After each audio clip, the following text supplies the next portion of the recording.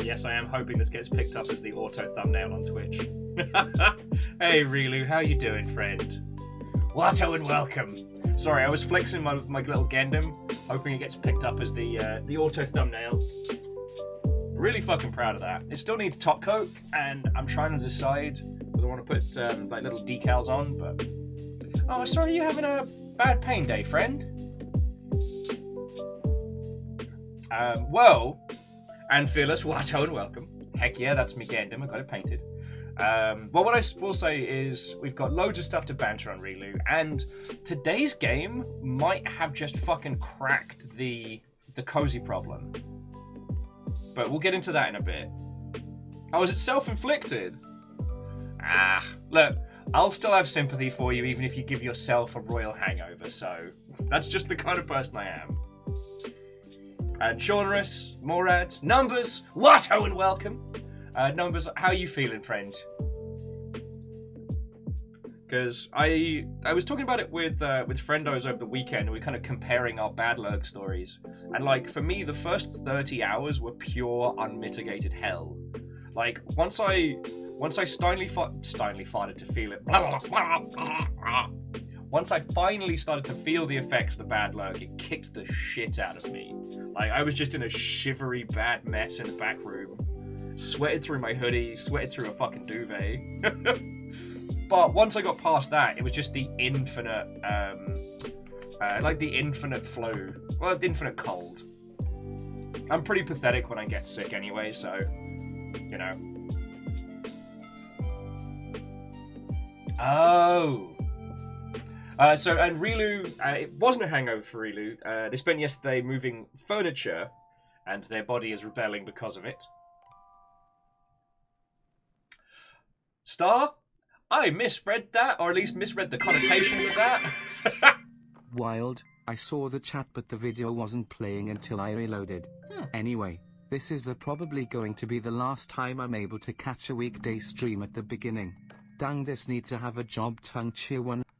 Hey, look, Bacon, I know being out of work has been stressful for you, and heck, I'll be here. Who knows? Maybe you'll have the kind of gig where you can have a stream on in the background or something. Who knows? But I'm just happy for you, friend. And thank you for the bits, obviously. And we'll still have fucking Saturdays and Friday nights and shit. Still got the Sea of Thieves. Eraman, Watto and welcome. Yeah, the charity run was an absolute banger. The page hasn't been closed because I need to find out from Twitch what's going on. The TLDR is the Twitch backend metrics from Friday were fuckered. According to Twitch, we made $49, and that's absolutely not the case. So I need them to fix that, and then the last of what you lot put in will go into we'll have our big final total. On the one hand, it's always annoying when these things drag out because you want to have the big win, the big success, the big announce. But I'd rather do it right. And Star, it was okay. The actual charity event was the weakness of the human body versus Skatebird, followed by Celeste. But everybody came together and did so fucking much. We raised 2,500 quid. And that's not counting everything that came in through Twitch, so it was a big win, and I'm feeling real good about it, you know? Caffeine, Watto, and welcome!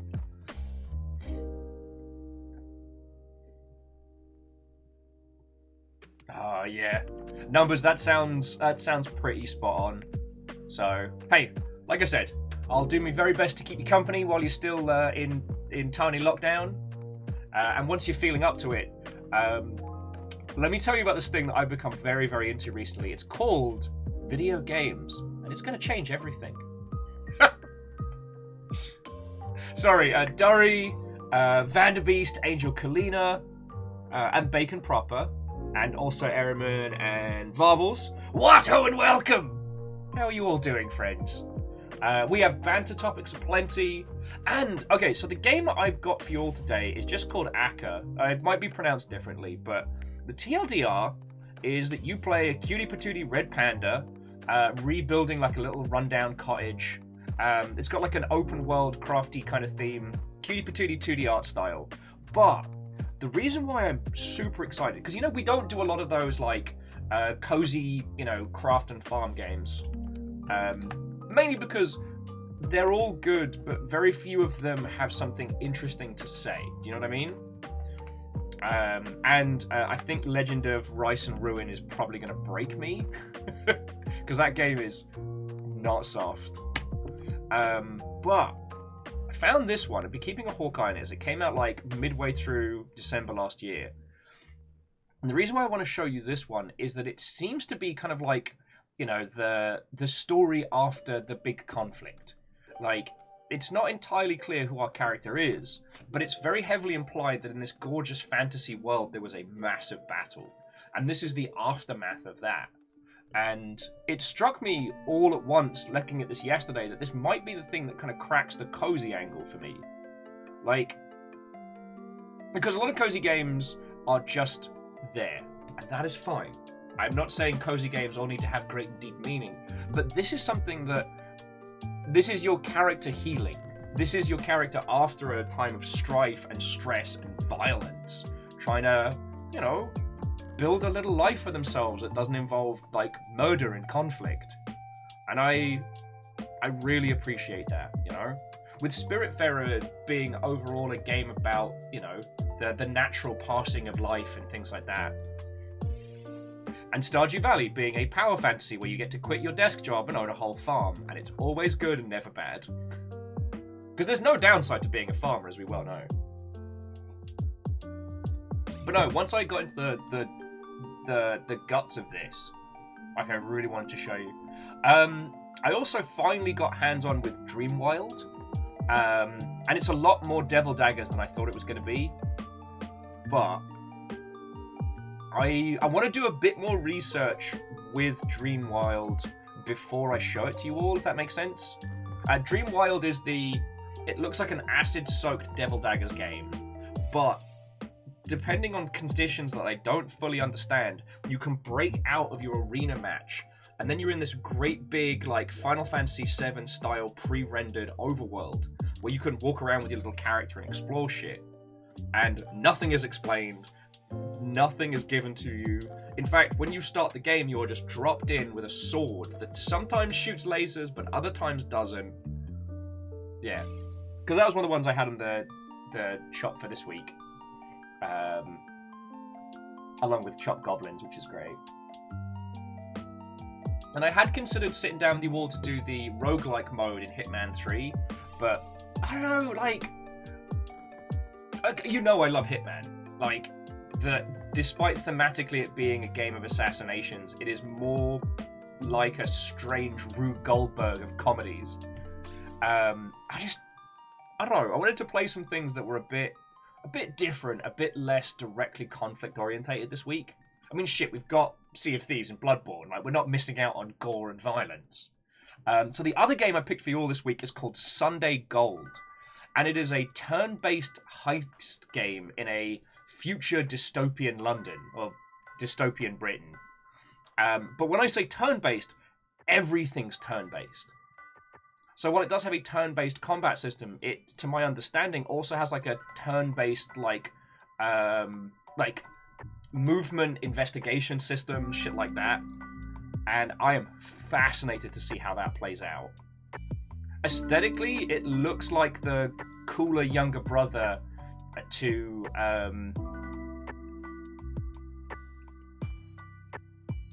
Disco Elysium. And Hookshot, Watto and welcome. Oh, Wolfcrad, Watto and welcome. Oh, also, to those of you based in the European time zones and the ilk, I'm so sorry we started late. I'll try not to give you the graphic details, but for some reason, the baby boy had the horror poos all last night. So, thank feck, I accidentally fell asleep after dinner watching one of the Mystery Science theatres. And then I was like, oh shit, it's like midnight and a bit. I'm still sleepy. I'm going to bed proper. This was a lie. This was a lie, dear friends, as I would not sleep until 6 in the morning. But, yeah, whatever happened, like, the baby boy's stomach was just furiously unhappy. So it's rounds of, like, him freaking out, then getting him out. Very cold last night, so I was come back in and say, alright, well, I'm awake now, so alright, let's try the whole settling back down thing. And then just as I'd be like, oh, Amos is like, okay, I gotta shit. And he has that look in his eyes where, like, this is happening. I need you to make sure this doesn't happen in this cage. Oh. So yeah, so I do apologize for starting super late today. I did want this week to be more of like a baseline, you know, long ship at its core. But the universe had other ideas. However, I am not beating myself up about it as I have been known to do in the past. So I think that shows growth. But yeah, friends, how are you all doing? Yeah, things over here have been good. Finally having like a proper 2 days of downtime was glorious. And aside from Pukano the dog yesterday, like I had a Sunday where I actually relaxed and did hobbies. Yeah, let that sink in. I had a day off. Well, close to a day off. I still cleaned and looked after the house. But check out this whole unit. I finished up the big boy. Like, I think you all saw this one as it came together. I did a fucking glow up on this dude. Once again, this camera is not good for Gandams. I tell you what, if I ever end up flush, Hey! Open, catch. Only in for a bit because it's midnight, but still. Hey, Catastros, it's wonderful to see you. Thank you. I mean, also, thank you for $10 in bits, you fucking legend. Thank you. I was just apologising for being so bloody late. It was pet related rather than like brain spiders related, so yeah, feckin' thank you. Also, Catastros, the Yaldum is yours. What will you do with it? But yeah, I finished up this big chunky bad word. Yeah, if I ever end up flush, friends, what I'll do is I'll try and get like a small micro camera that works better with like little details and Gandams and shit, so I can show you all when I do stuff like this. But the TLDR is I used I used shredded dryer sheets that I pulled apart to create this kind of like semi-marbling effect, and it didn't quite do what I wanted it to, but I really like the final result. And like seriously, this is a glow up. Oh shit, yeah, Catastros, also fucking happy birthday, friend. Where the bloody hell is my brain? I hope you have had a lovely birthday.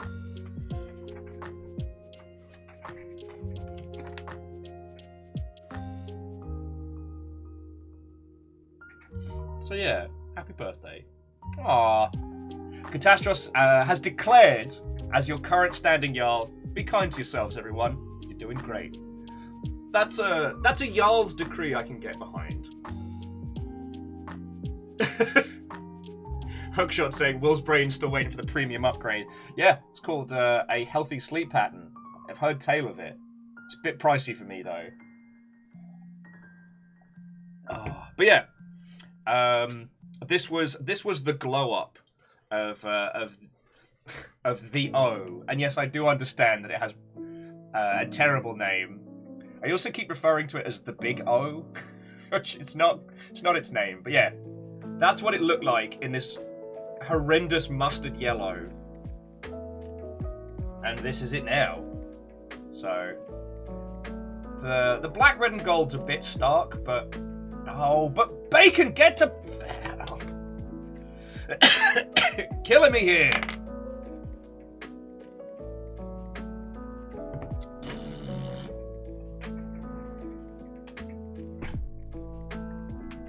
I don't have any clever big words. I'm still getting coffee in my system. I will have to get a second coffee.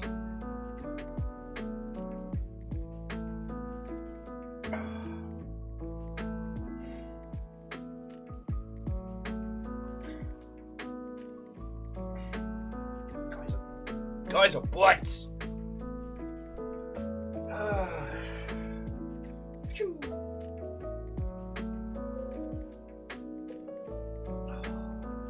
I reserve the right to stand here and slug this coffee, though. Bacon.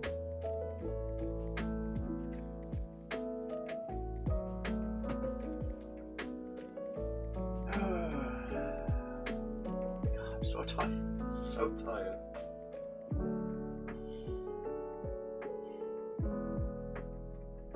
Hoppachar! Go home. Please come back.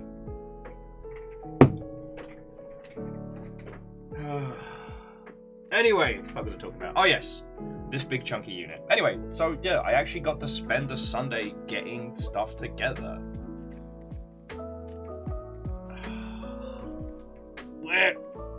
No. Why now? Why now?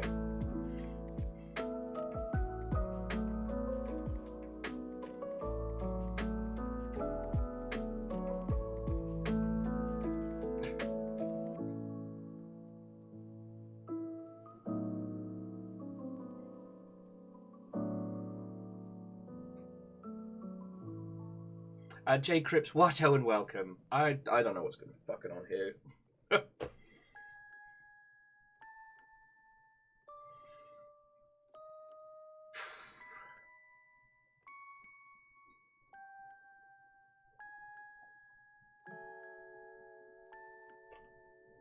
Is the music super weird? Stop that incessant clicking. J Post, thank you for gifting us up to J Crips. Alright.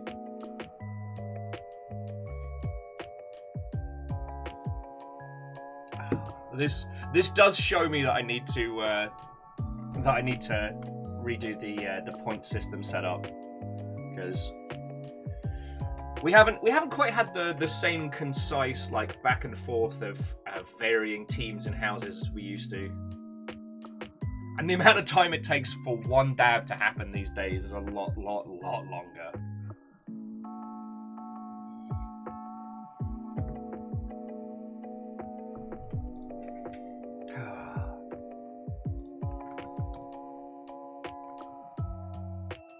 The Teenage Mutant Ninja Turtles, our four Hey. reptilian heroes, have overcome the arch villain Shredder. J Crips, thank you kindly. You managed to give a sub to Orzine. That's really fucking cute. Cool of you.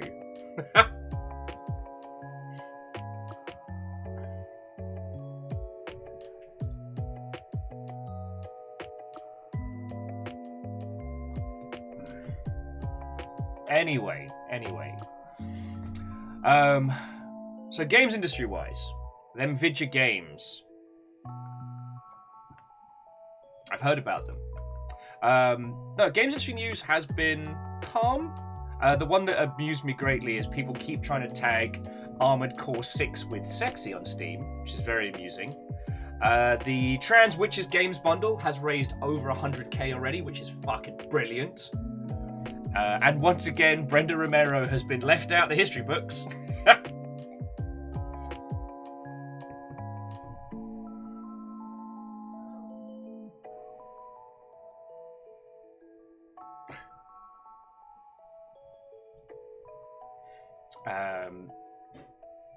Oh yeah, and the Double Fine documentary has been. I think they just put the whole bloody thing up. Sorry, Wraith put a post up about it, and I forgot to check in on it.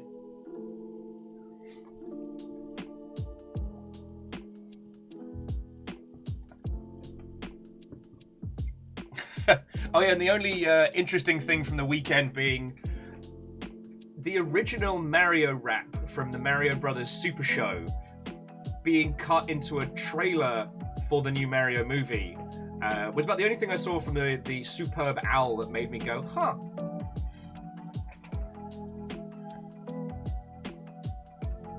Well, so Fable 6, this is one of the things that has kind of Brenda Romero has been kind of fighting against for a gajillion years. But the TLDR is that Brenda is a force in the games industry of their own right. Like, it's not just John and John's wife. And so referring to them as the Romeros is fine, but there's been this long-running thing of Brenda basically just getting edited out of articles and stuff like that as, you know, as John's... was it John Romero and partner used to be quite common.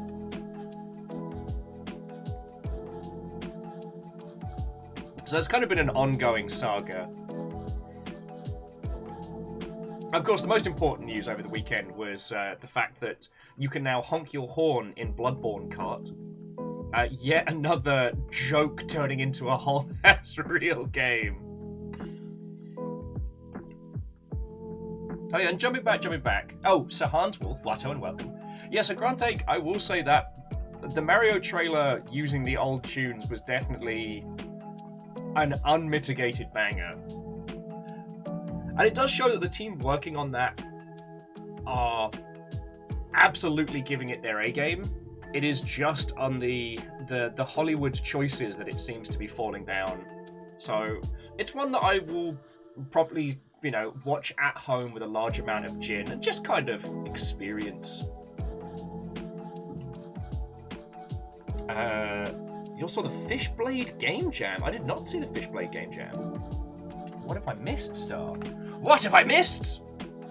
To Google! Fishblade 2023 Game Jam. Oh, okay. So it's... Tabletop role-playing games are fun. The game must include both fish and blade. You may interpret this literally or more metaphorically. Feckin' yo!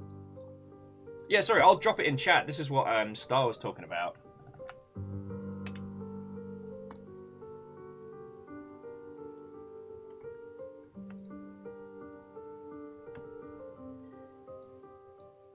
Shit, Star, that looks feckin' fascinating.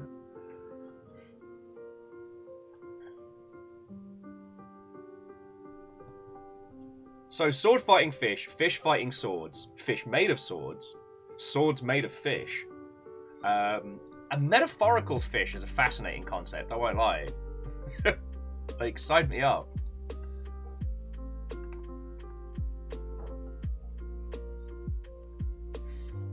And Grand Take, it's...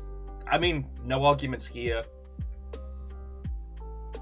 I'm not automatically against, like, big name talent being brought on for, you know, animated reimaginings in the ilk. The Sonic movie was fucking brilliant, and Sonic 2 was exceptional. Like, a genuinely good movie.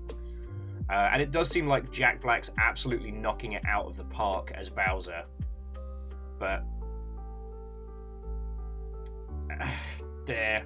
Like, I feel like I'm going to be watching it literally just for, like, Jack Black's Bowser. I got told off while we were playing Sea of Thieves over the weekend because I kept doing the Toad voice.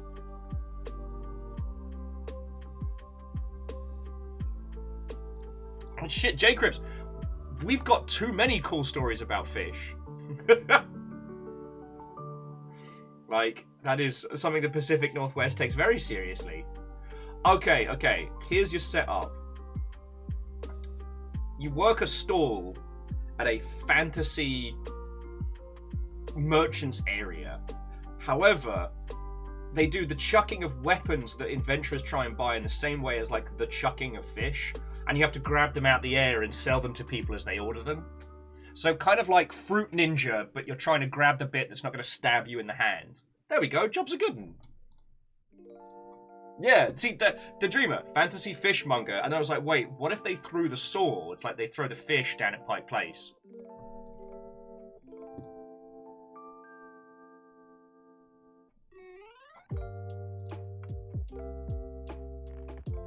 So yeah, like, a spear, there's only one little spiky bit you don't catch, and there's loads. But, like, later on, they're throwing, like, daggers and flail maces and stuff.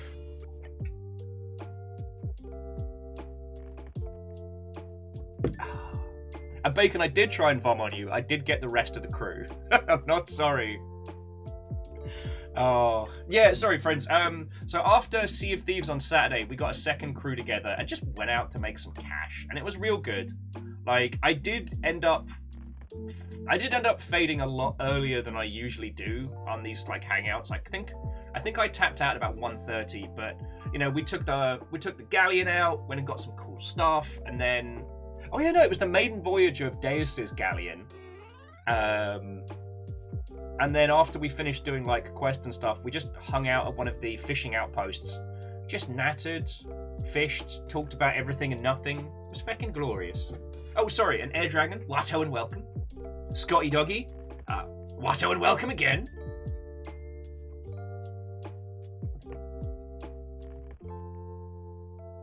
Yeah, Catastros, yeah. The flail's moving around, so even if you catch the handle, it swings. So, like, how do you catch that without stabbing yourself in the hand?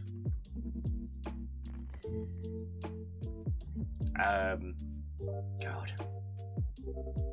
One of the things that has been very tricky, friends, is since our last session of Rain World, is not just streaming it, like, not just no-lifing it with you all. I know it is the smart and healthy thing to ration it to 1 day a week. 1 day a week. That way, all of you all that aren't quite into Rain World don't feel like you have to leave the longship, and I don't just go, like, crazy wide-eyed. But I won't go into too much detail if any of you are still avoiding spoilers for Rain World Downpour, but suffice it to say, Wednesdays in Rain World is going to be a very consistent feature, probably for the year. And I keep thinking about it. Like, there's a YouTuber who did like a guided tour of Rain World, and only of the old world, so like the Survivor's Journey. And I keep putting it on as like, practically like background meditation. It's fucking great.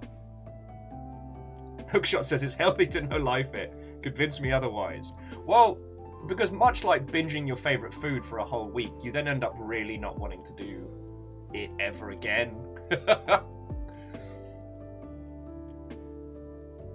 Plus, I do understand that after a few days of nothing but Rain World, I get a bit like tunnel vision-y, and I forget to talk to all of you lot, and that's not what I want to be about, you know?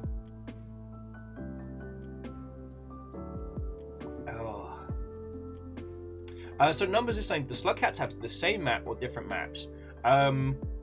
It seems to be the same general setup, but at different time periods. So that changes certain parts of it, and there are new areas on top of. So when we were playing as the Artificer, we went over to go hang out with 5 Pebs, and our little floating companion unlocked a huge section of the map, which was brand new. Well, Grand Take, it is absolutely worth it, and Downpour adds so much to the game in a good way. Whoa. Those two things don't correlate. Sorry, Scotty was saying they're doing a Stargate SG-1 binge. Already have no life. No life. Number says, not just in Downpour, but in the OG as well. Same map. Oh yeah, so the OG, it was always the same map, but the Hunter starts at a different place than the other two. And there are subtle differences between like the Hunter's setup and the Survivor. Because by my understanding, the Monk is the last character, as from all the ones we've played, to go through the map. So like certain areas of the map are a bit more broken, a bit more run down, making some areas trickier.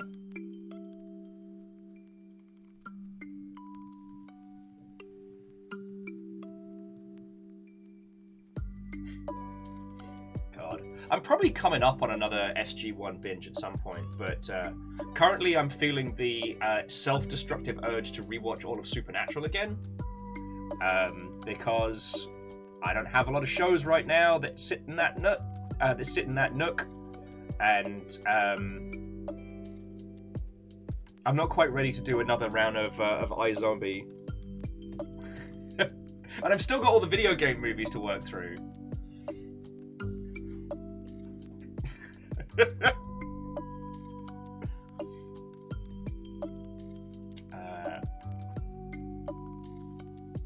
So Hans Wolf, that doesn't ring a bell, but it's also worth noting, I don't know TV and cinema, at least, you know, since the 2000s, like I know video games. I reached a point in my life where I was like, I'm only going to be able to keep up with one of my obsessions. Might as well make it my job as well. Yeah, Star, like I said, the self-destructive urge to rewatch it all. I was trying to explain to Eric the sagas and arcs, how Supernatural starts out basically as Hunter the Reckoning live action, and it goes from like decent television horror about hunting monsters into a strange, like, you know, fate of the world plot, into cheesy, weird ridiculousness, back into fate of the world, back into self-aware cheese, into this. What it morphs into by the end of its run is fascinating, and there isn't anything else like it. Yeah, 15 seasons. God. I mean, I'm sure I've told you all this like 15,000 times. If I could, and I highly doubt I would, but if I could, I would love to do a video game treatment based on the first 2 seasons. I've been kind of obsessed with it for a while, and we've seen little snippets of what I'd like to do in other titles like Phasmophobia and stuff like that, but I wanted to combine the idea of like knowledge and research with FPS mechanics, so that it's not just about putting bullets into bodies, but also knowing what bullets, what tools. What I wanted to do was use procedural generation for like monster weaknesses and hunting patterns and things like that. Again, the game you never make is always perfect, but I liked the idea that you could be hanging out with friends and trying to work shit out. But I never solved the pop-up pirate problem, so we never even started pitching it. The pop-up pirate problem is once a user is aware of certain mechanics, they don't engage with it thematically, just mechanically. For those who don't know, so pop-up pirate, and I do mean the little kids game where you have like the little pirate and you stick swords in a barrel and it pops up. There are only 2 slots on Pop-Up Pirate that are ever live or active. And once you know where those slots are, that's it. You just avoid them. And it shouldn't be easy, but if there's any scuffs or markings on it, and you know, like, if you basically can create a north. Well, so J-Crips, it's a problem because you're not playing the game. You're not, like, you're not just sticking swords into a barrel with trepidation, never knowing if the pirate's going to careen over your face. You know where it is, so you're just waiting and you're trying to basically death note the other players into making them. The game changes drastically once you know the mechanics, and the problem with procedural generation and like enemy types and stuff like that is that if you can attribute a certain series of factors to a certain, say, weakness, like this creature will be weak to silver bullets, and I know this because when the game loaded, it gave me this little tooltip or this MacGuffin. You no longer have to do the research period, you no longer have to look into the creature, you just look out for the indication and go, oh, alright, silver bullet time. Watch high-tier people playing Phasmophobia, and how they look for certain glitches and hooks and changes in the environment to understand the kind of creature they're dealing with. So that's the problem I haven't solved, at least not like from an intellectual standpoint.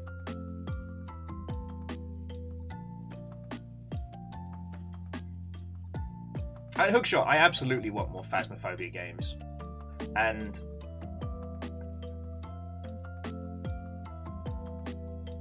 yeah, Phasmophobia is exceptional, and I'm really hoping that as that title continues to unfurl, they'll find more ways to mess with the user.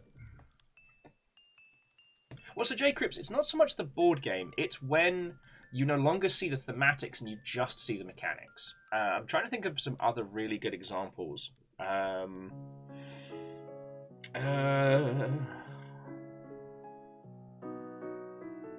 may need more coffee though, friends, because I've drained this one.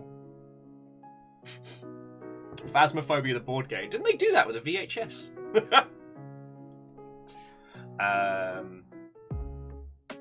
God, sorry, friends. I'm trying to think of some other really good ones.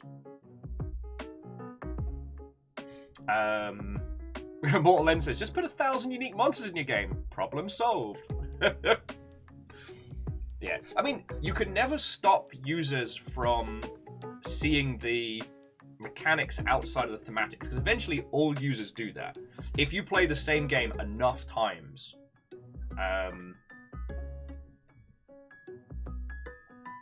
Like, you'll be able to understand mechanically what is happening before you see what is going on at, like, the thematical level.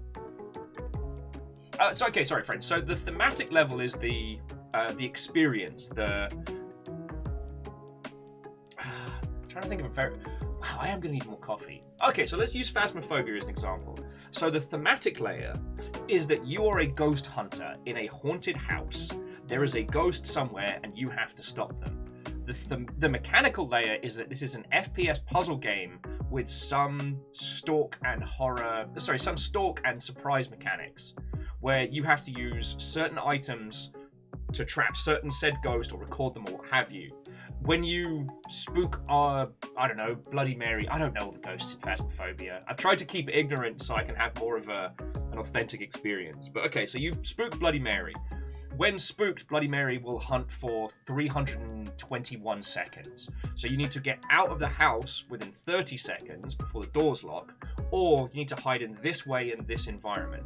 So you're not seeing a closet as a hidden place and hoping upon hope the ghost doesn't notice. You know mechanically where you can hide that's safe, how long you have to hide for. Do you know what I mean? I mean, J-Crips, you're not wrong in that it's rules being exposed, and it's a mentality shift that happens in the user after a certain amount of time. And again, it's not bad, but if your game is reliant on users discovering an thing, if they can work out what an thing is without having to engage on the thematic layer in any way, shape, or form, they can just speedrun it down here, then that's going to remove a lot of the fun from the experience. What I wanted to do was, rather than, say, Phasmophobia, which has a selection of handcrafted ghosts, I wanted to be able to procedurally generate, creatures, monsters, specters that work in different ways. One of the big things that Supernatural as a series does is it combines set rules. Ghosts don't like salt, they don't like holy water. That is, ghosts don't like salt and they don't like iron. But you have to banish them in some way that is, correct to their past, or you have to salt and burn their bones. That's from the TV show. And so usually any episode involving ghosts, they have to work out who the ghosts were, what their motivations are, etc. And I really wanted to encompass that. Yeah, Numbers, the salt shotgun shells, just feckin' choice. But they only dissipate them unless you can help solve whatever's going on. How could you create situations like that without the users just seeing well, on this level, I noticed there's a lot of, there's a specific kind of mirror. That must equate to this specific ghost. So don't worry, I'm just going to do X, Y, and Z, which may lead to a quarterbacking problem if a core of the game is problem solving as well as shooting gun bang. So yeah. And here's the thing. This isn't a project that I'm working on any more than just as an intellectual exercise. Well, Numbers, yeah, only if the game is co-op. But that was one of the things that I really wanted to hammer home. Like, I wanted people to be able to play this game with friends, partners, family members who aren't necessarily super duper video game types. So the idea is leaning into one person with the knowledge, one person with the shotgun. But again, these are all like high concepts.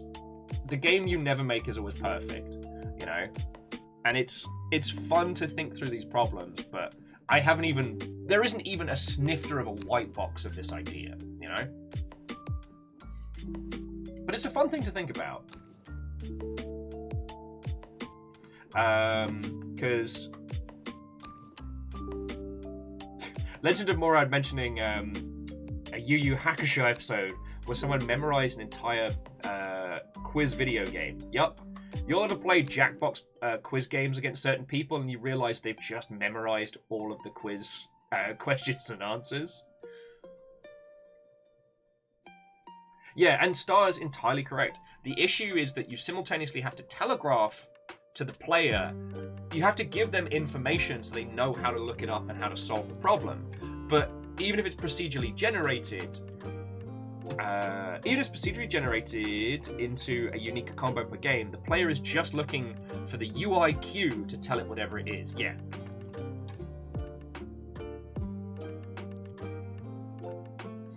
Number says, what if you got to develop your own hunter class who is an expert in X monster? That's not a bad shout.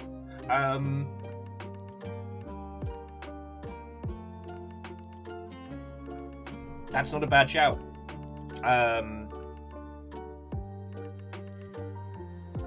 I think that would probably fall in line closer with titles like Heyday and Vermintide and stuff like that.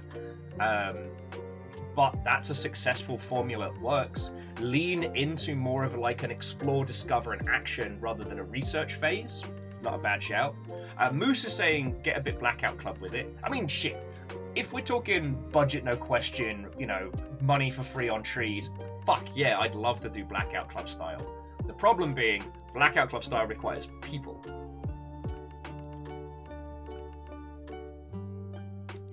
And that's the tricky part.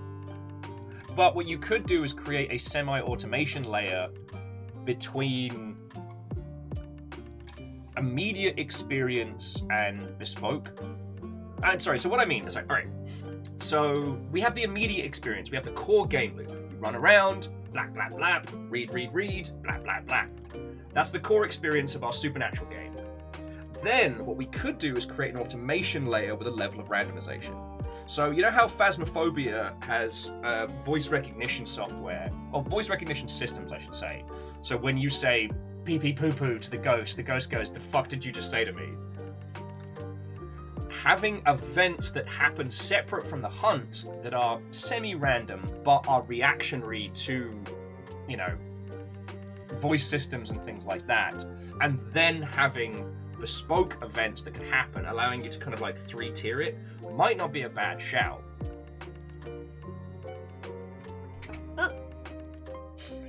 That noise was me nearly falling off my chair as I leant on that one.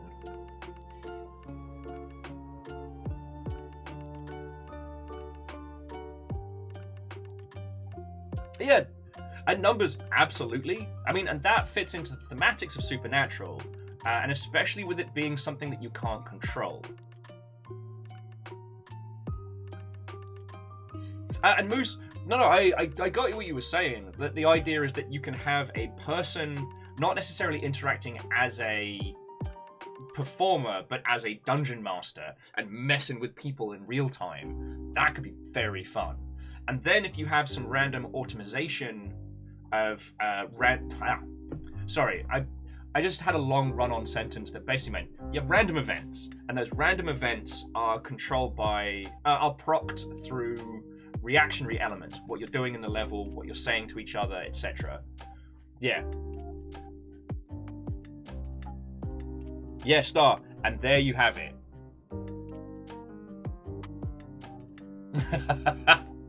Number says, money no question. Want a game you actually get to play as Bobby.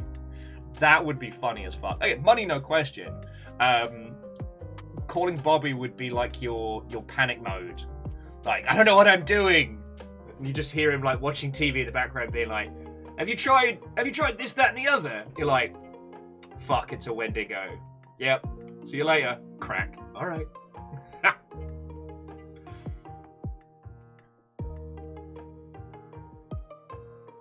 Oh god. I mean, that's a whole kettle of monkeys to unpack. Sorry, J Crips was mentioning Uru, the Myst MMO that was like a community puzzle solving that almost bankrupted that company. Yeah. I love that they tried it. I love that it existed, but knowing what we know now about like online experiences, ARGs, etc. Oh boy, that was a nightmare.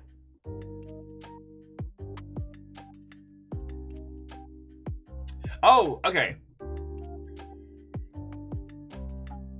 Not me, the FBI, the real FBI! How are you still alive? Yeah, we gotta do a rewatch.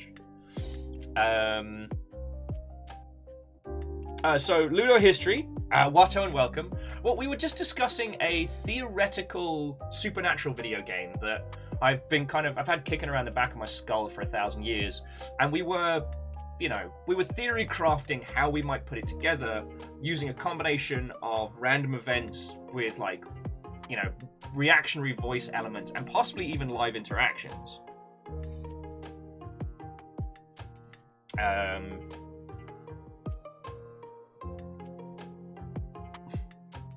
It would be feckin' cool to do a game with Pedro Pascal. And I need to rewatch the second Kingsman movie to see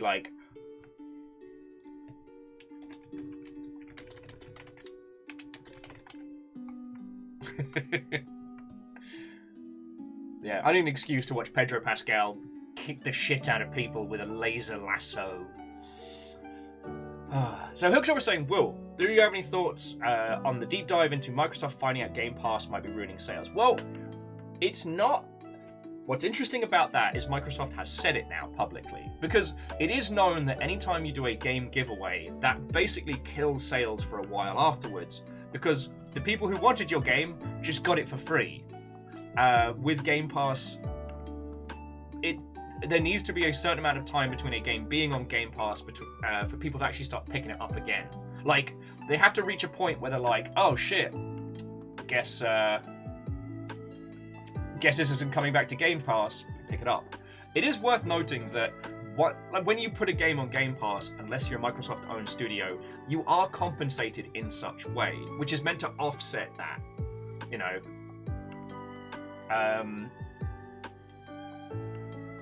It's interesting that they've said that out loud. So, because usually, and I'm just pulling numbers out my arse this morning, but if your video game goes on Game Pass, then Microsoft should give you $10 million. And that's what they pay you, because that's what would have come in for sales, or some kind of equivalent deal, Now, if you can combine a Game Pass deal with new DLC coming out, then you get all money all the time. Numbers. It's not called Nature's Storage Solution for nothing. And Favor 60, you do kind of get a dump truck full of money, or at least you should. It was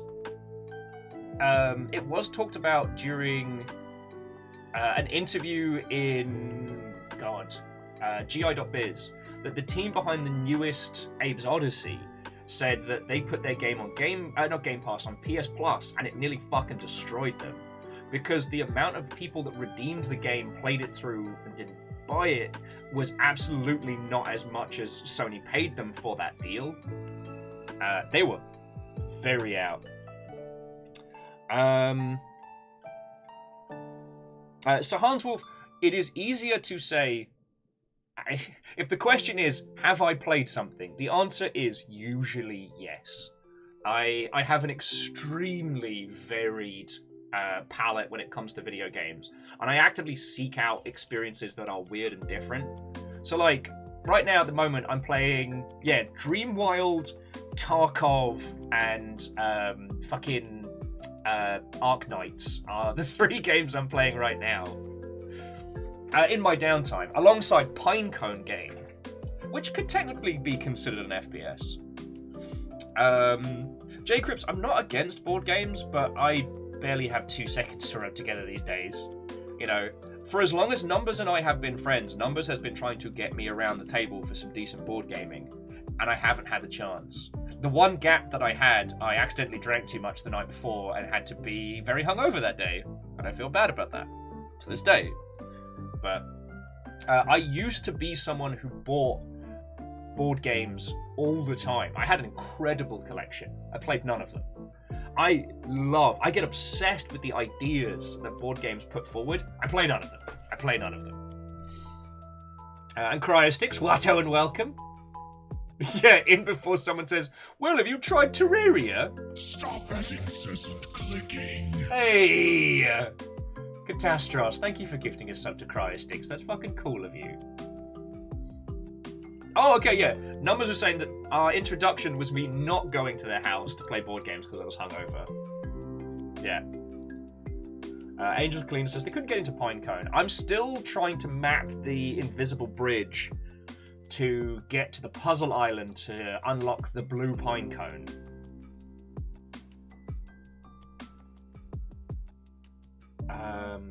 Numbers, yeah, we definitely did the Wall of Flesh on Ket's stream 1,000 years ago. Famous 6. Will, have you heard about this underground indie game called Minecraft yet?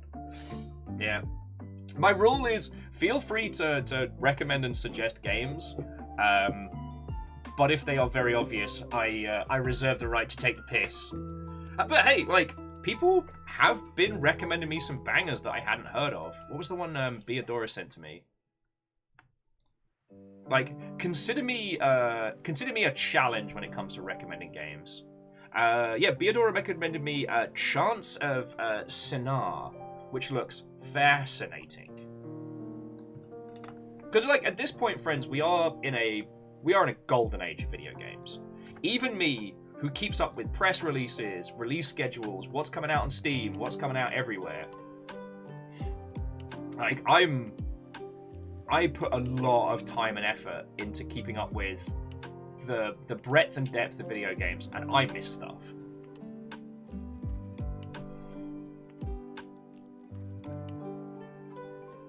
Vanderbeest, yes, there is a small animated fox in our area waiting to go on an adventure. Tunic is going to be something special. But yeah, the game that Beadora recommended, Chance of Sinar, is another, like, translate an ancient alien language to be able to travel your way through the city. Oh. And, was it Deny Dubav? I have no idea how to pronounce your username, but that is a lovely sentiment, so thank you.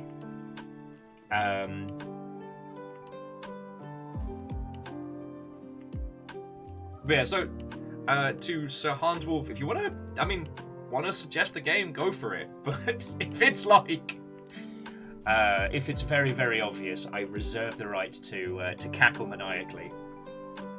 And you know what? I should fucking get over myself when it comes to video games. It's just, there are very few people in the space who really know the breadth and depth of games. I've only met a couple in the industry, and sometimes it gets very frustrating when you hear people recommending the same 3 games over and over again. It's hard, you know?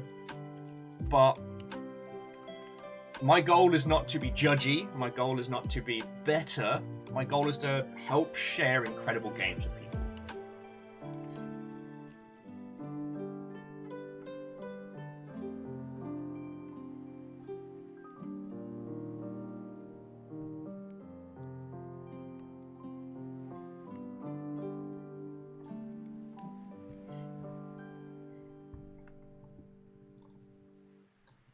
Immortal Lent. I'm going to have to Google that one because it rings a bell.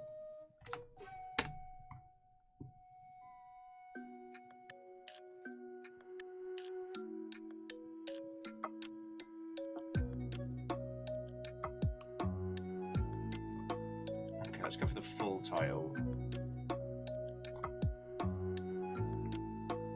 Oh, this fucking... Let's have a look.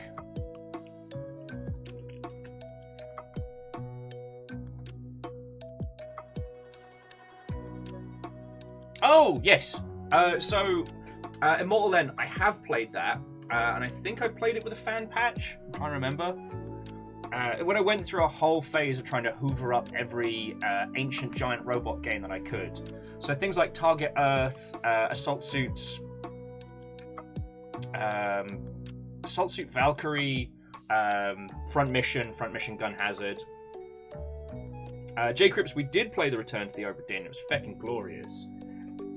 And I believe it was a gorgeous gift from Numbers. I have the physical Obra Dinn book. Love it. And so Hans Wolf, subscription-based games are still very prevalent. But it's just how those subscriptions are done has very much morphed over the years.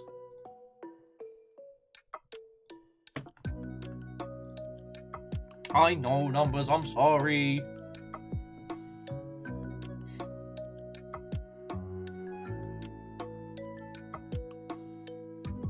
Yeah, it was a gorgeous gift from Numbers, and it's so beautiful. Where is it? somewhat. It's that thing of I've got it nearby, but safe. Where are you? Ow.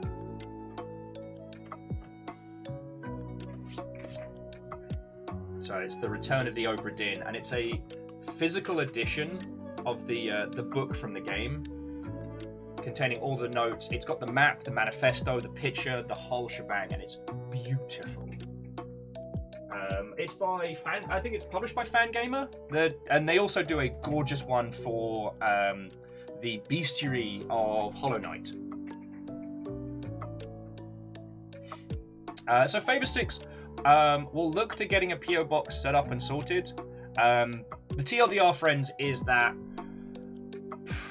we're not broke, but we are poor, and especially with GDC and PAX East coming up, we're going to have to make some tactical choices about where we spend our monies. So the PO box may have to be a thing that waits, and I know that sucks. We've got Longship Day coming up in April, and that's usually the main reason, because in the past you all have sent so much lovely stuff.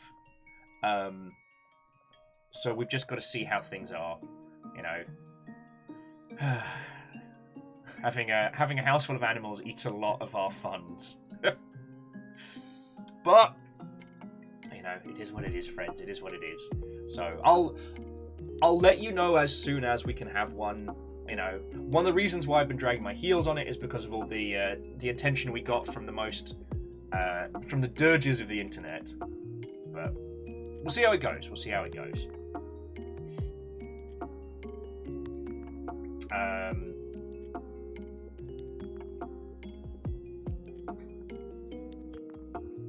Okay, so Hans Wolf, with love and respect, you have spent a lot of time talking around the game and you haven't named it yet.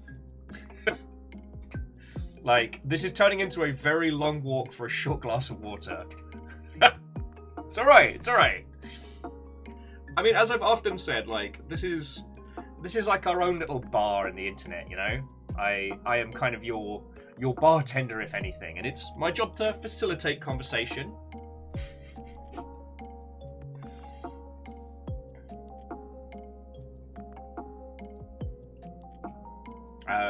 But yeah, no, I'm actually kind of proud of that one. So the one that Immortal Len was recommending.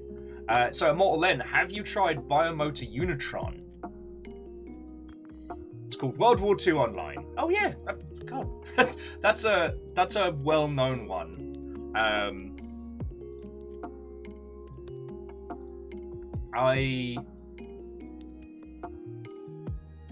Aussie Man, he says, yo, we're recommending games in here.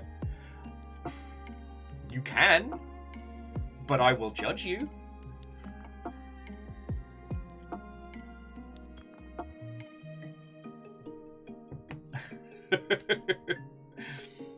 And I'm trying not to be an arse. I just...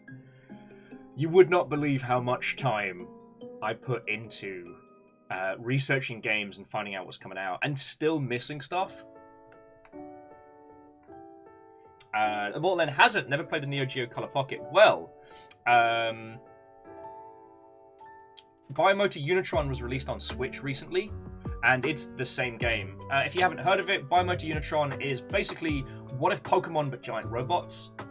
You go out into the world, battle other pilots to acquire more parts to put together your own personal mech.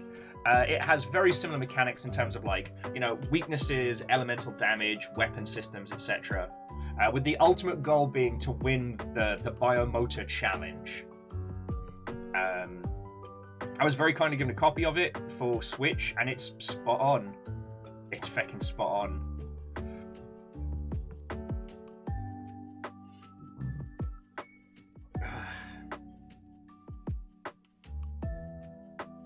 Have I ever heard of Lorne's Lure? Alright, I gotta give that one. I will have to get another cup of coffee in just a second, friends.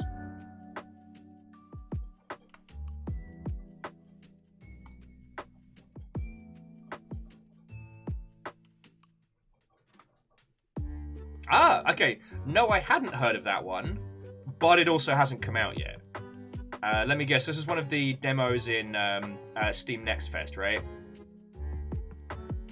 So, yeah, Ozzy, well done.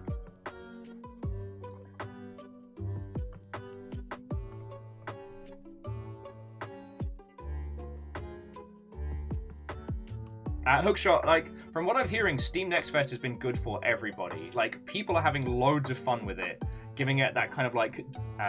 also, Ozzy, I will be adding Lorne's Lure to the list.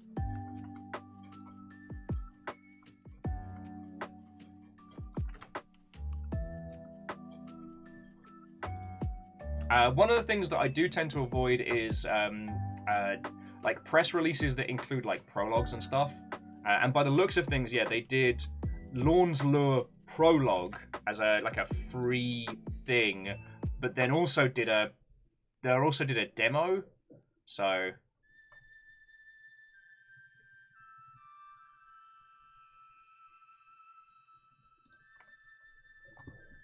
not something that I usually advise teams do, but I mean, they've made it, so good on them.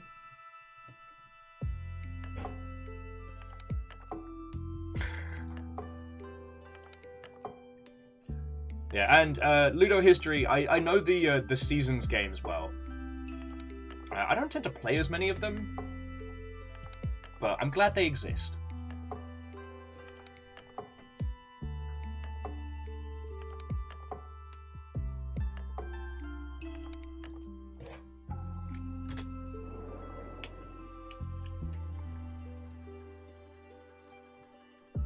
And speaking of tower defense, I did finally get Orcs, which looks a little loop hero, a little tower defense-y, the kind of thing that looks like it would consume my life. And I've had the chance to play none of it. Reactor online, sensors online, weapons online, all systems nominal. Hey! Happy 52 months, baby. Also, will you are loved and there's no shame in that. Happy anniversary. We love you and we all live together. Well, Cam Steph, cheers to you. Cheers to you. How are you doing, friend? Watto and welcome. So Hans, you have now fallen into the trap of trying to recommend me video games. Not only do I know BeamNG Drive, but also, as much as I dislike what's his name, the other bloke, Carboys may remain one of the greatest YouTube shows put together. And if you haven't seen Carboys, then it's always hard when you encounter a piece of media where one of the people on screen turns out to be a POS, but the media itself is still incredibly worthy of like discussion and deconstruction. Like, I haven't encountered anyone who's done anything to the weight and impact of Carboys. And something that started from just a dumb, mimetic, cars getting smashed up bit. It's like, it's genuinely inspiring. Hey! Chuck heal potion. Feck yeah. Oh yeah, granted, yes, Nick Robinson was the problem, not Griffin, which is good. Yeah, it turned out Nick had been creeping on people something fierce. And he basically got kind of soft bounced from the industry. And then he started showing up again doing stuff for Nintendo. It is what it is. And it did really feel like in that one, like, Griffin was the driving force. Pun intended. But yeah. Oh, and Ozzy, I'm really glad you enjoyed Slave Zero X. Slave Zero X is being made by Poppyworks. Or at least Poppyworks are publishing. And that's the person who has sponsored us like once a year to just throw a shit ton of cash at indie creators on itch.io. Like, they're fucking cool about it. Yeah, Captain Steph. Have I heard of this game called The Hex? What am video game? Sorry. As again, I don't mean to be an arse, and Catastros, thank you for the bits. And Captain Steph, like, the full 52 months as well. Like, feckin' oh. How does one double jump? First you jump, and then you jump again!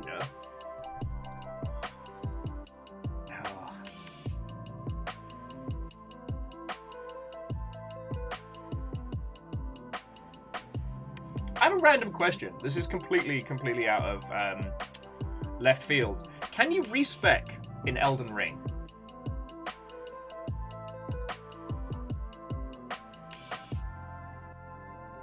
For those of you who are playing it, or who have played it in inordinate amounts, you can, yes, alright. Because the only thing I've really seen about it is there's new flavors of anime bullshit in Elden Ring. Yeah, easy once you reach a certain point. Love to hear it. Love to hear it. Yeah, totally respectable. Legend, 5 points to your house. Oh. The only reason is I'll probably continue doing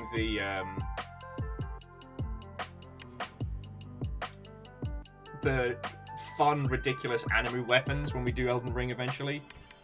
So Catastros, I have played the Dark Side Detective games, but I don't believe I've streamed them. I gotta check my Steam library. No, so I have it. We haven't done it on stream yet.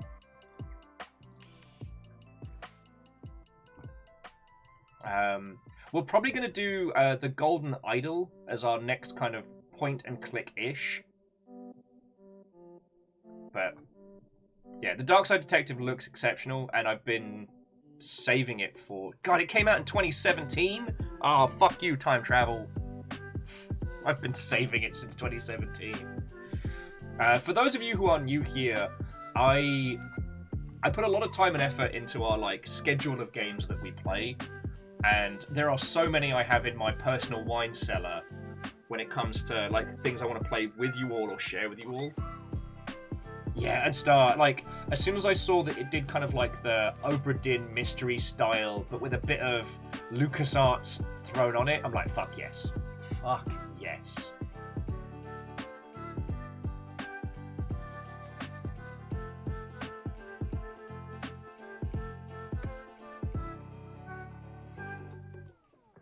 Ah, the Hans Wolf dilemma. Go for it.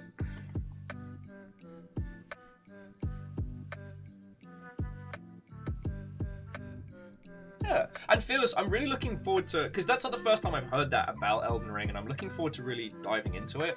Again, like Bloodborne, it'll be a big old celebration, and I'm kind of down for that, you know?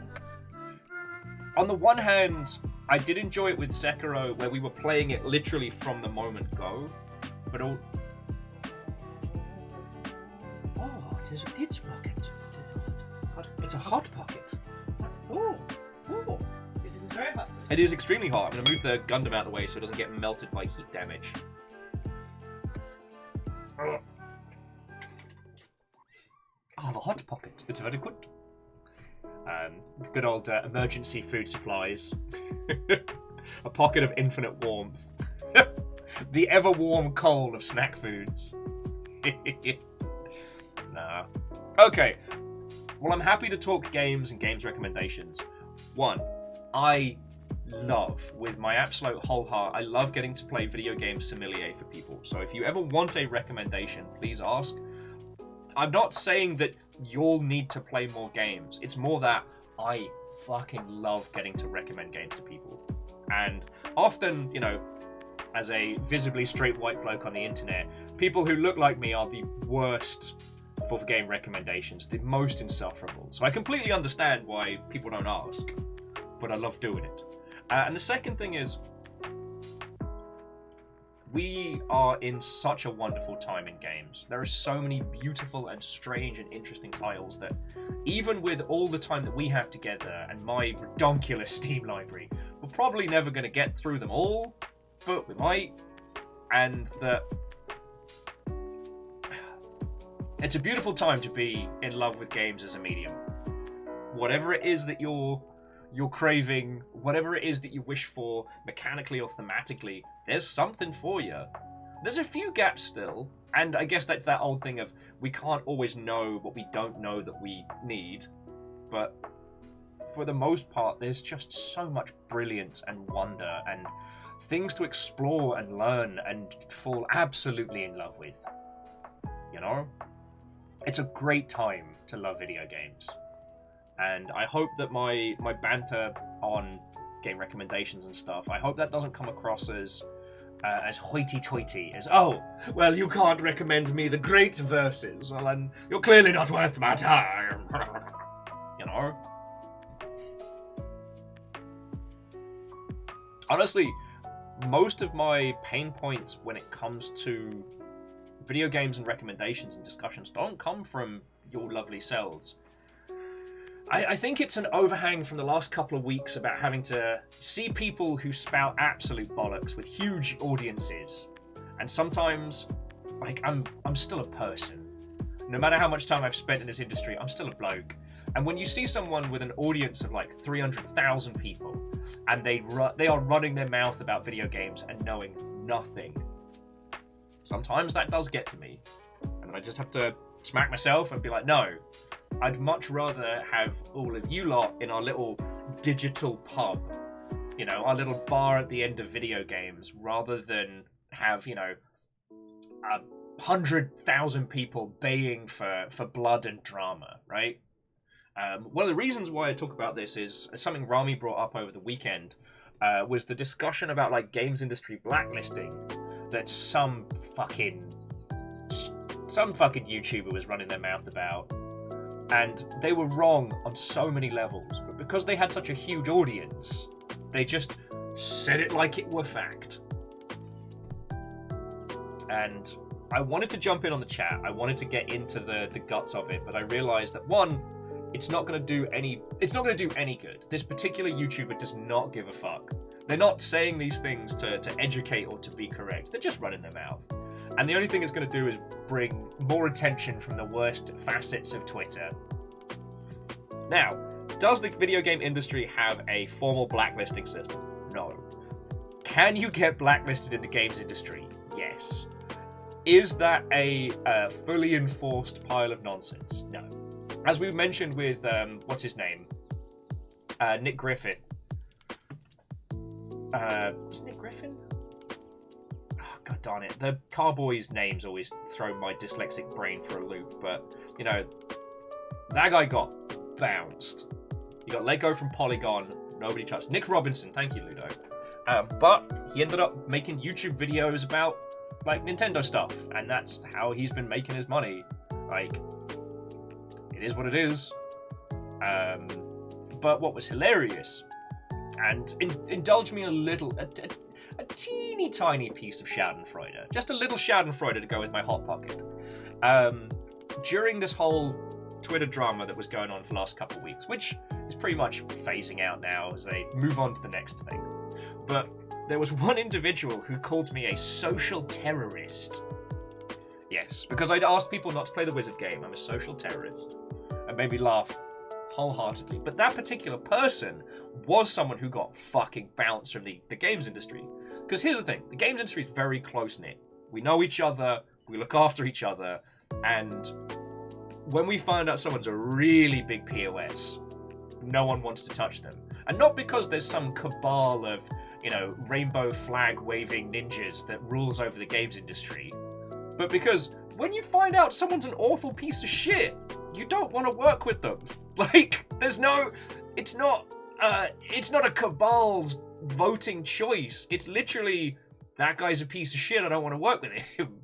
And there was one gentleman who decided that women should have no rights, should have no reproductive rights. And he decided to voice this opinion whilst at PAX. On, I believe, the Thursday or Friday of PAX West. I believe it was 2021. While at Pike Place Market, God, it was the guy who was in charge of Tripwire Entertainment at the time. And by the end of PAX, he had been fired, booted, and just thrown. Now, I mean, Caffeine, they lived. They were not murdered, but no one wants to work with them in the games industry anymore because they're a horrible piece of shit.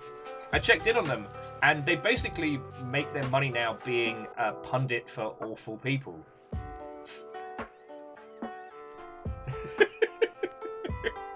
Catastros. It doesn't even make linguistic sense.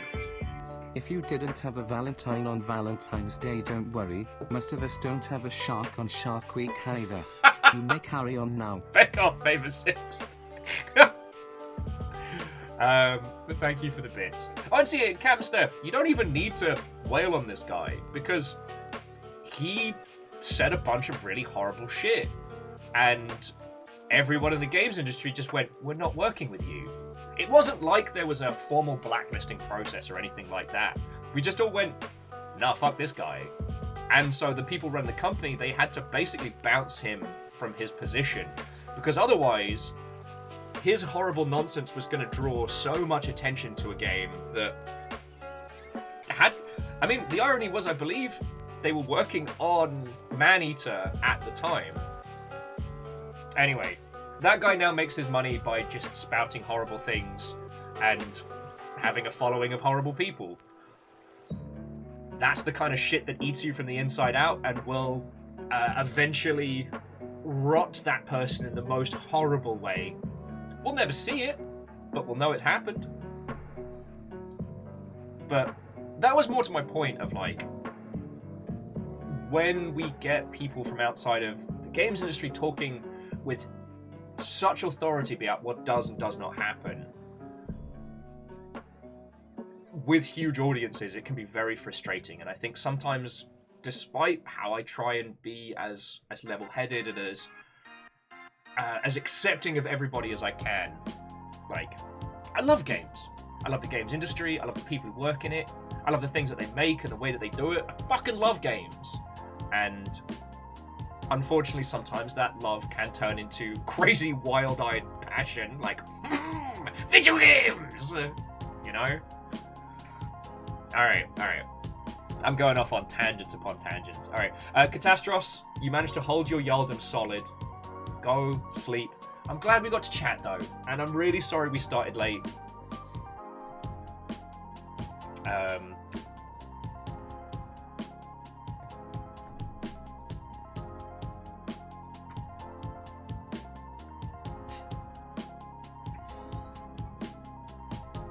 Fucking Yog.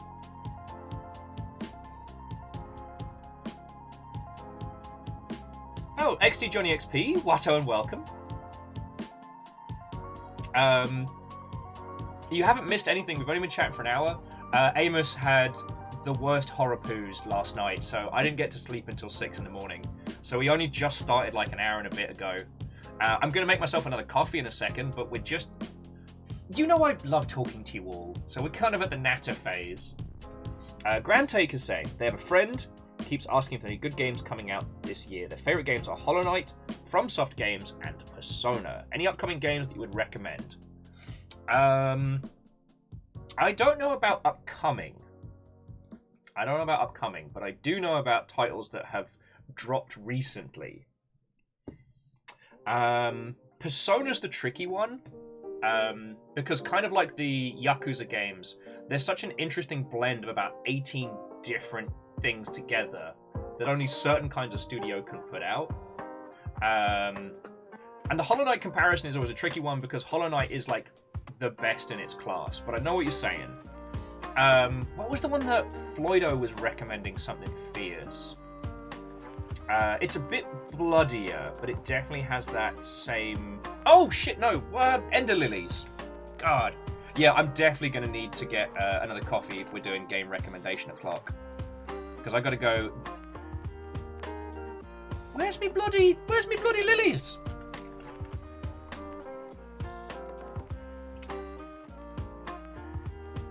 Okay, I can't spell any words. Alright. So Grand Take... This is one they might really enjoy. So this is Ender Lilies, The Quietus of Nights. It is a Metroidvania-style title where you play a cutie-patootie little girl who's probably incredibly sick. You summon the souls of long-dead warriors to fight for you, kind of in a stand sort of style. And it is beautiful. It's utterly beautiful. We played it when it was in early access. It's very evocative of Odin's Sphere with kind of more of a dark gothic vibe.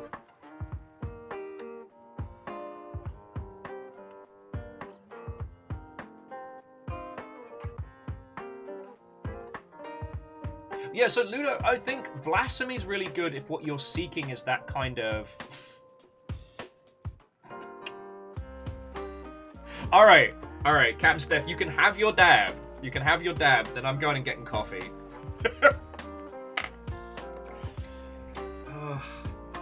The Dreamer Light. Odin Sphere is one of the great games. See also Murimasa the Demon Blade.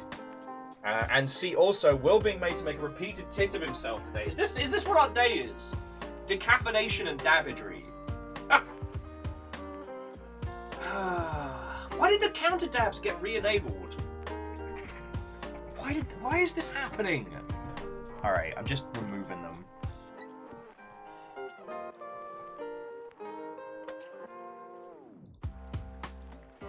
I know everybody's saved up so long. Ugh.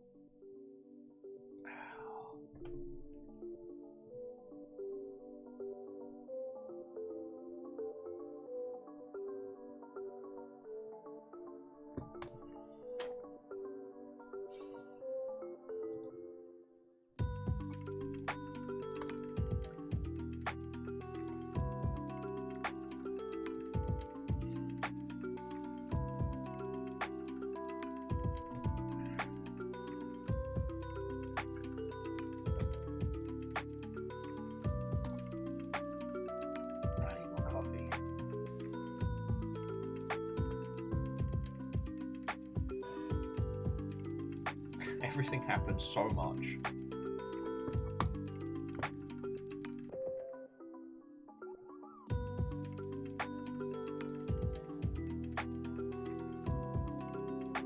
All right, well, Cam Steph, so long as you ain't mad. Yeah, looks like it's going to be time for a channel point review. So.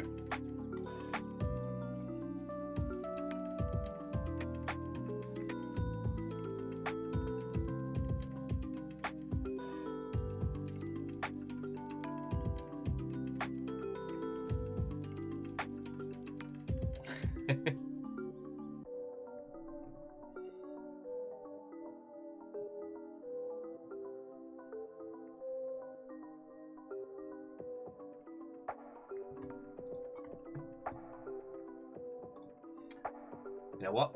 I'm gonna get a cup of coffee. Let's get some video games going. Let's go from there. Let's go from there. All right? All right.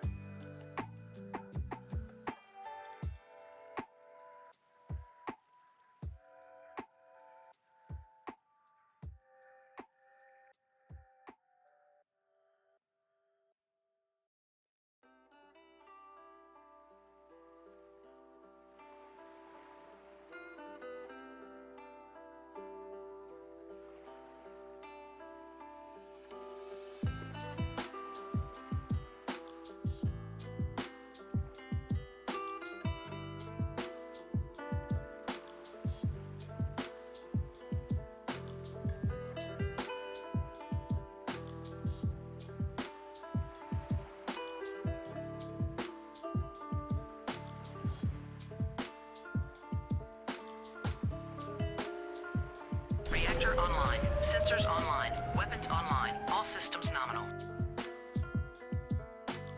Sneak.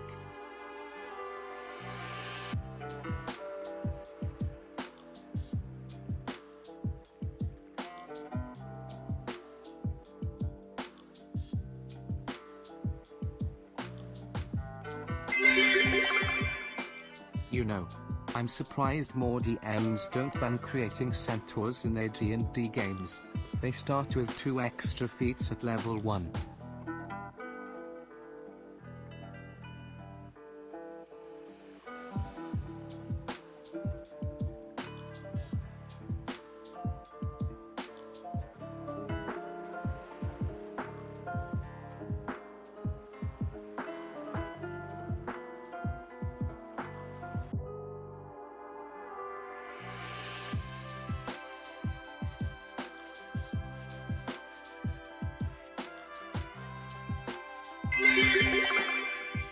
What ho Vikings?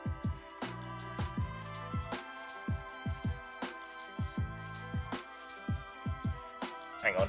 Helps if I unmute the mic. Lyris, how are you doing? Watto and welcome. Favour 6, did I say thank you? I hope I did. Shit, hang on. When did puns take the... Wait. When did pubs take the thing?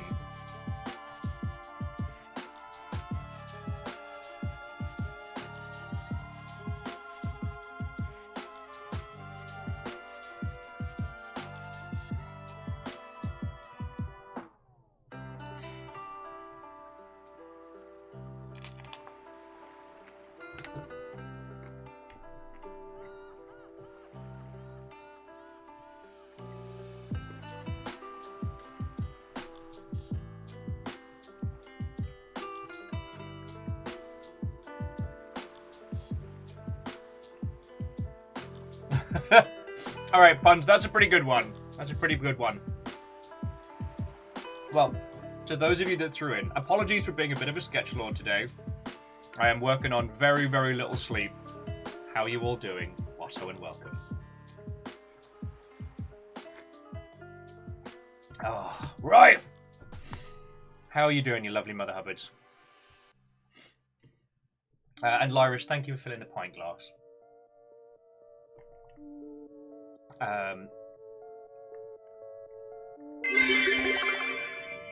Hey, being a bit of a sketchlord means you're just a big draw.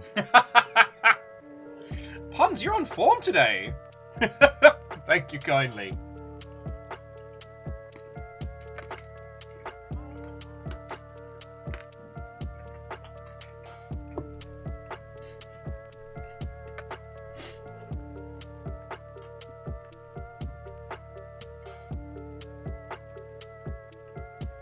Of course, as soon as I take a bite of food. Lance saying, what are the odds we'll find out that what all these UFOs were over the last week due to documents and leaked on the War Thunder forums? That's where I get all my knowledge now. What's that strange thing in the sky? Let's check the War Thunder forums.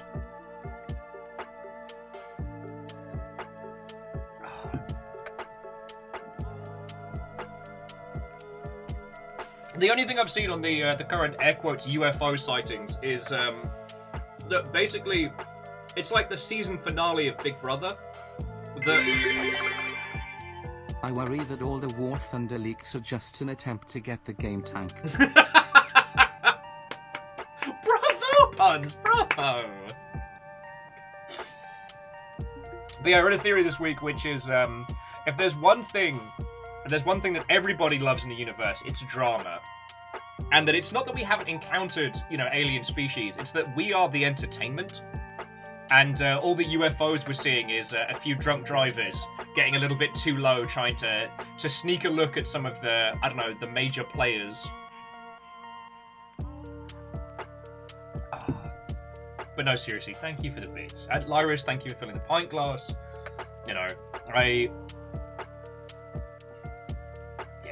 Just thank you.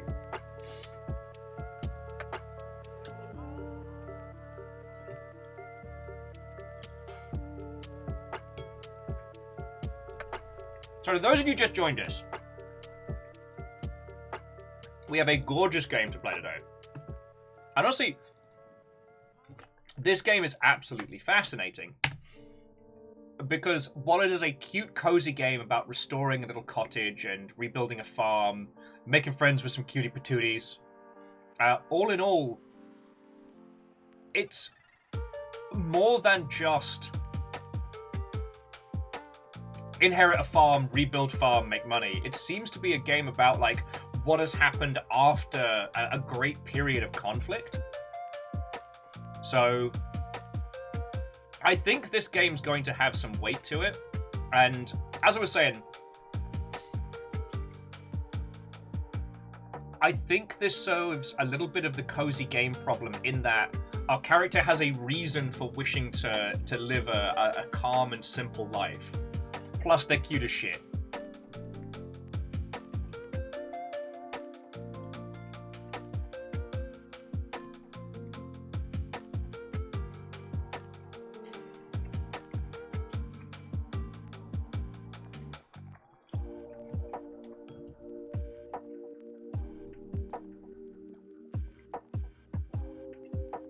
So yeah, this is something that I've been really wanting to share with you all.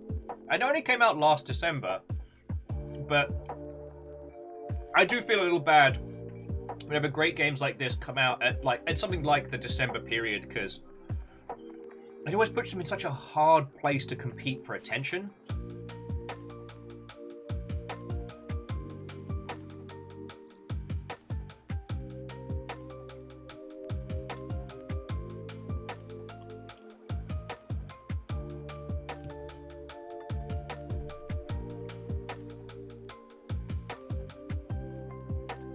Yeah, Angel, between me and the Floyds, we're not a good group to follow if your goal is to play less video games. I'll say that much. But I like to think of it like as I've said many times, like the classic grand library of old. You know, in our glorious house of video games, a huge library of classics. You know, are we going to read all of those books? Maybe not. But we have them if we want them. And I think there's something special in that. I also need to work out time to play one of my new obsessions, but I haven't had a chance to play it properly yet. It's called Your Only Move is Hustle, a simultaneous turn-based fighting game. And yeah, I'm gonna sit down probably with like Fred or somebody and get really into that over a weekend, because the concept of playing a high-tier fighting game but as a turn-based game fills me with intrigue.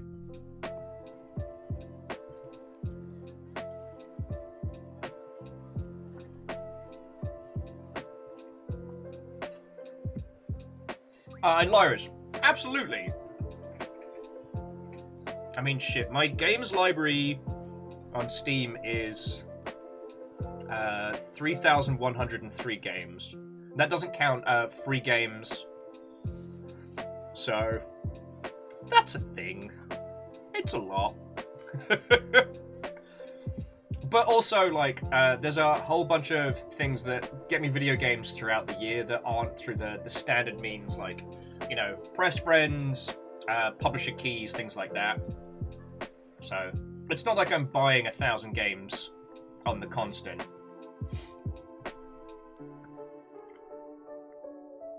Actually, and on that subject of video games, what if we actually started playing one? I know, brace yourself. Actually playing a video game, what shocking nonsense is this?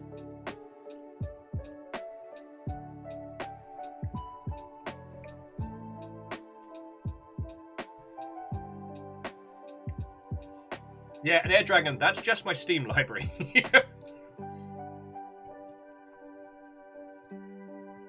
No, Lars.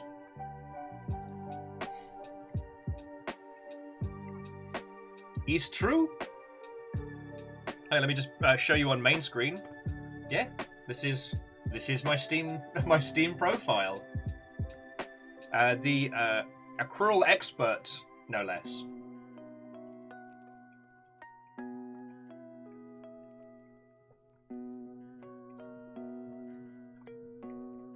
And Lizzie, how are you doing, friend? Watto and welcome.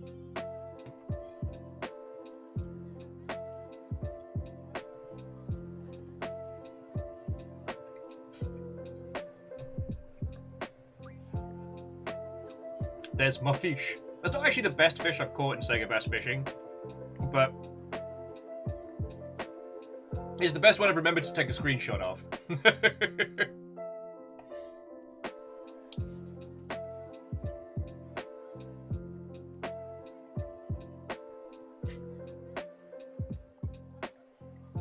And it'll do it as well, Lance.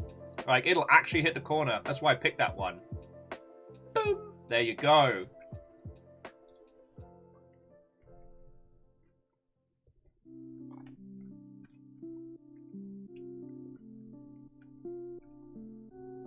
There's actually two other variants of that logo. One which only hits the corners, and one which never hits the corners. Depending on how much damage you want to do to others. Ah, my Steam. My Steam nonsense. Ah, the Northern Star. And the best videos I've ever been involved with that nobody watched. It's a video breaking down the Northern Star Hotel from Half-Life Alyx. And despite saying no spoilers, people didn't watch it because they didn't want spoilers. It's fucking great. That was McElroy Films' work, and I just did like the script and the VO.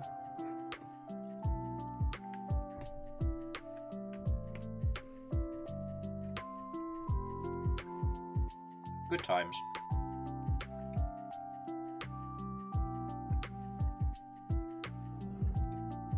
And Eagle Lives, how are you doing, friend? I'm doing okay. Like, I got big old sleep deprivation going on. Our baby boy had the horror poos last night, so I didn't get to sleep until like 6 o'clock in the morning. But I'm doing good. Volchi, Watto, and welcome. Sorry, lovely to see you. Oh, hey, Eagle Lives. I'm sorry you're going through the ringer, friend. But cheers to you as best we can. And we do have cutie patootie games, so let's get some proper distractions going. Let's get some proper distractions going.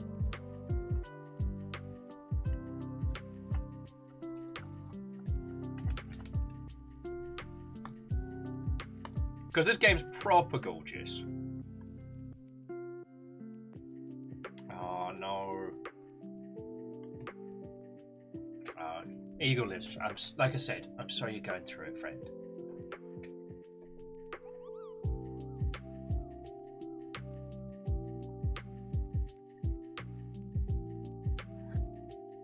And sorry, I will pass on pet scritches and everything to Amos. Like, he's just snoozing happily now, little bugger.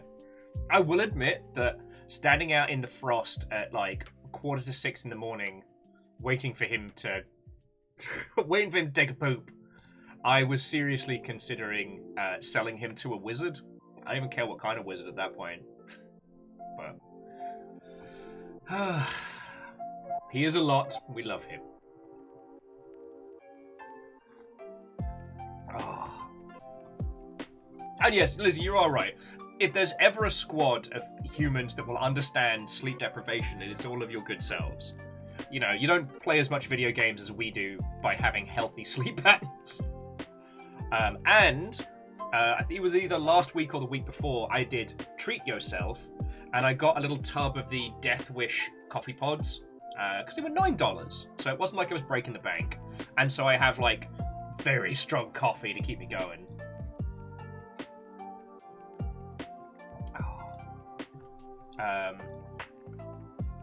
Tunes? Let's get this game up and going.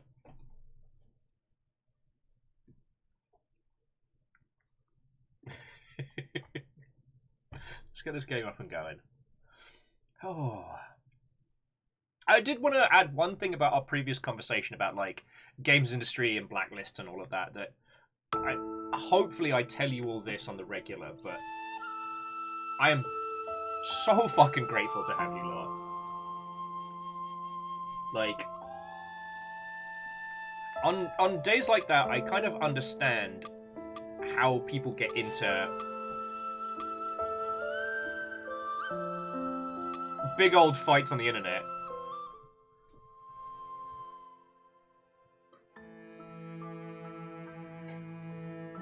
Because if I didn't have you lot to talk to, I probably would have just run my mouth on Twitter.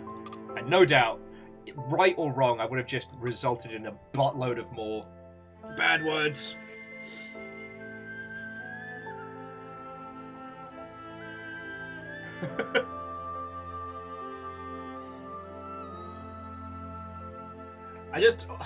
Sorry, I'm kind of butchering stuff. I just want to say, I love the chance that I get to talk to you all on the daily, and you're fucking great. Thank you. Alright?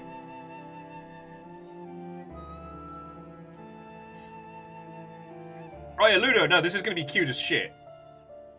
With a mournful tone, as you can already tell. And Air Dragon, no, I did not get the muskrat all over my feed, because I've had him blocked for so many years.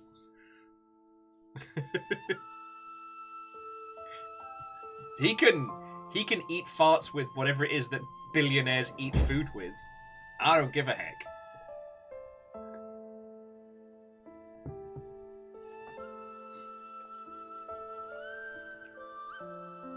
Oh, Lizzie, nothing super ranty. Over the weekend, a YouTuber was talking about games industry blacklists, and it was someone with a very large audience saying things that were just fundamentally wrong, but to a big audience, and it was very frustrating. I had to ease off the throttle of being like, well, actually... So, yeah, before you came on in, I was talking about how, like, the games industry doesn't have a formal blacklisting process, but we all talk, and when someone is a very bad person, we share that information between us.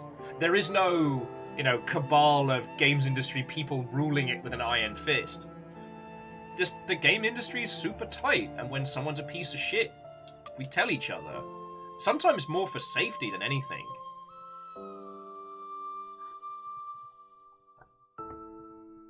And, yeah.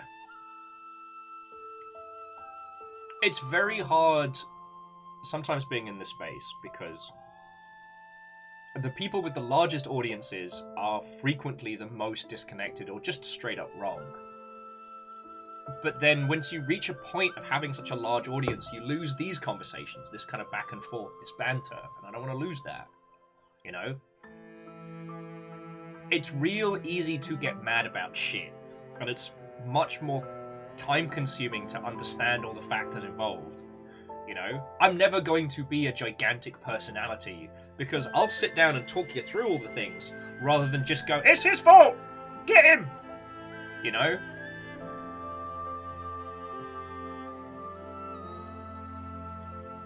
Anyway, this is, I want to say, a car? Let's get this started. Look at his little face!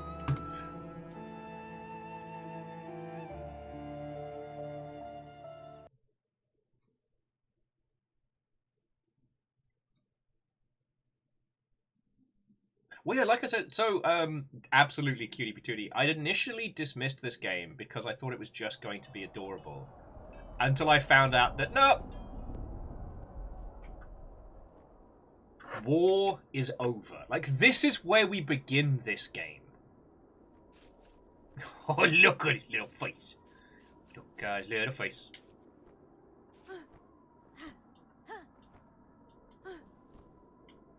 Doing a big fighty. Doing a big fighty. Finished fighting. Fun fact. The red panda is not in fact a panda. But it is well read. And can quote specifically Jane Austen verbatim. Not a lot of people know that.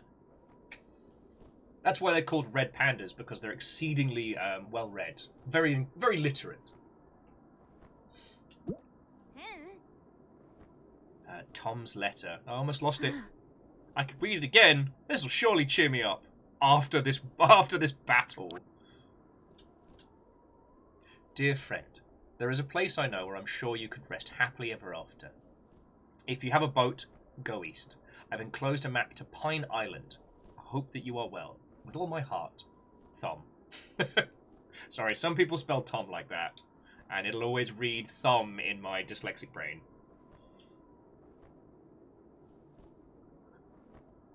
But no, to those of you who just joined us, the other reason And again, sorry if I mentioned this a whole bunch. Yeah, we have a katana.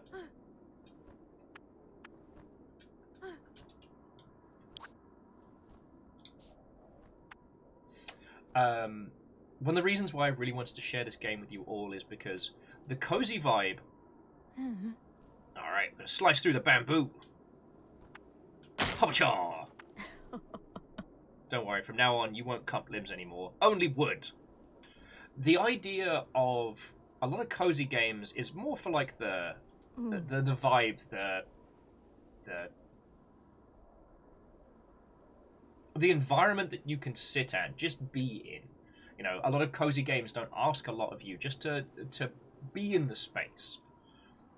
But what I've often noticed is that sometimes the cozy vibes don't match the mechanics. Or that is to say that our characters' motivations seem a little too wishy-washy, even in these like whimsical little areas.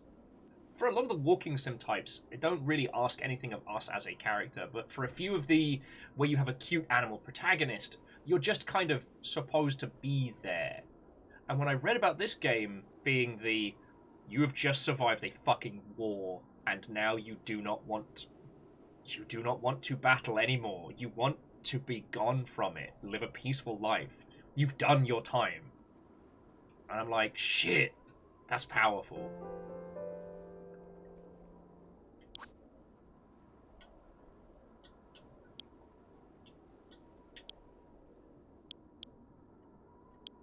So we need a fishing net and a sword. Okay, and...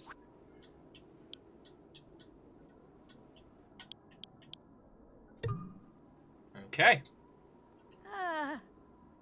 Spending too much time on my own makes me talk to myself a little bit too much. That's very true.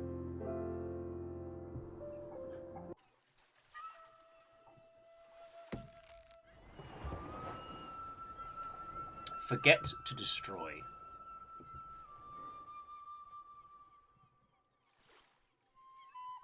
And Lance, yeah, from this point I have no idea, but I think the setup of it is solid.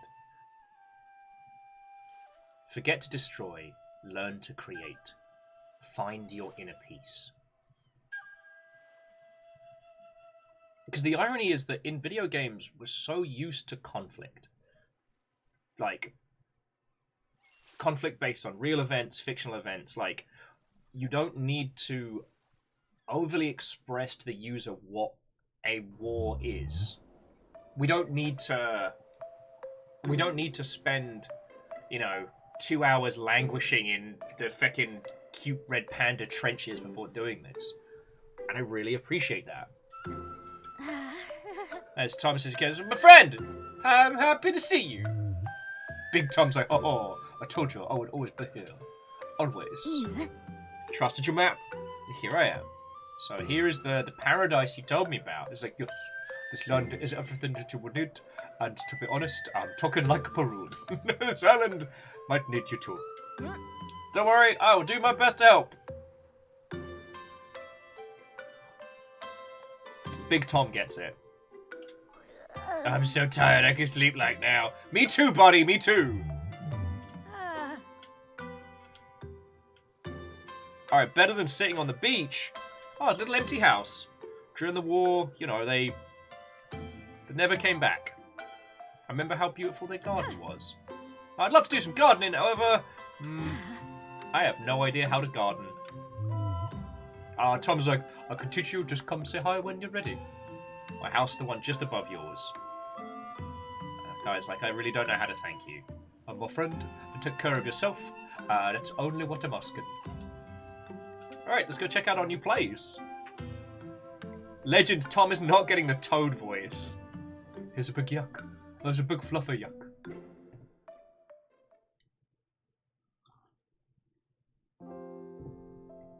Fluffy. Fluffy.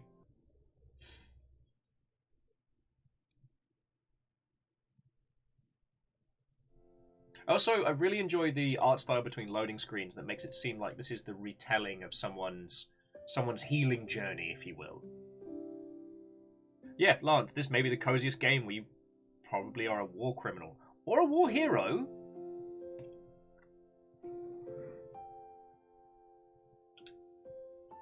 Tom told me I could find my belongings in the chest next to the fireplace. Cool. Huh.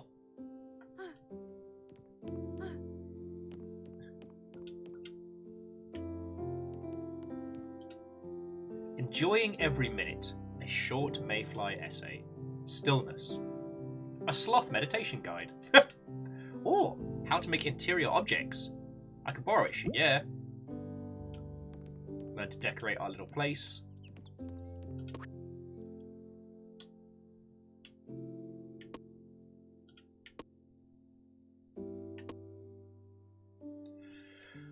Naya's ashes.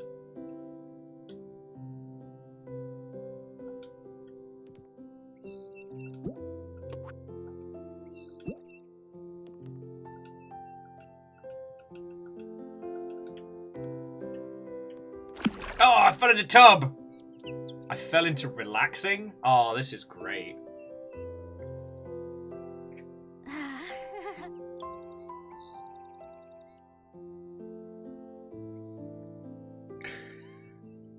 That is a good tub. Whoops, accidentally relaxed. Does that not sound like a fucking great way to spend a day? Despite being a little stressed from sleep deprivation, like, I did have a wonderful Sunday. And actually, yesterday was pretty nice as well. Yeah, oh no, what will we do? Okay, so we can just happily spend time in the tub to our little heart's content.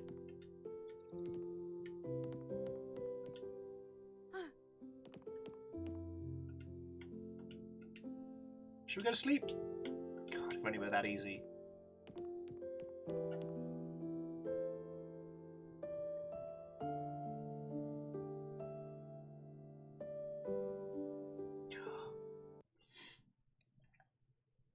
Legend says they can't do the tub, because then they won't be able to hang out with us all. That's true. Is that a bear trap?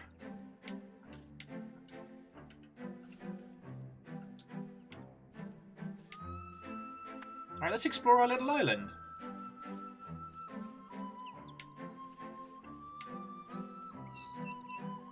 Look at these little cuties! Taurus says, hurry, hurry, what's happening? Look at these poor piggies! They're stuck behind the walls! Alright, alright. Hyperactive tiny ape says we've got to free the puggers. They're like... Alright, we need an axe. Where's me pissing axe?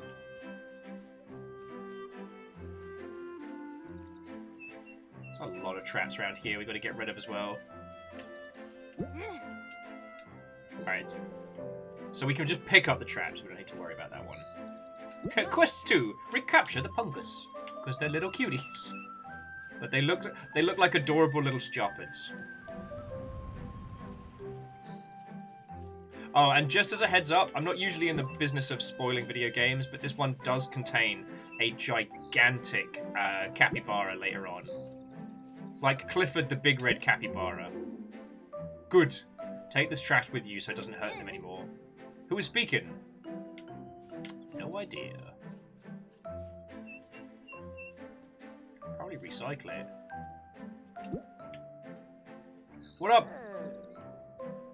I mean, if anyone was going to get a Toad voice, it would be Elio here with, hello! New face! Oh, God! We'll just say, nice to meet you. Meeting people is so interesting! I can't do that voice all day. That's why I want to travel the world. Alright, the snail gets lost. Alright, good luck, snail. They're going to try and find their way to the beach. That's their grand quest.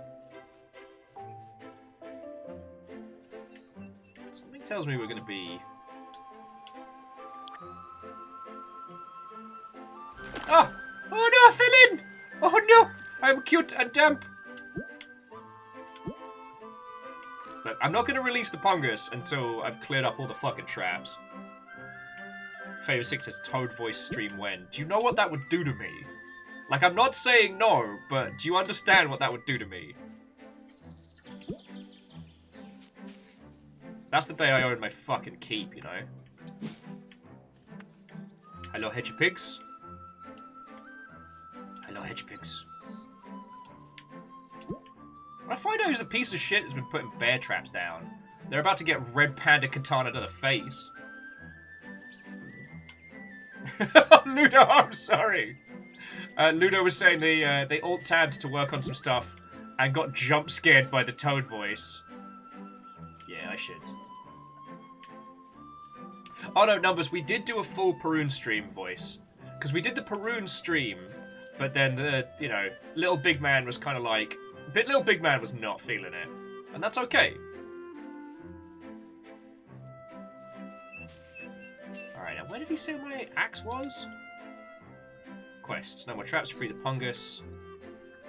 Alright, there's 2 more traps on the island. Still gonna find them. Guess we'll talk to our friend up there in a second. I'm not freeing the Pungus until it's safe to do so, though.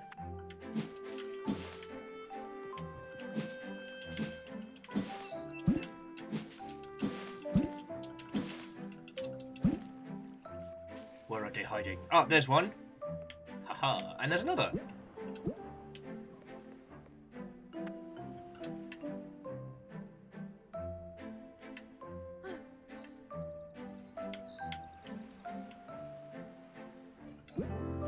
There we go. Alright, now we can let the Pungus out.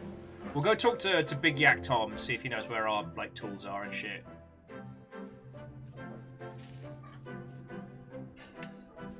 Oh wait, cool.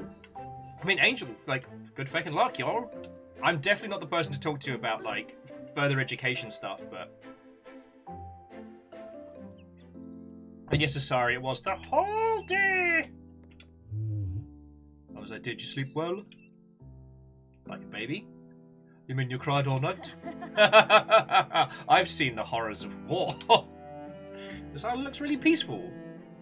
It is if you tried exploring a little bit, and we're like, no. Well, go ahead. Come back at a time. I can help you with the gardening. Didn't you tell me there was like a tool somewhere?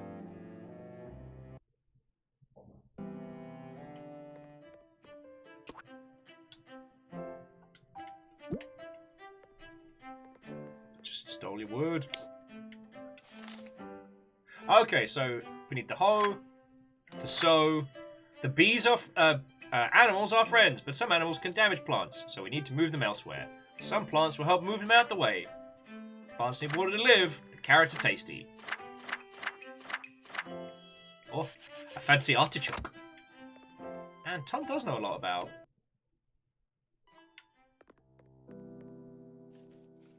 Alright, check the outhouse.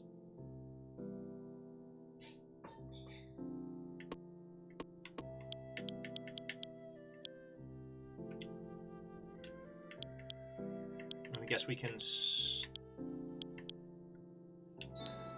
now we know how to make furniture. I guess we'll just pop a feather over here.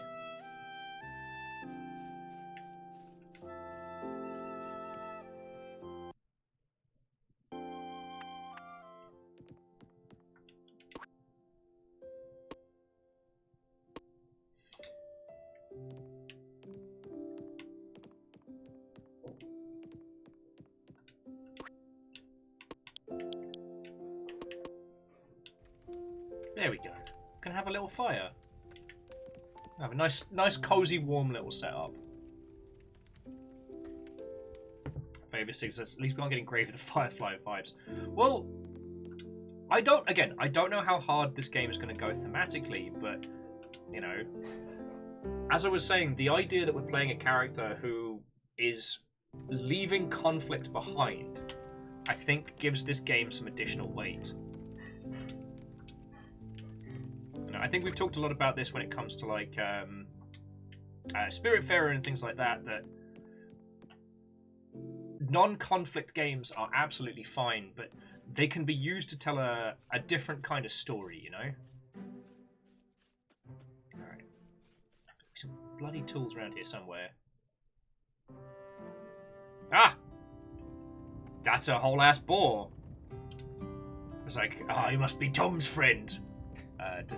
Yes, nice to meet you. We fought together.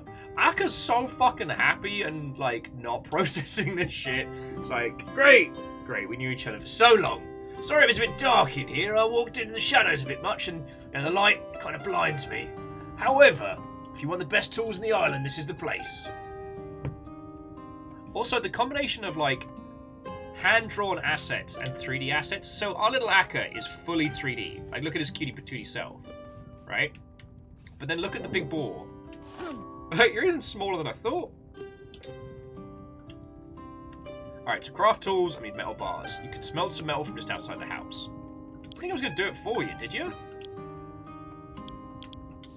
Alright, so hopefully we can take the traps and melt those. And Red Burning Dragon, Watto and welcome.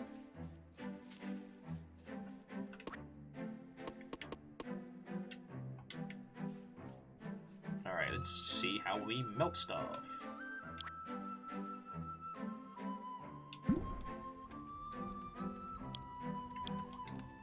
Okay.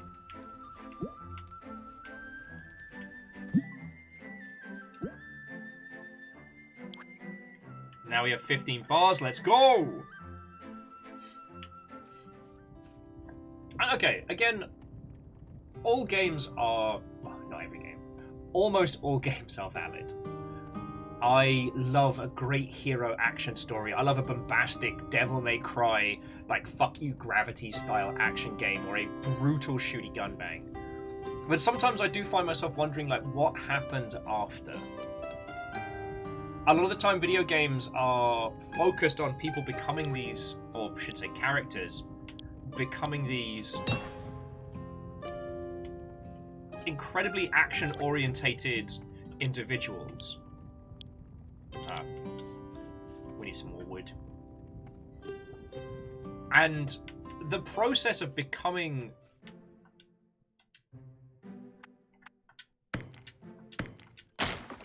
Alright, they can walk freely now. Live free, Pungus. Live free. Sorry, like the process of becoming someone who is very good at killing does change someone in a... Oh, you're wanting salads. Well, there's plenty of grass for now.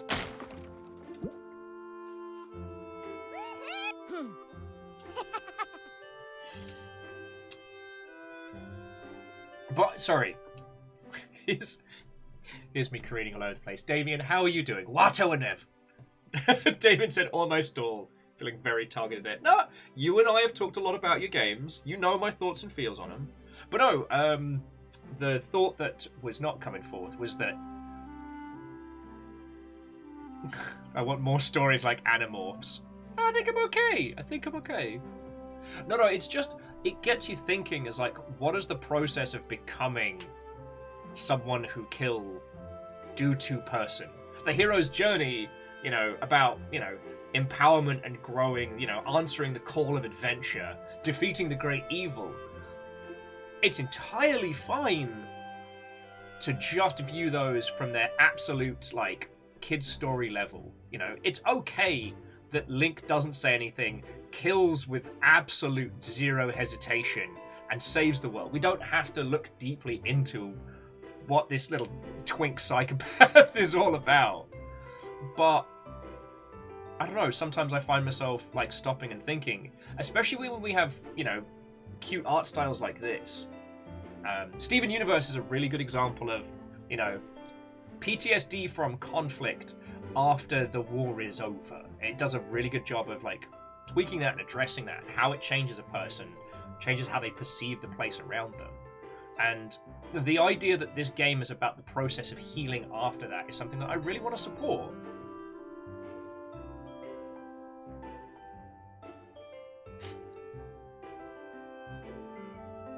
Grand take, abso-fucking-lutely. And this is the thing, I love video games. I love the fact that we can leap from battling a Gundam made out of boat parts to, you know, an interesting meditation on what it is to heal after conflict. You know? Conflict is something that's so baked into video games. And it's one of the things where I'll sometimes get a bit arsey, let's be honest. I'll get a bit arsey at games that say they are cozy when they are about conflict. You know, Ooblets is still Pokemon. It's still about battling. It's just the visual style has been changed to where it's not punching or biting each other. It's dancing. But it's still about, beat your opponent. Be the best. I don't know. Sometimes it's interesting to think about, like, what the actual emotional cost is on a lot of these things.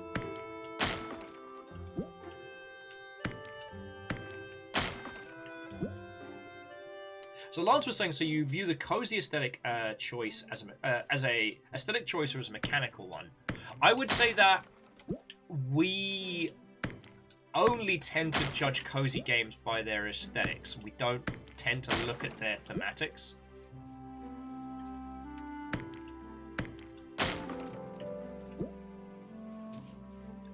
Yeah, we should be able to get to pickaxe as well now. Punching and fighting is how I met your mother.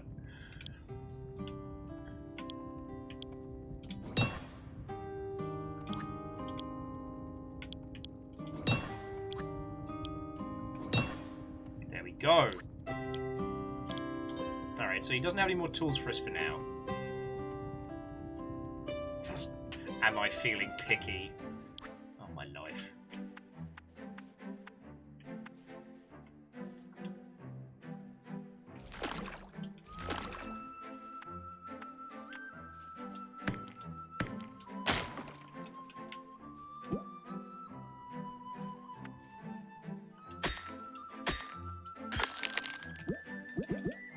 Oh yeah, no, XD The Sims is not a conflict-orientated game. It is a game where you are free for you to decide what you consider to be fun. But that's another kettle of monkeys.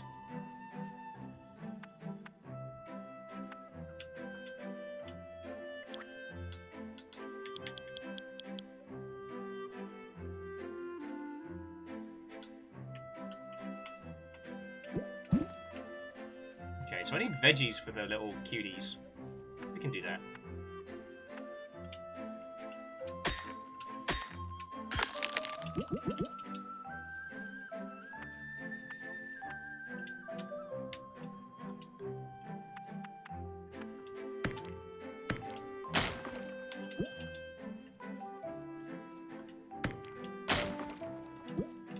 What's up here?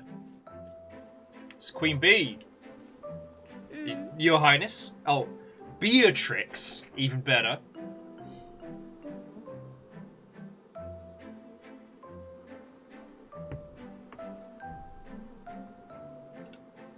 This is nice to meet you. Are you the Queen? Beatrix says that they are. I can sense that you were a fighter. So I came here in peace. The war is behind me. I can truly sense that you're not willing to fight anymore, and I only hope your past doesn't haunt you too often. I'm working on it. I have trauma, says little Akka. I'm sure you'll manage to overcome our past wounds. The war destroyed our land and our food, and we need to help nature grow back. Will you help us? Fuck yeah! I love bees! Alright, please take these seeds. These are tulips, one of the first flowers to grow after the long winter. They will become flowers if you care for them. Not only are they pretty, but they feed my people. Alright. If you believe in us, get it done. She'll help you with PTSD. Oh my life.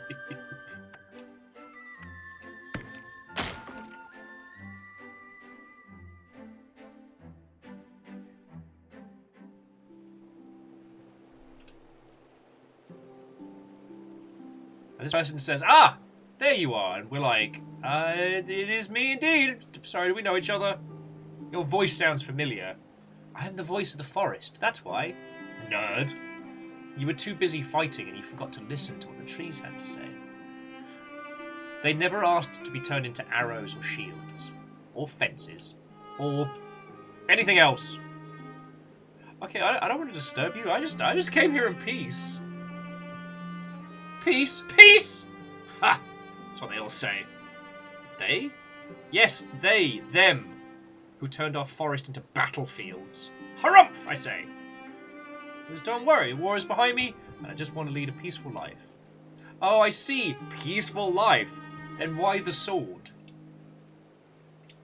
I use it to cut what I need. What do you need? What do you need? That's what they always say. Wow, so this game's not fucking around. Pink Owl is fucking brutal. I mean, again, I don't know what this game is aiming for overall, so I don't want to speak too definitively for it at this stage, but like, you know, if you are truly here to live a peaceful life, why do you still have a sword? Like, what are you seeking to do?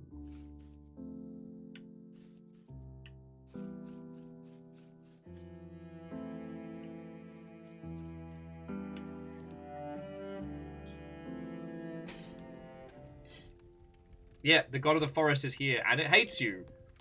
But with bloody good reason. A little soak in the tub before we go to bed. It's been a hard day. Done a lot of work. But yeah, so I don't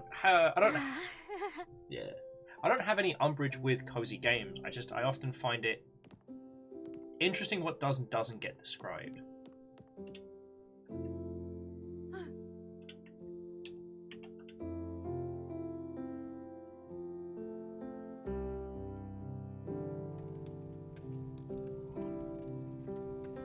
Okay. But you'll notice that a large proportion of the mechanics in this are very simple. It's not trying to necessarily challenge us. All right. Anyway, let's get our little patch of flowers down here for bees. I've only got 2, so might as well plant them while it's raining.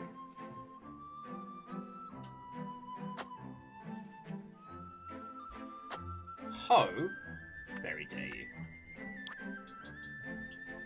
Oh, sorry, the controls are still interesting. So now we've got 2 little flowers for there.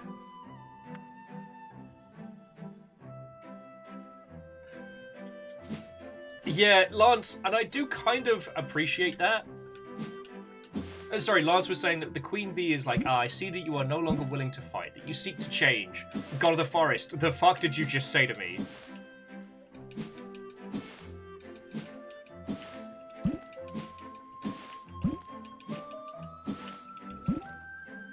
Oh yeah, and Angelius, there, both the tail and the ears have little wobble physics. It's so good.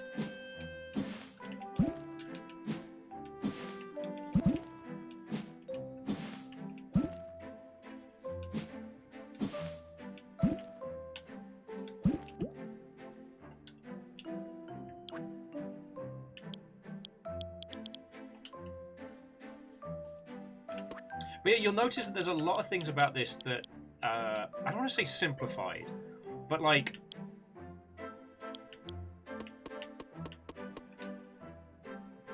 the game isn't making us heavily focus on resource management right now. It's not focusing on saying like, oh, well, you have to do X, Y, and Z if you ever want to do anything cool. It's being very calm with this about, you know, what we can and can't do, what we should and shouldn't do.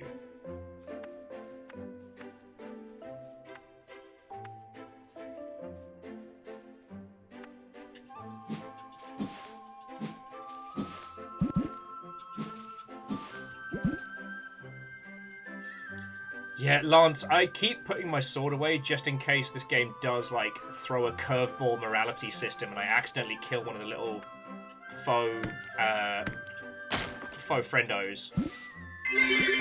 Hey! 4.33333333333333 years. Don't bully the Welsh guy! Sean, how are you doing, friend? Watto and welcome! We're playing some really cute shit!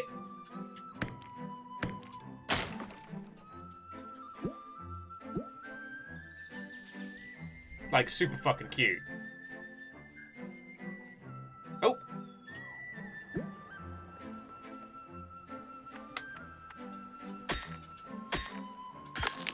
But also, Sean, firstly, how are you doing? Secondly, are you GDCing this year? I don't know if I've asked, but Holy fucking Christ! Godrun's like, do not be afraid. Not gonna lie, pretty afraid. Arka's like, I'm not. Actually glad to see one of your kind here. I know. What happened was terrible. I came here a long time ago before the Great War. I decided to retire in a cave where my breath can warm the island. Biblically accurate, Angel. Shh, bloody prolly. Yeah, worm on a string the size of a fucking kaiju. And numbers, thank you for the 200. Oh yeah, so Sean you are doing GDC, alright. There's gonna be like a little tiny longship squad, so it'll be like you, me, Damien, Star, Hook, Park Programs, Phyllis Sun. I'm trying to think who else. Flair's more an agent of chaos. Yeah. I mean, PAX West will be fucking grand this year. Okay, so that's cute. So this little, like, string bean dragon thing uses its breath to warm the island. And the blacksmith is happy. Anyway, there are baby dragons in the cave to your right. And I guess the mother is gone. Please find them and feed them. They'll grow and leave by themselves. Ask me if you need advice. Feed the baby dragons. It's got big eyeballs. What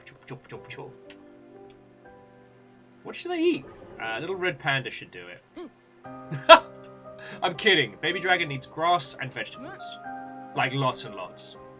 Grass and veggies. Grass we got. Babies!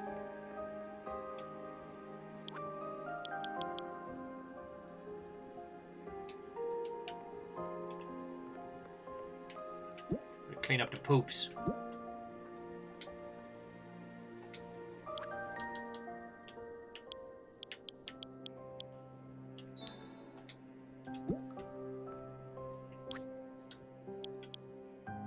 Okay, so... Oh shit, we can make sandwiches? That's cool. But we need cabbage and carrot. Okay, hello babies.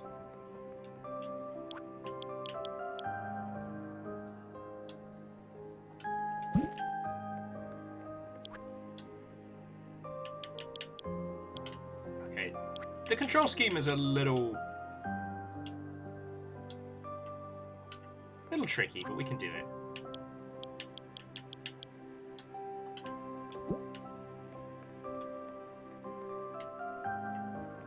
I don't know if we're supposed to be using this area specifically. But fuck it, what else we can do with grass, right? Alright. Eat up, young'uns. Yeah, apparently, Lance, we use the katana to make sandwiches now. That's just how we do.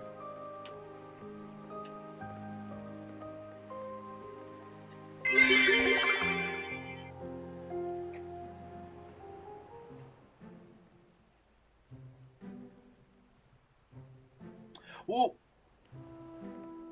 so far, what I reckon, Asari, is that the dragons were heavily involved in whatever conflict it is that we've just come back from.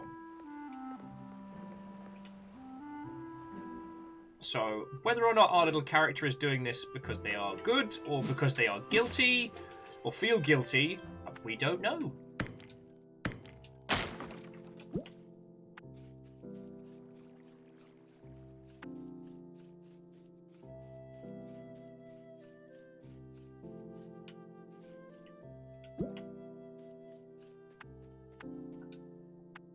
We were putzing about so much today we could stand to do some more work. Yeah.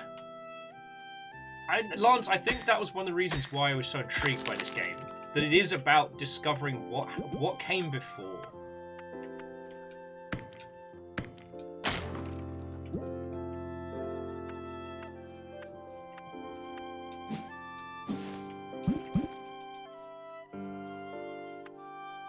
Like, I have a feeling the entirety of this game is going to be more about healing from things that happen to us. I mean, our little panda here seems very, very straightforward, very earnest. If I had to guess, they seem like the kind of person who would, like, you know, sign up to fight the good fight for the right reasons. But, you know, being good and right doesn't make things less horrible, you know.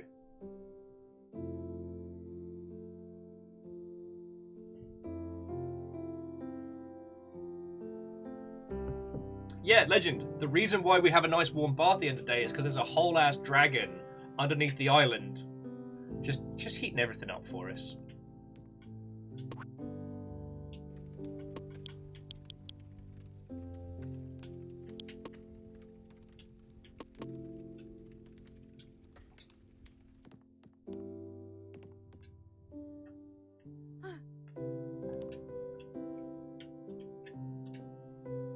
I mean, Immortal N, I wonder if that's where this game is going to go. I wonder if we are going to see, you know, the cost of our actions. And again, like, we're playing as this cutie patootie earnest little character, but cute earnest folks have been on the wrong side of conflicts in the past. I mean, shit, there are very few, like, if we go to history, there are very few conflicts where one side was good and one side was bad.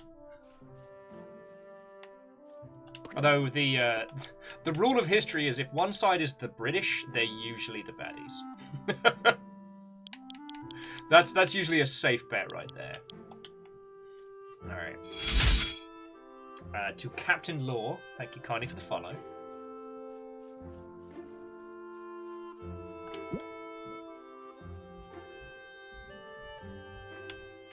And I do agree with you, Lance. That is how it feels. It feels like a...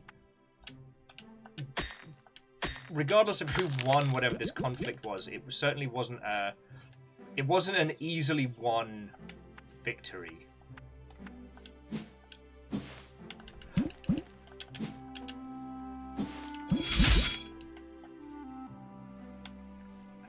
Blood Neko, thank you for the follow.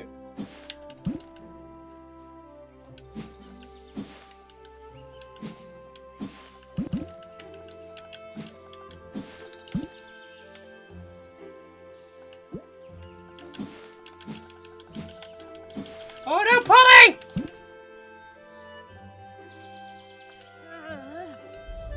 Lou's been trapped! Alright. There we go. Oh no. We gotta find medicine for the puppy! This game is making me care a lot already. I'm trying!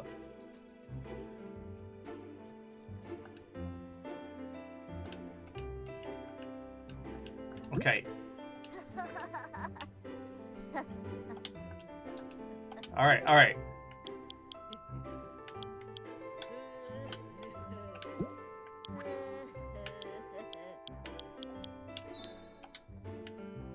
I don't know what we learned how to make, but...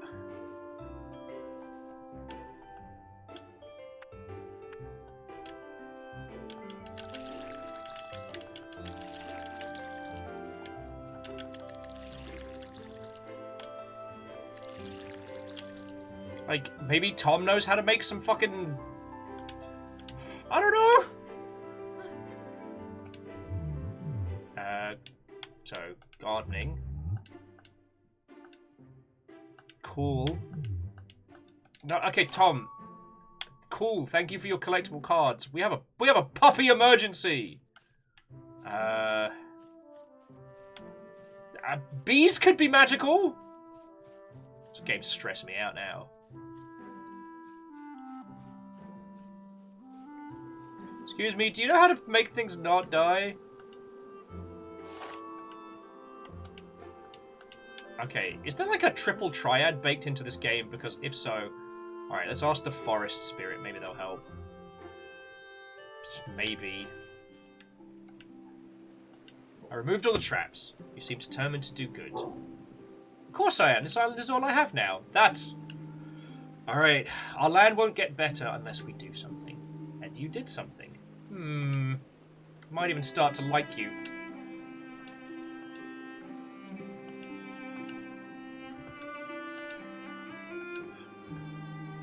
It's okay. The forest spirit says there's fishing nets by the beach. Some people get stuck in them. Some people try and eat them. And now we were like, our character was like, but they don't even taste good. They might taste great. How would you know? Have you tried them? Alright. Zen might be the best character in this. And Akka's giving me really... It's giving me like shonen protagonist vibes. Like, not the sharpest tool, but earnest. Okay. I need magic potions. I need magic potions to heal a dog! And Lyris, thank you for filling the pint glass.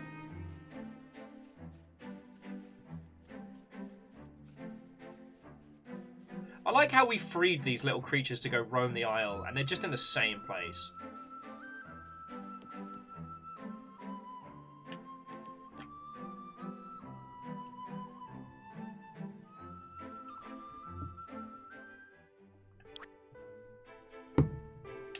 Alright, we'll clean up. The city can clean itself up later. Alright, what have we got here?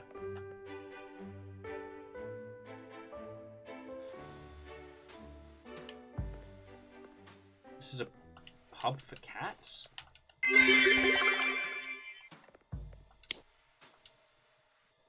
Oh, hell no. We do not have time for minigames! Also, kitty!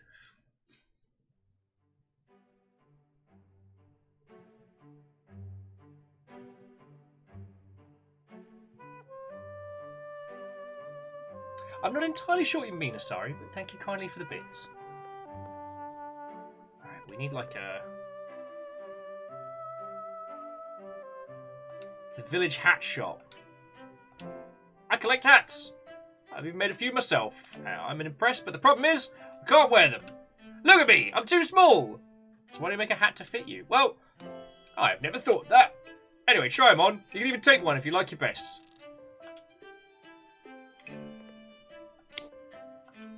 We can wear like a little beret. Or we can have Adamu...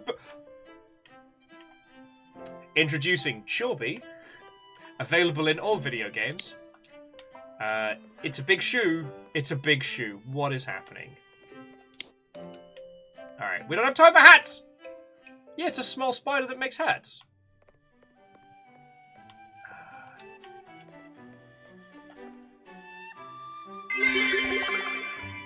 I'd make a pun about sniping, but I'm a bad shot. Either way, Favor 6. The Eldon is yours. What will you do with this power?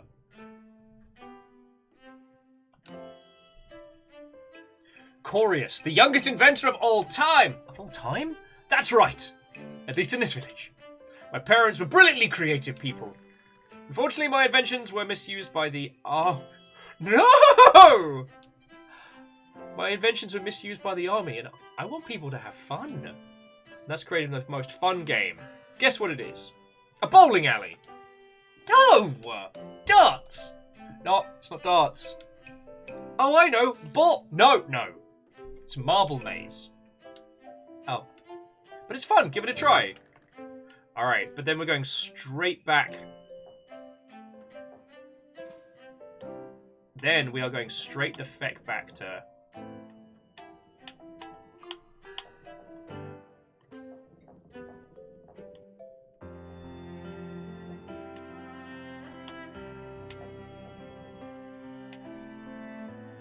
You will not distract me with my love of mini games for my quest. I know, Lance! I know, but mini games! Fuck! Captain Law, we're gonna save the wolf.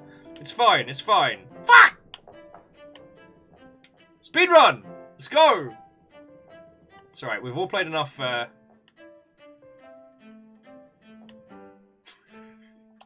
Fine, we'll keep going. Thank you, PTSD Mouse. Distraction. Favor 6, thank you for the bits.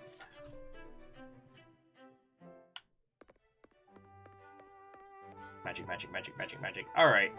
No, that's a lighthouse. Magic people don't live in lighthouses. You suck, crocodile. Ah! I missed the bloody train! Train just came straight back. Okay. Yeah, the dragon's the only person we haven't asked.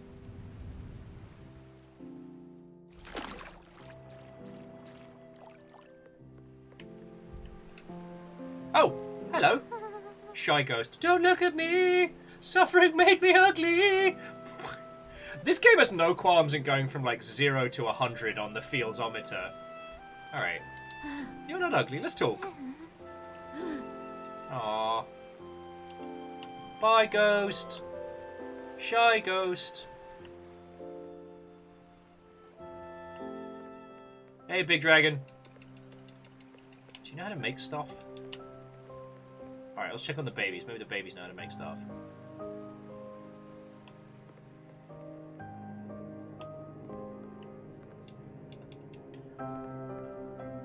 I feel like those should be like little feeders, but... Okay. The wounded wolf cannot even walk without a magic potion. Who fucking makes potions round here? I'm a red panda with a sword, and I will start stabbing. For a dog. Well, I might be demonstrating the very point of this game. If we wake up and like...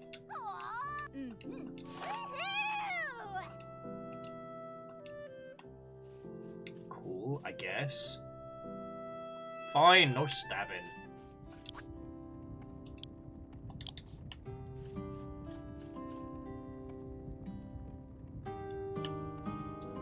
Alright, we'll get a knight's kit, and then we'll check down the beach, because it's got to be that's the last place we've looked. Quick, speed sleep!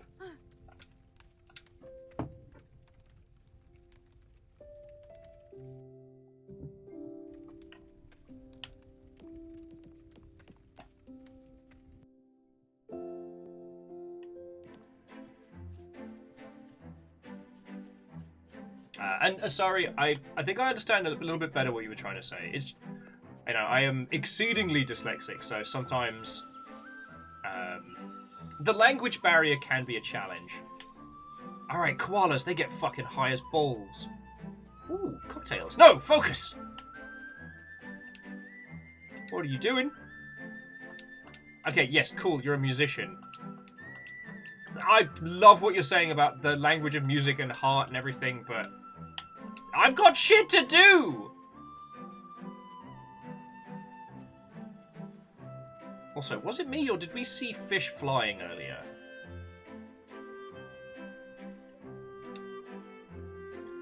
Do you know what to do when you're too busy? Not really. Just come here and watch the clouds and do your things tomorrow. No! Marin, you're not helping! You're the worst vet ever!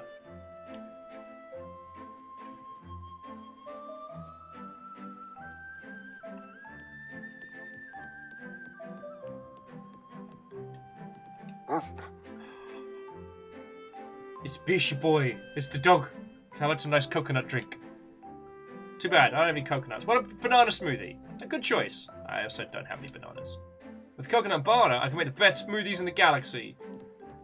You are not good at your job. So where are we going to get magic potions from?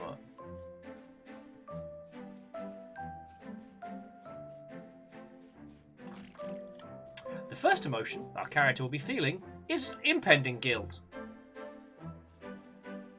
I guess we can talk to our friendo up here, but still.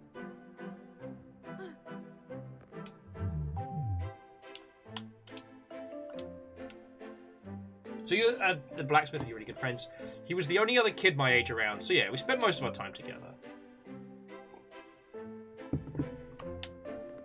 A banana coconut potion would be great for curing hunger or dissatisfaction.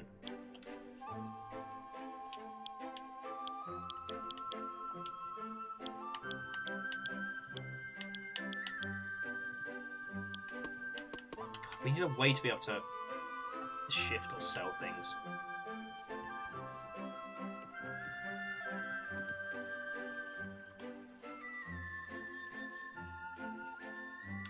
Maybe we go talk to the wolf. Maybe they're feeling better all of a sudden. Yeah, maybe that's it. I could sit down a while and look at the pond. No, not when we're playing Hell Events.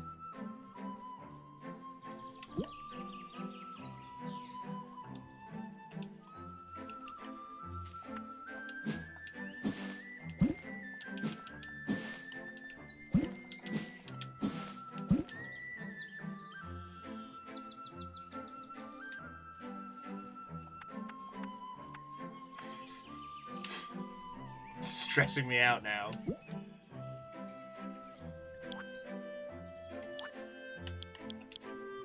Okay, so chests to store things. We can make those. Might actually need to make those. We can make a wooden toy, some rope, maybe a torch to see in the dark. Food. Campfire, shelter to sleep in. Signpost.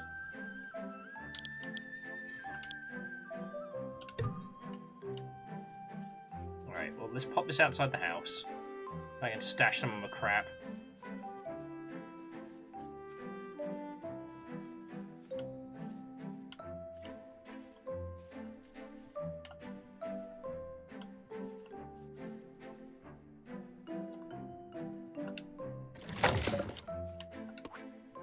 Lovely.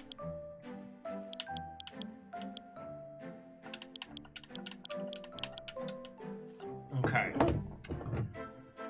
So we need to make a magic potion. All we know is the bee.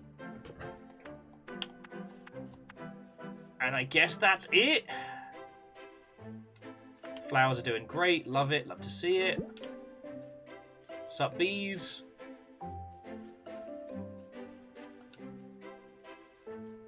You are just the salt of the earth there.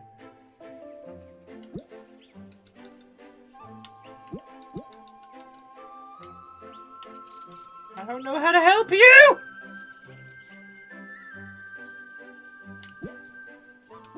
I'm sure all of this is useful.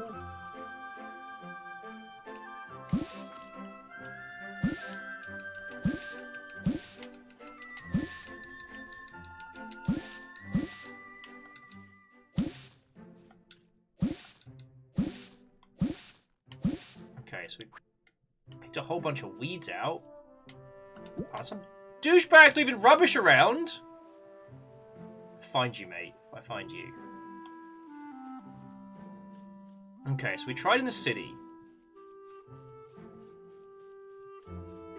Maybe we just have to keep doing missions for, like, the forest spirit. Oh, okay. Sorry, have a lovely rest of your evening and sleep well, friend. As soon as this wolf is fine, then I'll stop being so fucking stressed. Alright, first things first. Take out aggression!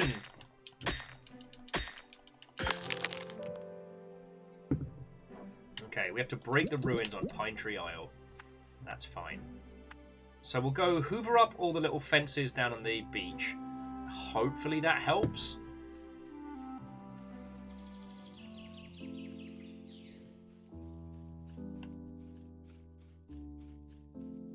Fucking wee!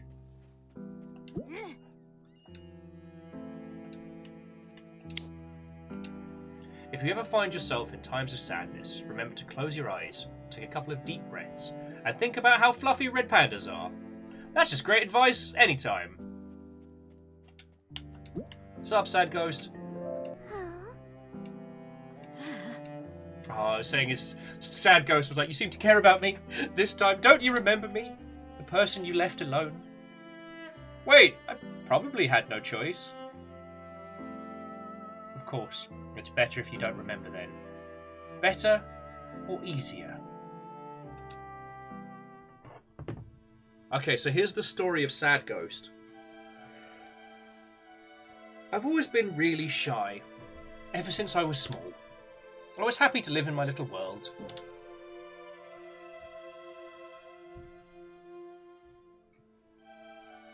I paid a big price for my solitude during the Great War. Not very streetwise, I found out that books nourish only the mind and not the body. One day, dying of hunger and thirst, I saw you. I saw you holding a bottle to drink. Holding this bottle to drink from it. It was so hot. I screamed, "Look at me!" I screamed in my head. Because as always, I couldn't say or do a thing. Just let you leave. Fuck!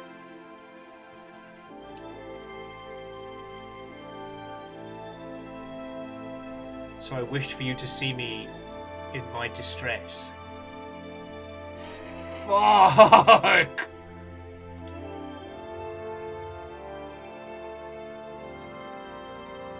Anyone can see me. So thank you for listening to me this time. Yeah, remember that even invisible souls need attention.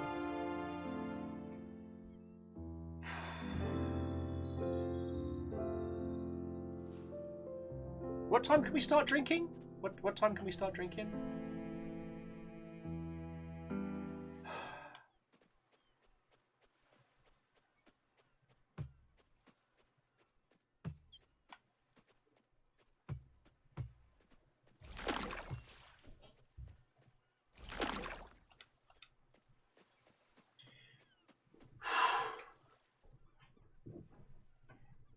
Surprise! Cute game got dark. Well, it does seem like our character may not have been the absolute best. Nyaku's Sakurai say, I see Will found the fishing. Hey, and did I not just resist the call of the fish? Yeah, you better run, Crabs. You better run.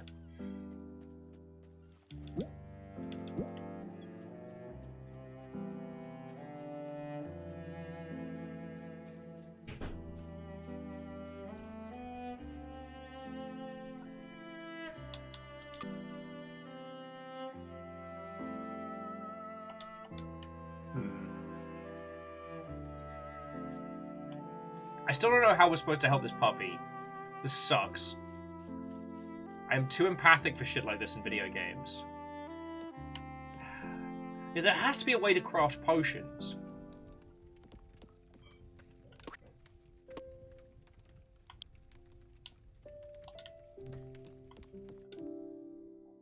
I did mention something about a cauldron, so that might be something we either need to construct or something that's outside the house.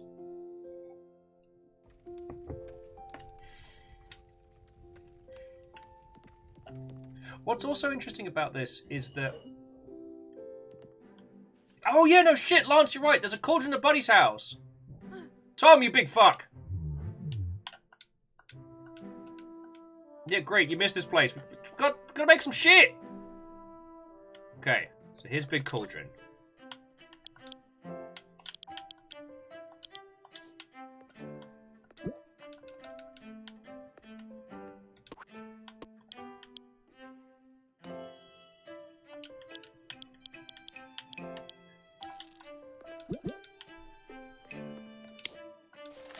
Okay, yeah, so hoe, sow, onion, carrot, squash. Alright, so this just tells us how to make.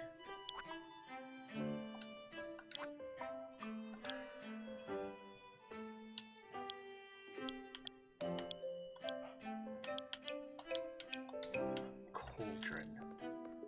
Damn it, Tom, you're not helping!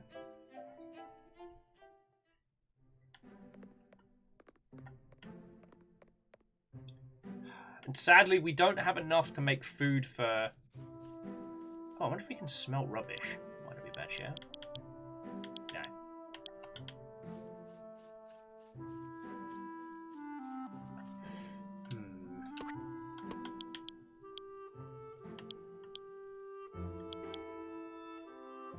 Well, we've got some veggies that we can work with, so that's good.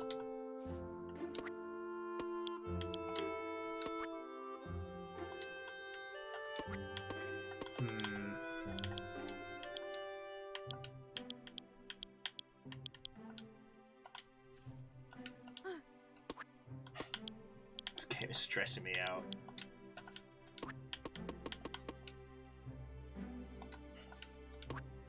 And I'm not good at inventory management at the best of days.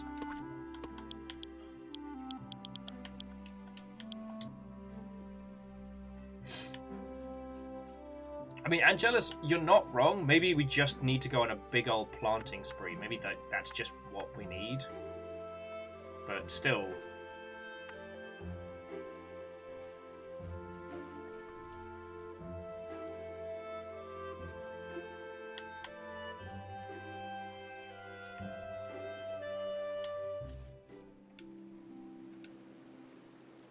People always make the same mistakes, and the worst thing is they expect a different result every time. Sorry, the thing I was trying to chip away at before I got distracted trying to save this baby wolf was that I also really respect this game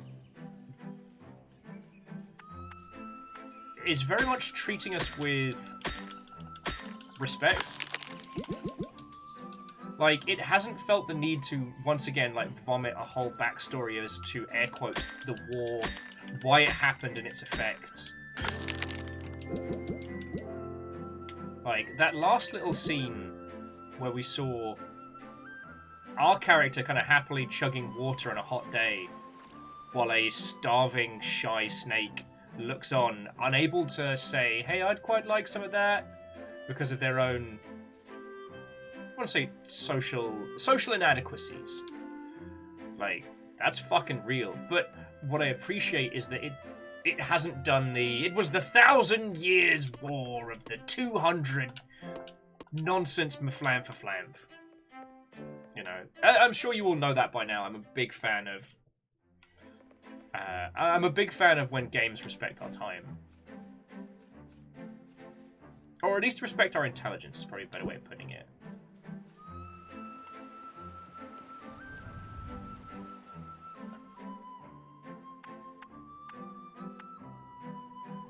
How many seeds have we got?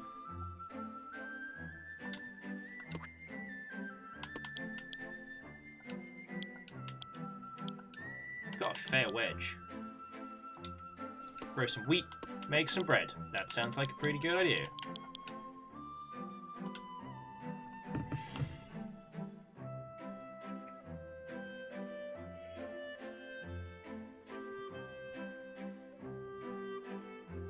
The Dreamer says, a million years ago I remember speculating with Matt Lees about whether or not you can make a Dark Souls style gathering crafting game. I still kind of want that.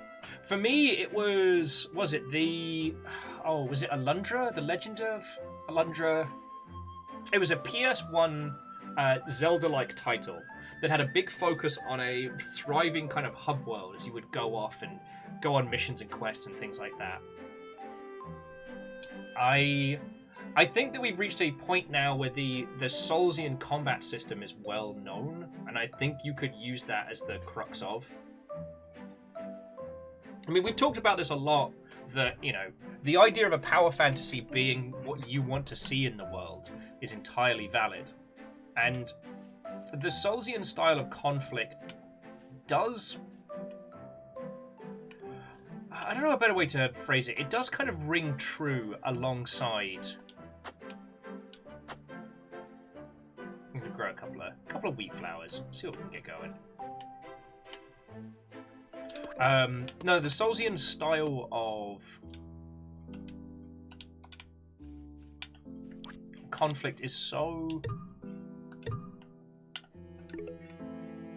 methodical that I think it works very, very well alongside, you know, like the building and crafting and the improving of something.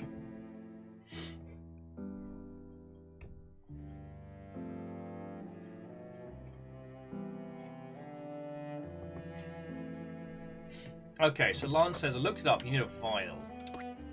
I do have a vial.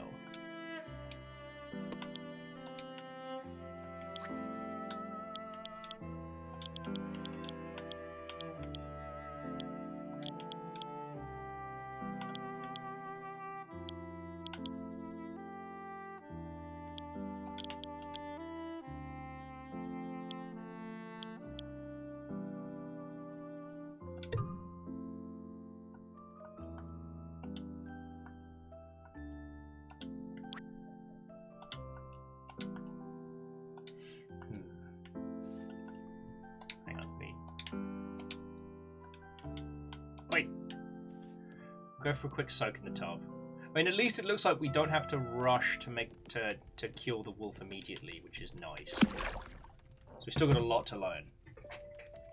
But no, jumping back. I love games like this, and creating one game that is like this and successful is incredibly challenging. A lot of people often lament the combat system in Stardew Valley because it's very simplistic, very kind of Zelda-esque, but incredibly punishing if you don't know what you're doing. And heck, making one game that feels as good as, you know, one of the classic Zeldas is a huge undertaking, let alone making something that folds in with a crafting system. I thoroughly enjoyed and I always get confused because you all had a different naming convention than we did in the UK. I know it as like Dark Cloud. Was a JRPG where you have like a traveling group of people that you rebuild a whole ass home and village for everybody. And I think you also have like a steampunk mech suit at some point. But I loved the idea of that kind of construction. Dark Cloud, Dark Chronicle. Thank you, Legend. So it is Dark Cloud over here, but there was also a sequel. But Daedreamer, I'm with you there. I personally find Stardew Valley very stressful.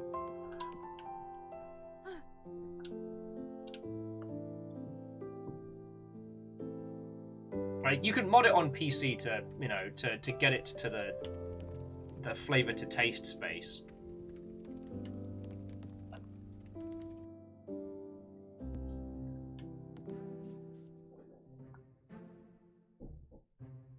The mech suit was the second game, okay. And Daedreamer says that many people love Dark Cloud and missed it. Well, I mean, it was a bastard to get hold of back in the day. Like, as PS2 games go, it was pretty feckin' rare. But I loved the grinding not to get more XP to punch people in the face harder, but grinding to get the resources to rebuild a place. I really enjoyed that. I will say with this game, I wish the day-night cycle was a little slower. And I can see personally that I would get a little stressed with it as a title. Because the thing is, like, until you have enough stuff in Stardew Valley for automation, it's very stressful. But that's another story. But no, jumping back to what Daedreamer was saying about taking like the Soulsian philosophy and putting it around this, I have always loved, and I'm just talking about the core Dark Souls games, how it feels like you're either striving for hope in a hopeless world, or that you are, in some regards, rebuilding some semblance. At least in 3, your little hub area where you find people and bring them back, assuming, you know, what kind of playthrough you're going for, it does feel like you are out there doing good. You know, you who will not let the embers burn, you, the Ashen One, are striving to do better. And honestly, in Dark Souls 3, having the ability to rebuild that whole area in the center seems lovely. Okay, so Legend, thank you. I knew the naming convention was confusing. Yeah, so Dark Chronicle was Dark Cloud 2 in the UK. Thank you.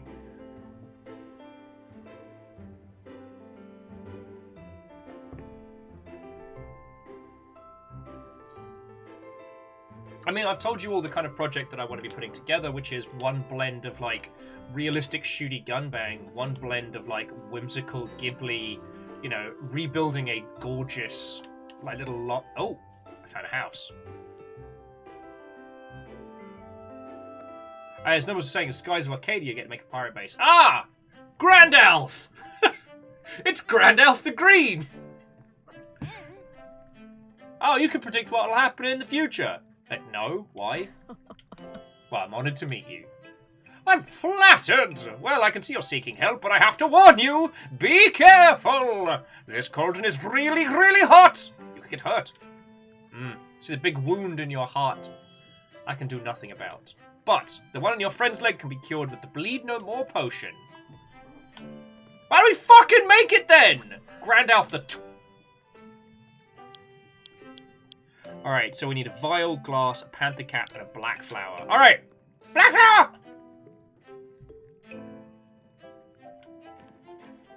Hookshot was just adding numbers that Skies of Arcadia is one of their favorite games. Oh yeah, and I do think that that kind of like base building-y elements really works well with the JRPG scale.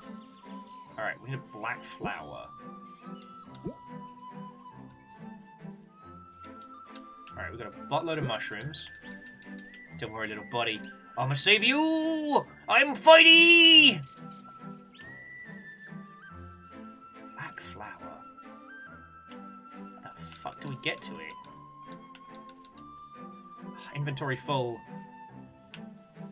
Piss.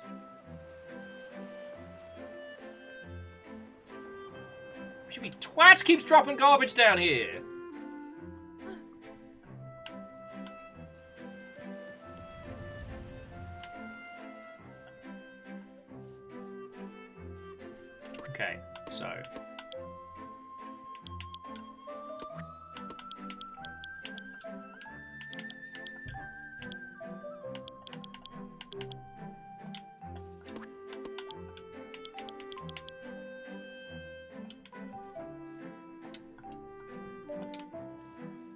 Okay, so I see the black flower. Just how do we get to it?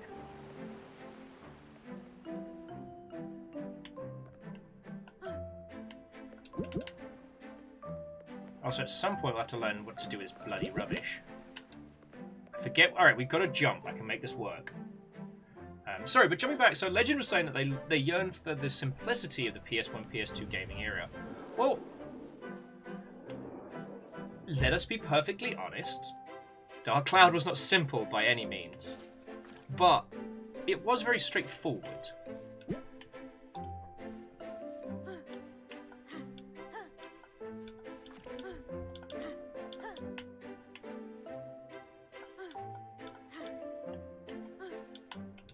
There we go. Alright. Potion time for the puppy!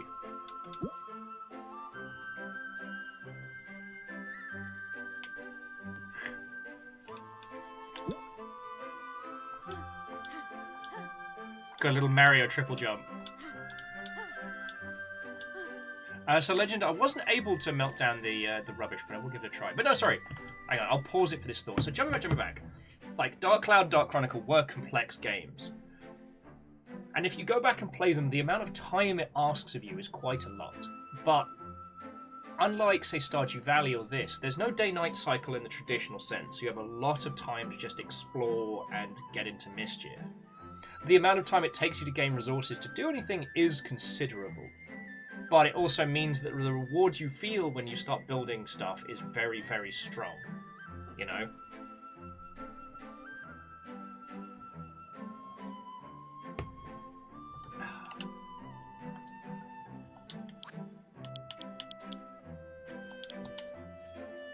Okay, what was the other ingredient we needed? It was just grass, wasn't it?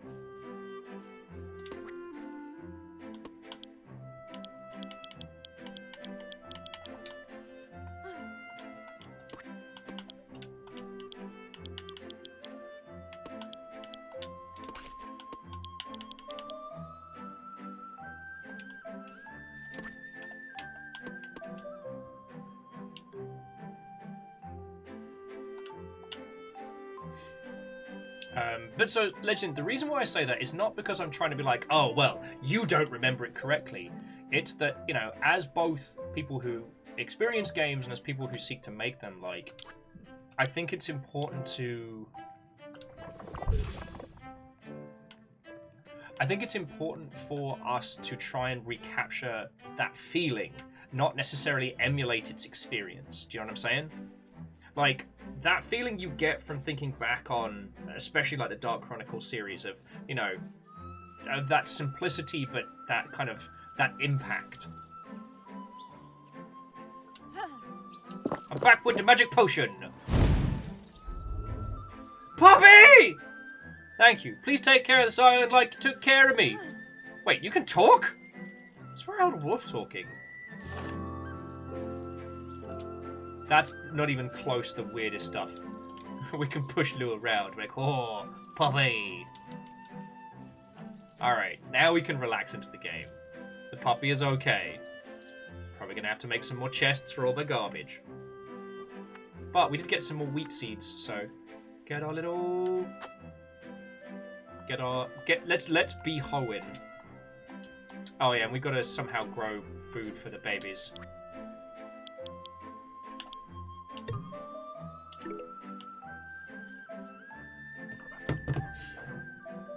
It's a bit puffy.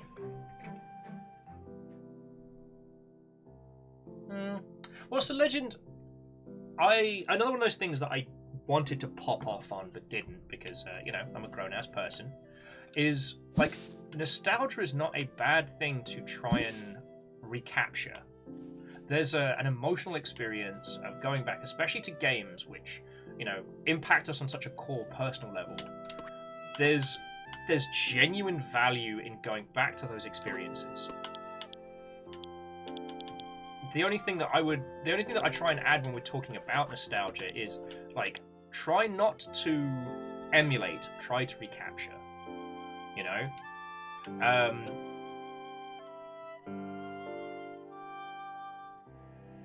Yeah, Immortal Lens. See, Ukulele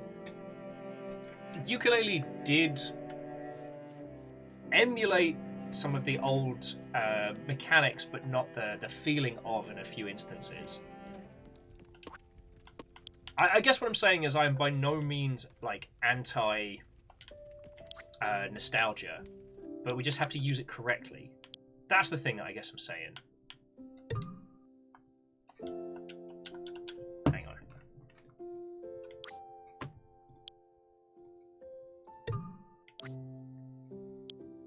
I guess it's difficult to mass create stuff. Because we don't need the fishing nets for anything other than just turn them into rope.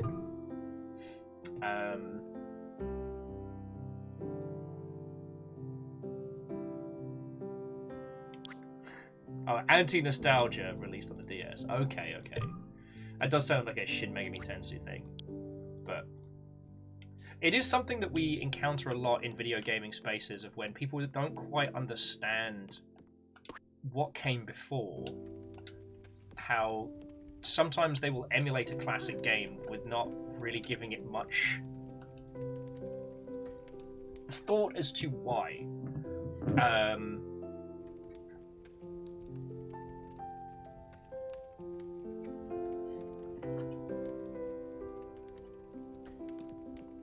Also, like, if we're looking back on, like, our gaming pasts, there's one game that I'm sure you can all think of.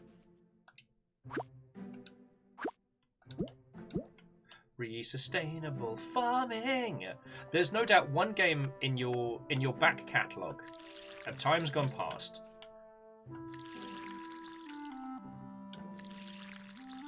Alright, I guess we have to sow the seeds first.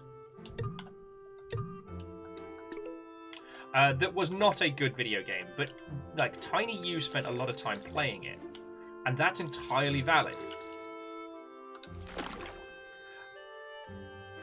And there are parts of that experience that, even though that game was not good, because you were young and you had a lot of time to invest, you got the full experience, right?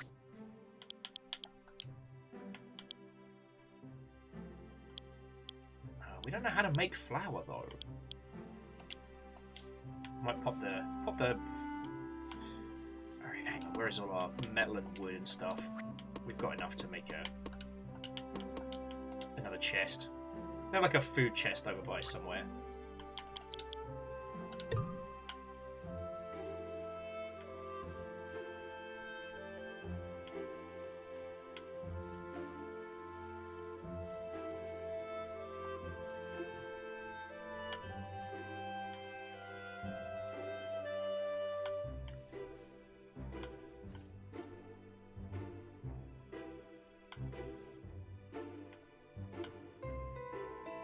Killing me, game.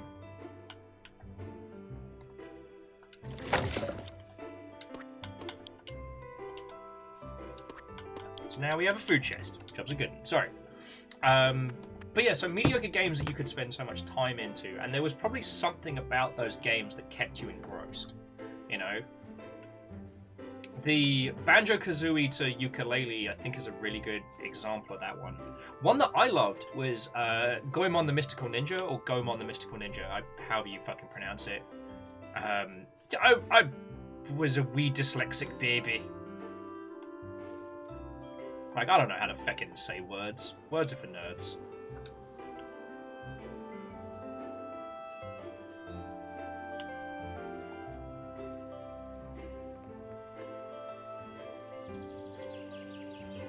Oh! What the bloody hell's over here?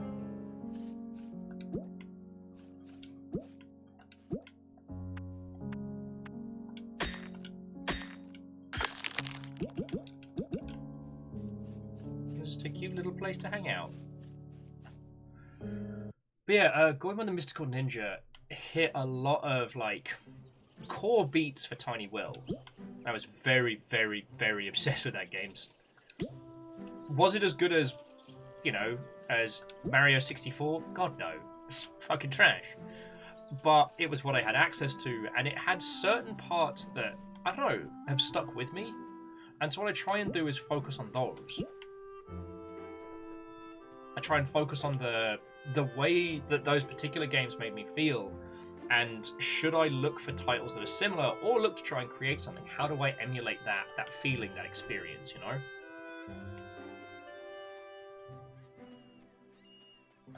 Because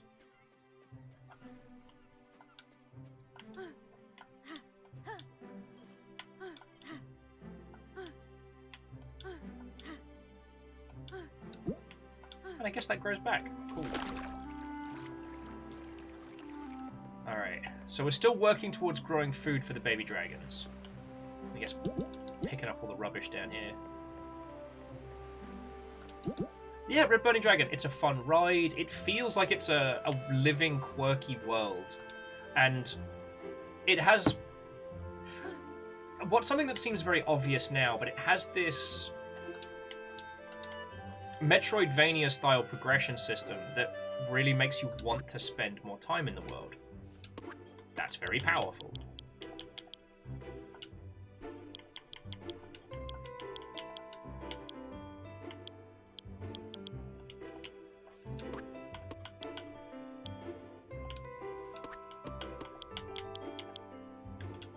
Grow some squash. Keep some black flowers.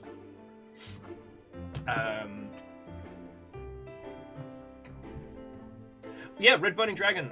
So Goemon the Mystical Ninja is like one of the big classic anime. If you go back and look at some like the SD Gundam series, it's like Goemon, Ultraman, Kamen Rider, and Gundam all together in one series. It's fucking fascinating. Trying to work out that game with no translation guide. Because, wait, we've talked about my feels on kind of emulation these days, right? Because, obviously, we do not condone piracy here on the Longship, on this Twitch.television. I would never, ever suggest that people should download ROMs of rare and ancient titles to learn what brilliances they hide, and allow us to kind of expand our video games literacy without having to spend thousands upon thousands of dollars. I would never, ever suggest that. But Immortal Len, was it you who was recommending that one SNES game? And yeah, Tiny Will played that on emulation. Like,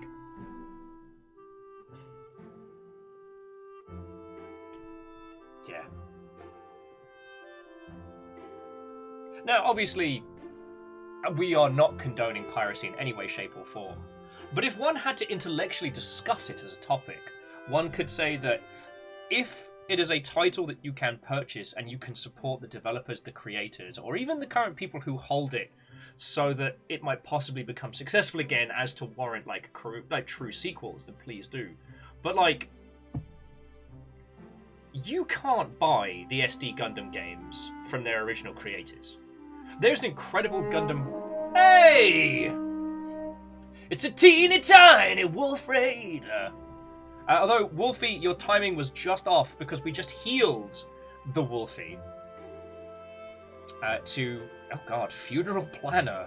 It's like a dark handle, but Watto and welcome. Hello, hello. Coming in. We're talking about, okay. Right now, we're talking about, and Ethan, Watto and welcome. Hello, hello.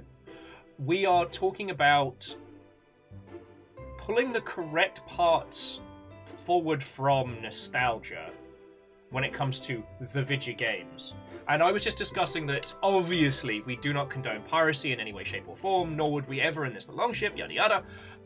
But there's a lot of incredibly powerful games from, especially like the 8 and 16-bit era, that you cannot buy from the original creators. You cannot buy on digital distribution. And to buy a physical copy secondhand would cost an exorbitant amount of money. But, Twitchy Wolf, this is Lou. Lou is a friend. Lou got their feety caught in a trap. And then we healed it. So we're a hero. We're a little panda hero.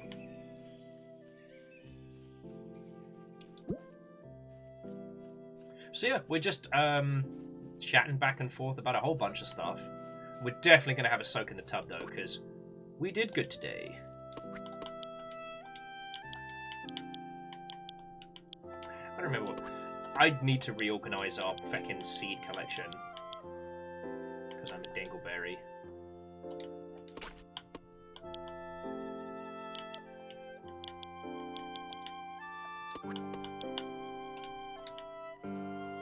But no, so to Twitchy Wolf, how was your stream? What were you up to? Tell me your tales. No, the thing I was going to say is there's an incredible Gundam puzzle game. It's like Gundam SD Gem Fighter. And it's similar to Puzzle Fighter, but the way it works is that you store up armies of Gundams, which you either use in defense or offense. So you have two sets of puzzles, very similar to columns. But across there is a battlefield where the Gundams are sent back and forth at each other, and it's brilliant. But because of the mess that is the Gundam license, it's not a game that you can just play. You know, I can't tell you to go on the Nintendo store and just buy a copy of it. You can't support the team that originally made it, even with Gundam being this gigantic, you know, world-spanning franchise. And so then think what that means to tiny games that were made, like, semi-independently, you know? One of the reasons why I have such a grounding in the classics, if you'll forgive the turn of phrase, is because we're really fucking poor growing up, you know? And when we did finally get a PC in the house, like, I poured over anything and everything that I could. You know, we couldn't afford to buy new video games. Maybe got like 1 or 2 a year. So I found ways, means and ways, as children often do. And once I started discovering the world of like the Japanese game scene and things like that, it blew my mind. The quality and variety comparable to the semi-bland cash-in puzzle platformers, or just platformers that we got.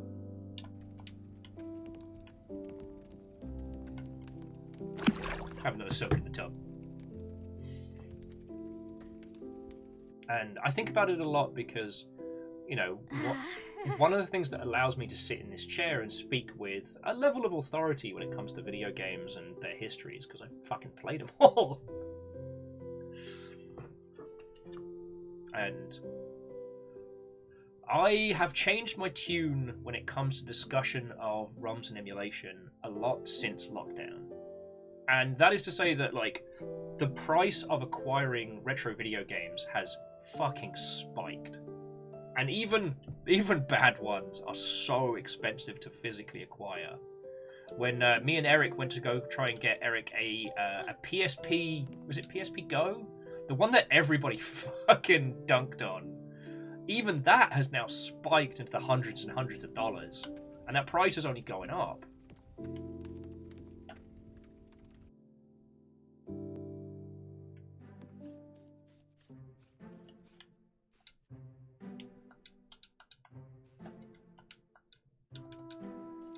This is not quite ready. Alright, yeah, we got to start getting some veggie seeds going. Hopefully the little Little Piggly Wigglies won't eat all of our stuff.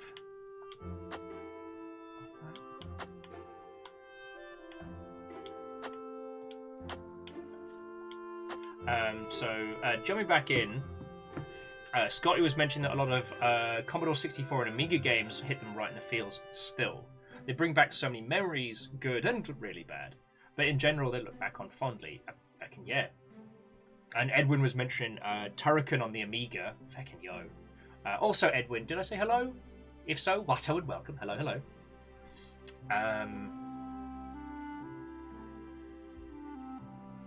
Hookshot makes a very good point that if you don't provide me with a way to legally purchase it from you, well, all is fair afterwards. Absolutely. And obviously we would never ever condone, you know, piracy of ROMs or emulation in any way, shape or form, but hypothetically if one did, in the event that that game becomes available for acquisition, one should feel a moral obligation to pick that up. Recently, Live Alive, or Live Alive, or however the fuck it's said, was re-released, and that game is phenomenal. That changed how Tiny Will fucking looked at games, because I played a lot of the classic Final Fantasies and things like that. Weirdly, I guess because it was on Game Boy, but Final Fantasy Legends was one of my favourite. The frankly bizarre make-your-own team-em-up, which to me felt like a sequel to the original. That's another story. But yeah, Live Alive or Live Alive or one of the... Yeah, I fucking hate the title, love the game. That showed a gajillion different perspectives and how you could tell a varied and fascinating story inside what felt like a very constrained JRPG environment. Was like, whoa! And Scotty Doggy, you are okay to post a YouTube link. To those who are new here, we have it so that links are just for subscribers. But yeah, again, Twitchy Wolf, what were you playing? What were you up to? Fucking yawn.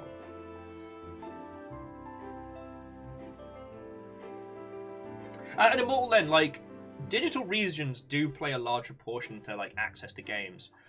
We had a lovely individual who was hanging out here from Singapore, I believe. And in the particular region that they were in the world, it was nigh and impossible for them to acquire, like, 80% of all video games. Their only option is piracy. And that's a interesting conversation. Oh, Scotty, that sounds feckin' rad. Scott, you might have to DM me that, because I'm always looking for banging tunes! Sorry. I don't know why that came out so loud. So jumping back in, Timid Automation was saying they have very strong opinions about emulation, especially after making a really terrible emulator and learning about the history, quirks, and design intent of classic tech. Yup, they're fucked. During the we'll just make consoles like we make kids' toys era, they put some fucking wild shit into consoles. And then the jump from the 16 to the 32-bit era, shit got fucky. Sorry, I don't have a better way to put it. The N64, the PlayStation, the Saturn, the fucking Jaguar, the 3DO, they all did some fucking wild stuff. Like, and again, we were still measuring consoles in bits back then. Remember that? Fucking wild. I know, I understand that obviously the N64 was a 64-bit console. It was a very strange time. I think it was the Saturn that had two different chips running in parallel, which is why the Sega Saturn is a fucking asshole to emulate. The PlayStation wasn't much better. It took us a long, long time to be able to emulate the PlayStation physicalities. Not counting Bleem and stuff like that.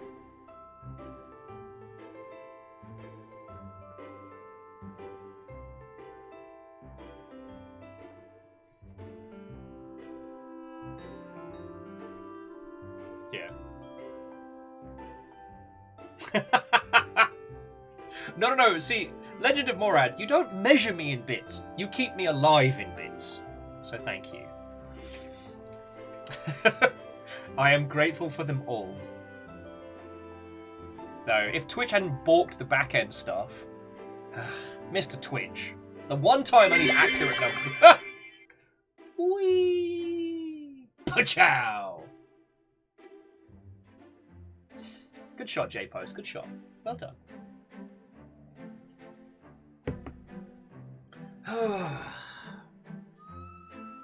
Sorry, what was I saying? Oh, yes. Yeah, so Immortal End, I don't want to get into the discussion necessarily of current video games and, like, the moral and legal implications of, like, you know, pirating titles or when you should acquire them through third-party stuff. But I do think that with a lot of the classics, there's a lot of classic video games that are fucking Glass too full. Must make stuff. Fly. Apparently, Andorf took J-Post's suggestion as a vague instruction, and just there we go. Though I think J-Post's little corgi came out of the pint glass and landed back in. Fucking yo. Sorry, where are my manners? Andorf, like, seriously, thank you. That's $10 and keeping us going. Seriously, thank you. Jumping back. A lot of games that have shaped me as a person are ones that I can't show you how to buy. Front Mission, Gun Hazard, especially with an English translation. Front Mission Gun Hazard showed me a bouncy shooty gunbang game which had a globe-trotting political plot, and I was like, fucking, this is awesome! I didn't know they made cool games for grown-ups. LucasArts published a game called Metal Warriors, which is a shite name, but it is a fucking incredible game. Again, it's a platforming mech title, because let's be honest, giant robot games are far and few between, but it was gorgeous. The pixel art animation, the size and scale, the variety of mechs. You know, you get your standard one that's kind of like budget Gundam, you know, beam saber, jetpack, shooty gun. But then you get like a fighty one that's kind of like a Zaku. Its main attack is like a fucking anchor on a chain. But then you start getting things like the Ball, which is a mech-sized version of the battle droids from the prequel trilogy. A huge stompy battle mech artillery piece with timed explosions. A UFO that does UFO shit. God. There are so many great games from the 8 and 16-bit era that you can't get. And I don't want to dunk on the second-hand market. I love the fact that, you know, retro game stores are able to make a bloody good living thanks to the collector's market, the nostalgia market. But if we're talking about this intellectually, if we're talking about this as people who create and experience games, we cannot put our great works behind, you know, $1,000, $2,000, $3,000 price points. You know? And I say this as a fan of Phantasy Star, of Panzer Dragoon Saga.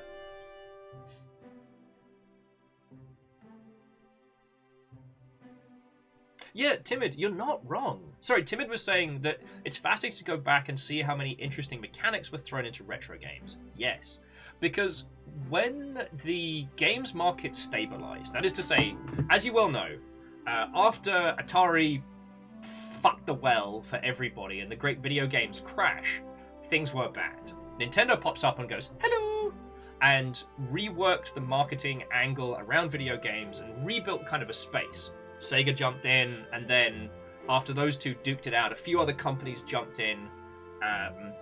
Sony and Microsoft would be the ones that would survive that.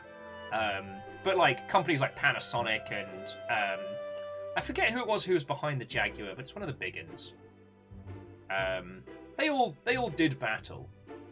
But during that reboom, so we'll primarily focus around the 16-bit era. So, you know, Super Famicom, SNES, Mega Drive, Genesis, like that era, where there was just this huge boom again. Sonic and Mario are doing battle. Sega does what Nintendo don't. Yeah, Edwin, it was Atari, thank you. And Scotty, thank you. I don't know why I always forget that it was the Atari Jaguar. I think the only game I played on that was, like, Brain Dead and Willy Beamish, so... that's all I remember it for. Anyway. During this phase, we saw an explosion in the amount of releases and titles and like money. Japanese studios were just kicking ass across the board, and there was a lot of investment being thrown around, so differentiation and experimentation was incredibly valid. Now, there still was overhangs from standard video game philosophy, lives, continues, etc., but within those spaces, people were just getting really fucking experimental. It was great. And during those boom periods is when we start to see like experimental concepts. When you don't have to worry about, you know, feeding your team and paying your mortgage. You can afford to be different, to be interesting, to be new. It's during economic downturn points where you have to worry about your sales to keep feeding your team, where people tend to be a bit safer. Jumping back. Caffeine makes a great point. The pre-GOG, it was impossible to get any of the Bullfrog games because Bullfrog got bought by EA, including their IPs.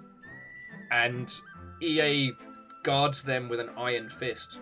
Some of them you can play on, is it EA Origin? Their launcher Steam competitor that never really took off, but that's another story. But no, I guess I just wanted to highlight that, especially from that classic 16-bit era, experimentation was wild and rampant. And, like, holy shit. Dynamite fucking heady! There is a game that sat in the space of platformers, one of the, at the time, dominant game genres, and went, let's just get fucking weird with it. And not just weird with it from like a Zool type, like let's just throw nonsense art at the wall and see what sticks, but actually create a story and an arc and an environment and a world that is simultaneously a play being told, but is also this grand journey, like both in front of and behind the stage, where the concept of the stage is part of the narrative itself, using strange 3D weird vector graphics and all sorts of nonsense. Honestly, friends, there's a bunch of these that if they were more interesting to stream for you all, I would go to town. Do we need squash? Beans, carrots, tulip. Carrot seeds, there we go. Oh, and more bean seeds. What we need is cabbage seeds. But let's get some carrots going.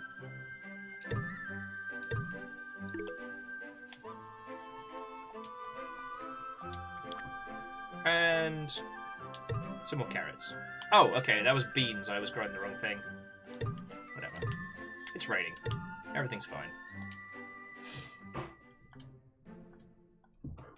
Air Dragon says that CD degradation is the new big problem. Many CDs are just dying from just sitting. They will self-destruct and everything on them is lost to time. That's a very good point. I mean, again, we do not condone piracy, but the environment around ISO emulation and things like that does mean that a lot of those can be kept. But what will end up happening is it's the games that nobody thinks of. It's the Nerf FPS. It's the official mod pack expansion for Quake based on the X-Men and shit like that. It's things like Star Trek Elite Force. No. Is it a Star Trek Away Team? Shit. There was a Star Trek FPS that was really good, that then also had an expansion pack which lets you explore the entirety of Voyager, because that was the new hotness when it came out. Like shit like that. The weird and the independent. Grand take, we did get the Doggies potion. His name is Lou. And, oh, what is this? Ooh. You're making spaghettis. Fuck yeah, thank you. Man, I'm getting spoiled today. Getting tasty food, I've got good coffee. The conversation is fucking brilliant, you lot. I hope this doesn't feel like I'm talking at you too much. This is just one of my favorite topics to discuss. You know? Edwin says they remember a Batman adventure game from the Amiga. Do you mean the isometric one? Because that is fucking phenomenal. Like, that game is so complex on such a limited palette and limited, like, memory space.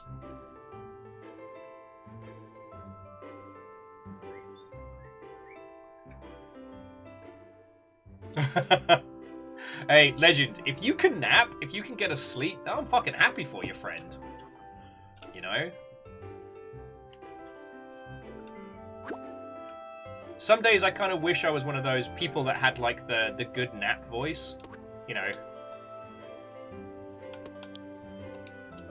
Help friendos actually get some sleep every now and then.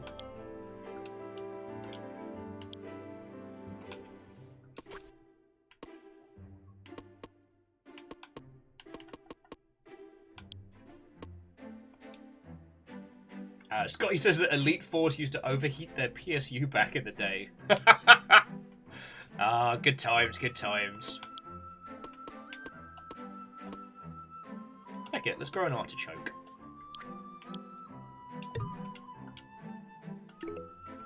We've got our little thing going. Legend says they fell asleep to Anacrusis last night. Oh. I think we're... Oh, yeah, no. We're currently waiting for the next... Oh, Kitty! Hello. This poor kid looks really sick. Do you need help? What makes you think I need help? Kitty! Alright. Alright, next mission. Cure the cat. Well, we know Grand Alf the Green will be able to help us. Air Dragon says they spent hours proving to people that XCOM Enforcer was not a fever dream. God, yeah. I'm still glad that whole series survived it. Walk faster, stay warm.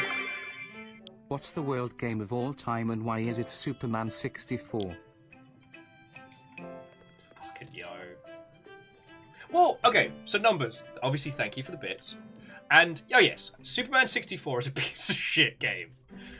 But one of the things that's so different about games from other mediums that does need discussing is the fact that you can't just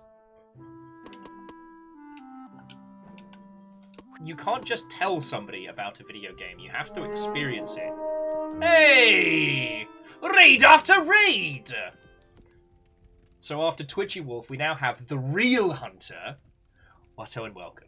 How was your day? We're talking about classic video games. Well, we're also talking about like ROMs and emulation, video games preservation, and like access to art and shit like that. We're also curing a kitty of their cold because they're too proud. But no, so Numbers brings up Superman 64. The story of Superman 64 is fascinating. Like, to my understanding, like they had like months on the clock to produce that game under stressful conditions. And what came out of it was exactly what you expect. It was a pile of wet garbage doo-doo pee-pee town. But the thing about video games is that they are an experienced medium. And yes, it is great that we're in this era of like the video essayist. You know, if you want to know about a game that you don't have time or you don't have the capacity or inclination to play, but you want to learn, you can watch a whole YouTube video breakdown of it. That's brilliant. But especially with Superman 64, if you look at it, it just seems a bit basic. All right, you look at it and you go, I mean, it's not good, but it's not like it just seems simple. You have to hold it. You have to play it with its god-awful controls to understand, like, oh shit, this isn't just skinned pilot wings. This is bad. This is truly bad. And in video games, sometimes we learn the most from experience. Numbers, Snake Pass is the one where you control a snake as it's wrapping around stuff. Another brilliant game that you can't truly know it until you've played it. Same with What Became of Edith Finch. But I'll try and get through a day without ranting about that. And Akka's like, I know you're quite capable of taking care of yourself, but I happen to have this medicine in my pocket, which I'm not using, so you can take it. Ari's like, Okay, I take it. If it makes you happy. Quest complete. Cure the cat. Kitty! Alright, the cat is okay. Legend says I love me some snake pass, but my hands hurt just thinking about it. That is true. Yeah. A little sundry cat. No, I'm not. I don't need help. I'm big fighty. Sure you are. Sure you are. Dog wants. Sup, Crabs?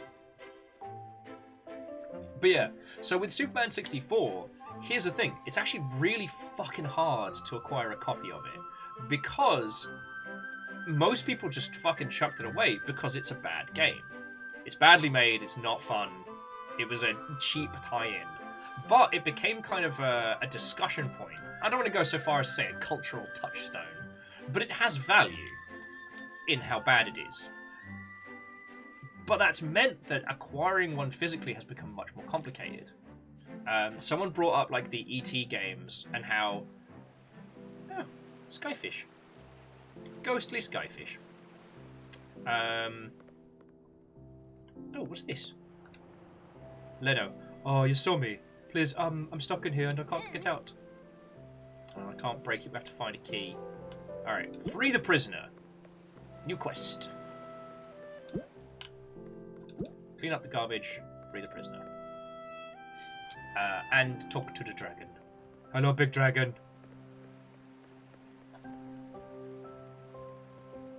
Hello, babies. They don't seem to want the grass.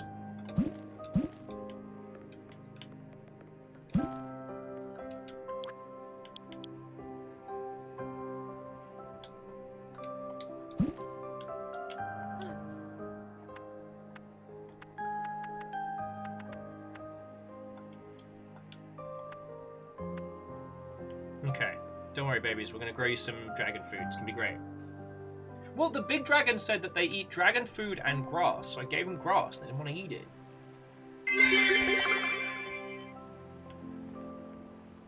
Make dragon food in the cauldron. Okay. I mean, I don't know if we have... the last thing which we need is cabbages for dragon food.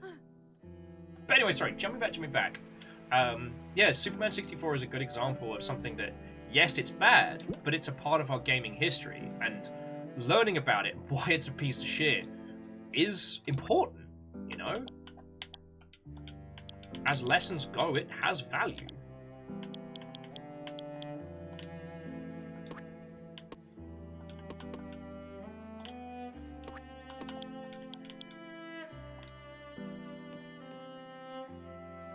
And so in situations like that, I do think it's important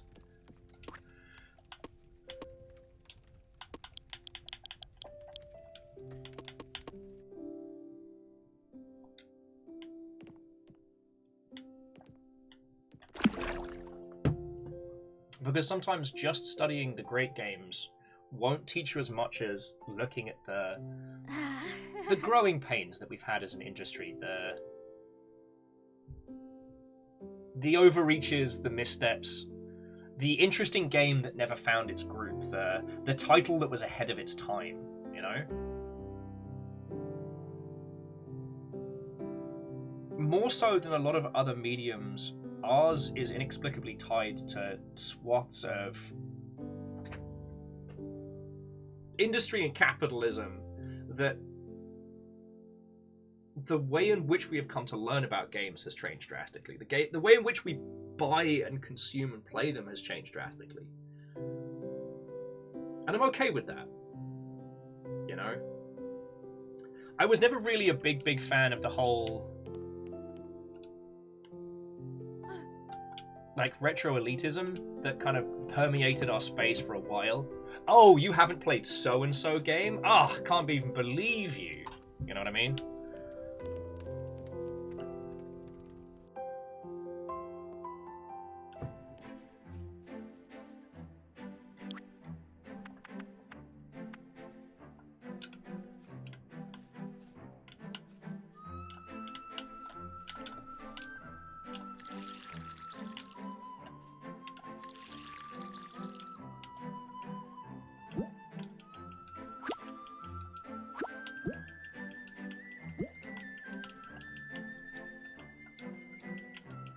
quite ready.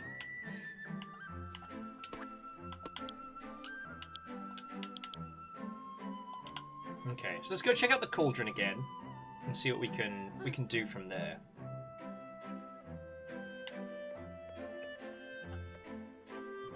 Oh, and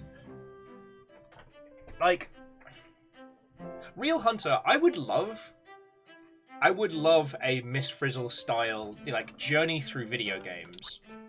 You know, teaching people the different. Okay. How the fuck are we gonna get some cabbages? Maybe Tom can give us some cabbage seeds or something. Mate, gardening. Okay.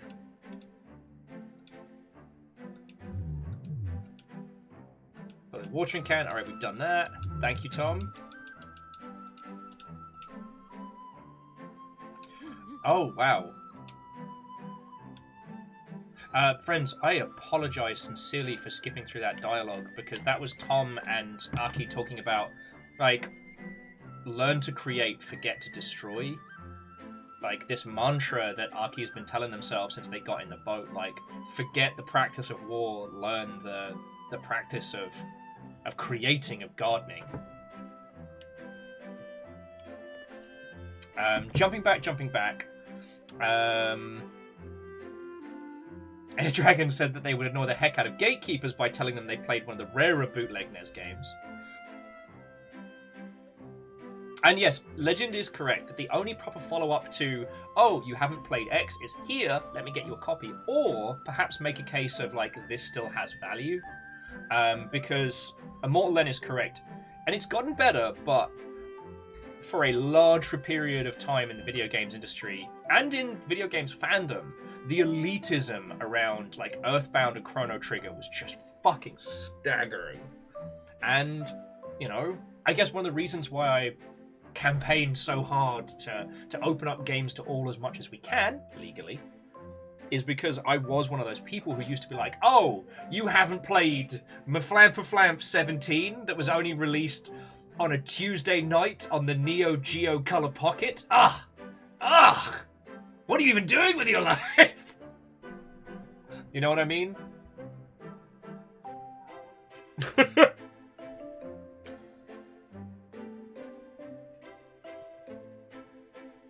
But no, both Earthbound and Chrono Trigger are exceptional games, but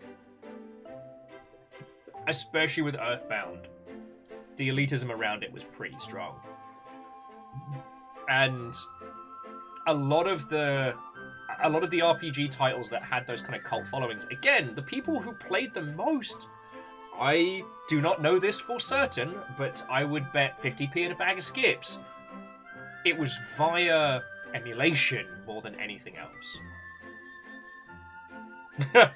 Yeah, Real Hunter, how can you possibly enjoy Persona 5 if you haven't played the poorly translated Shin Megami Tensei games on the SNES? God. Ugh. I mean, as a community manager, I annoyingly understand that mentality. And it comes from essentially like an embittered defense. That these people spend so much time having to defend themselves and their choices that eventually it becomes... The fact that other people don't know or wish to experience what they're doing becomes... I don't want to say like a personality trait, but it definitely falls into that category.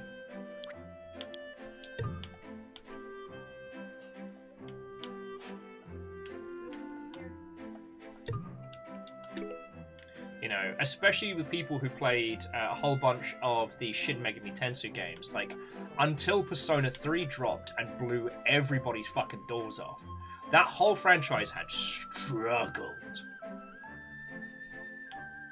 At least outside of Japan. And it didn't help that the Shin Megami Tensei series was confusing, with a very, very split timeline for understanding it. It was not easy by any means. Alright. Let's go hunt for some cabbage seeds. Actually, you know what? Fuck it. Let's go to town. Let's go finish that marble puzzle and talk to the person who used to make weapons for a living. And Legend, you're right. not any of the Shin Megami Tensei games are bad. It's a very different philosophy, and it was an important one to discuss, especially for people who were coming off of having just discovered like Final Fantasy and stuff like that. Oh! Just bring me 5 waste and exchange it for something useful. Shit, let's go get the fucking garbage! Let's go get paid! Wait for me!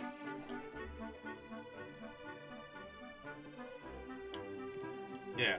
So, Legends, far as I understand it in Japan, the Shin Megami Tensei series, like, made its name by being, like, the anti-Dragon Quest. So, like, if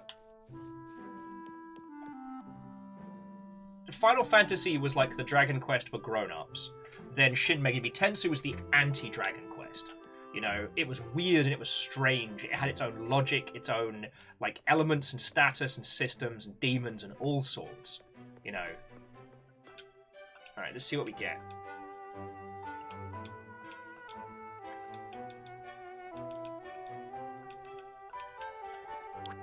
We got some plants. Oh, some bonsai. Oh, we'll pop those in our little setup and it'll be great.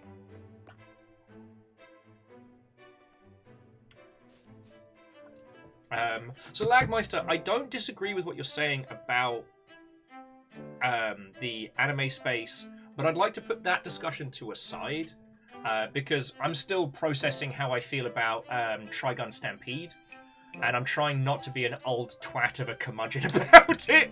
I'm sorry, there's no better way to say it. I'm hate watching new Trigun, but that's another story. But yeah, the Shin Megami Tensei series was such a counter that because of the incredible JRPG space, or sorry, I should say just the RPG space in Japan, like, you could have a counterculture movement, which is what I feel Shin Megami Tensei was. And then come the explosion of the PS2, a bunch of those games got US and European releases, but without the back history. So out of nowhere, we got Digital Devil Saga and...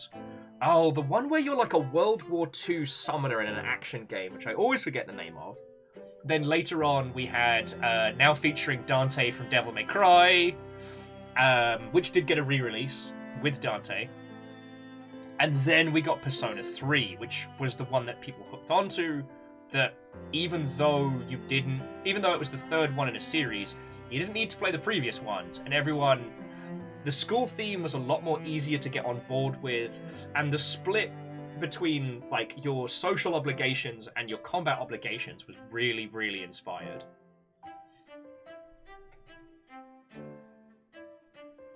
Alright, Legend, alright, my 2 second on Trigun Stampede is that it is gorgeously animated. The new character designs are mostly incredible, but it is a badly told story. And I don't just mean for, like, it's bad Trigun, it's badly told. You know, it's not a Western because it spends no time doing anything Western-like. And I guess it's a high sci-fi gun-shooty thing? It's not spoiling the plot points, it is kind of feeling very much like Ruby with a higher budget at this point. And if you compare it to the source material, we've already gone through all of the major reveals, and we're 6 episodes in. Like, where does it go from here? I don't know. But it has... yeah. It reminds me of the middle-tier Spider-Man movies where they'd put, like, 3 villains in a movie because they were too nervous that people were going to get bored or they weren't going to adopt stuff. And there's no time spent in the world. Plus, how can you have a Western when there is an international military government ruling everything? Like, where are the bounty hunters? Where are the sheriffs? Where's the every town is a little oasis? You can't have that when you have international cops! Alright, that's my 10 minutes. I'm done. I'm done! I'm done! I'm done! I'm done. Alright, let's go back to retro games, because otherwise... yeah.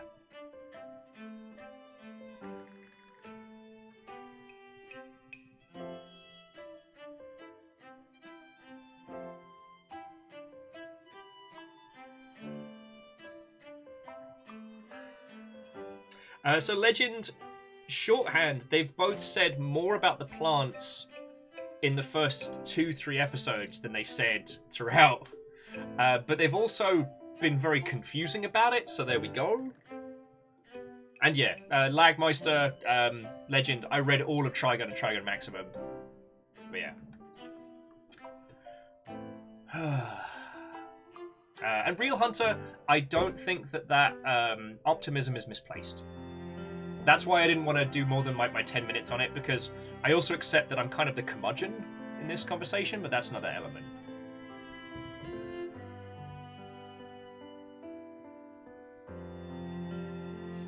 So Number says, can't you technically make the Shin Megami Tensei argument about Final Fantasy VII and Super Smash Bros.? I'm not sure what you mean precisely, Numbers. I guess, like...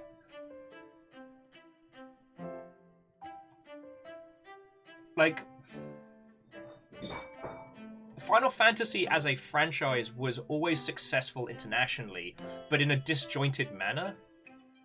And because you never needed to know the previous game's story, I would say that Persona 3 was Shin Megami Tensei's Final Fantasy VII. If that doesn't sound like too much of a wanky phrase. On Smash Bros, that's out of my wheelhouse a little.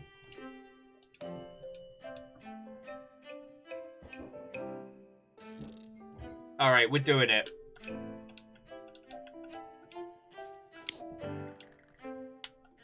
Oh, and I can step on your stuff. I do not want to play cards. Do not get me playing triple trad. It's bad enough that I'm doing this.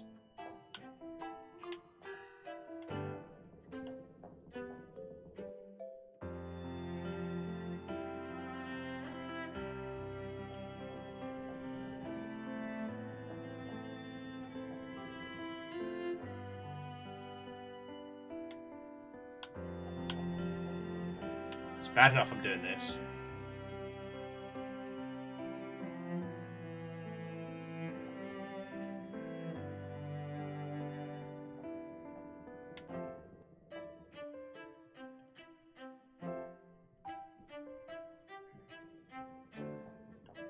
No!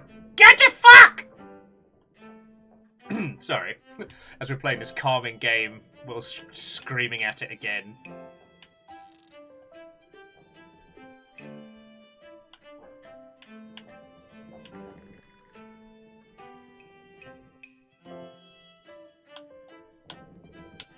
I covered wars, don't you know?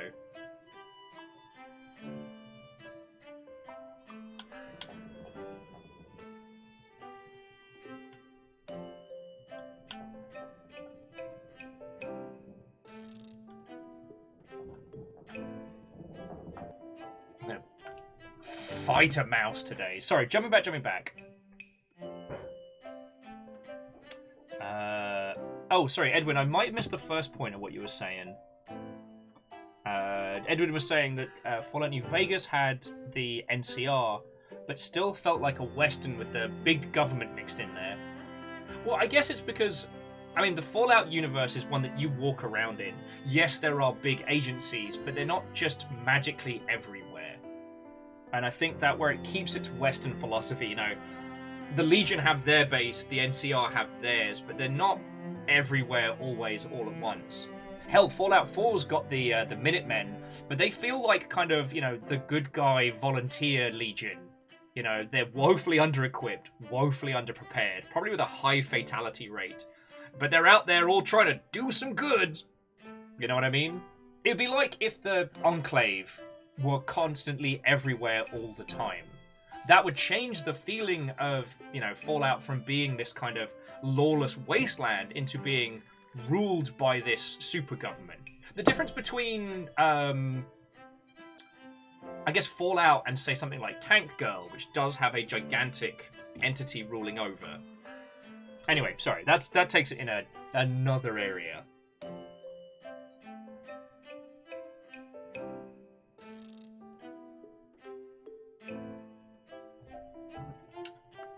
I gotta fucking do this now. Yes, I want to play a stupid-ass fucking maze. Ah. Yeah, so many conversation tangents, but you know I love it.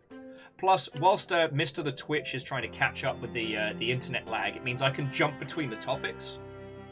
As long as you all don't mind me talking incessantly.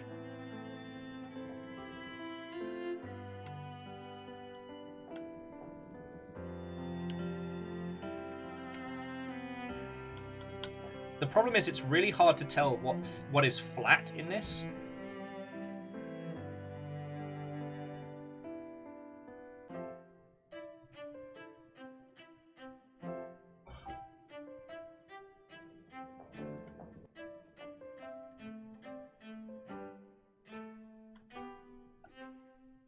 Just ever so slightly. Real Hunter, you're actually the first. I guess we all got too caught up in no! The other stuff.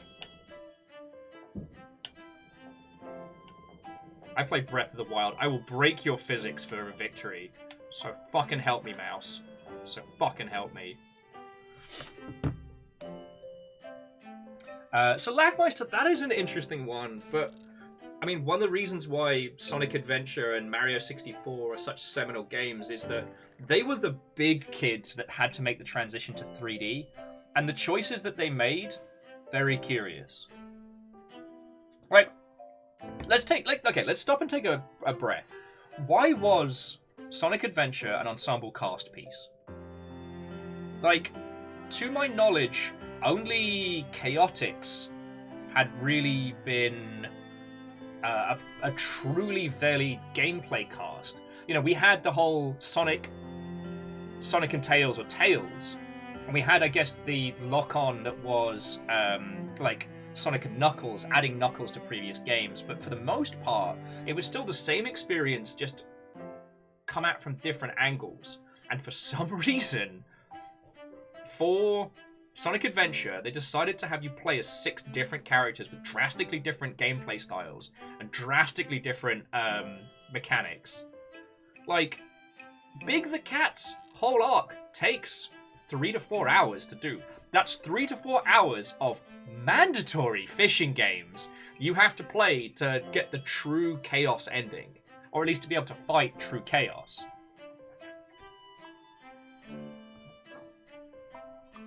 Smallest Waffle says, I'm 60% sure clipping.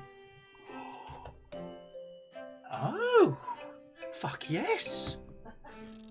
And one of the advantages, dear friends, about starting late in the day is that I get to have dinner, and I guess I'm kind of flexing because. What are you doing? What are you doing? I guess I'm kind of flexing because I got spaghettis. I got the good spaghettis. Yeah, look at this. It's my dinner. Like I said, I'm spoiled. I get to spend my evening chatting with you lot. Then afterwards I get to hang out with the fluffies. I got some dinner. I'm doing real good. But no. Jumping back. Like, let's stop and think, like, what was the philosophy behind Sonic Adventure? Because, like, Mario 64 is a very simple title. Like, comparable to what we would see with other 3D games at the time.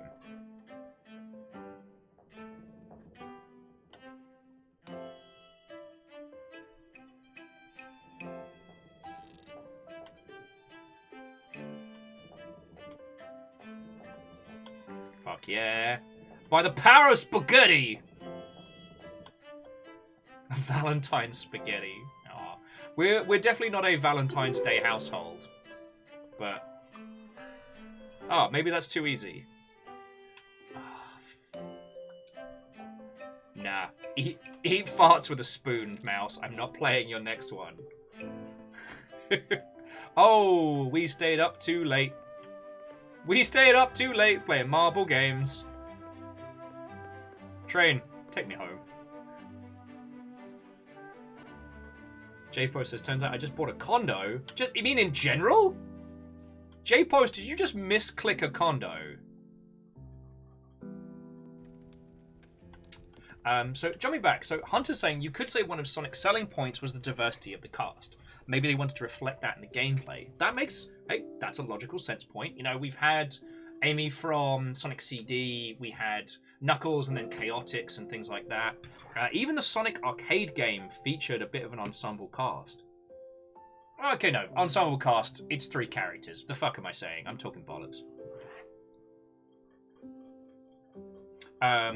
Sorry, if you never saw it, Sonic Arcade, not to be confused with Sonic the Fighters, which was a Sonic the Hedgehog fighting game made by the same team that did Virtua Fighter and Fighting Vipers and all that stuff.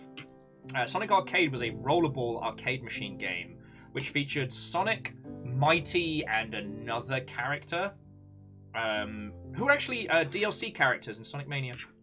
But yeah, you had to navigate through these complex environments with a rollerball. It's fascinating. Legend, you wouldn't download a condo? Oh shit! Smallest waffle beat me to the joke. Fuck! Alright. Bath time. Bath time!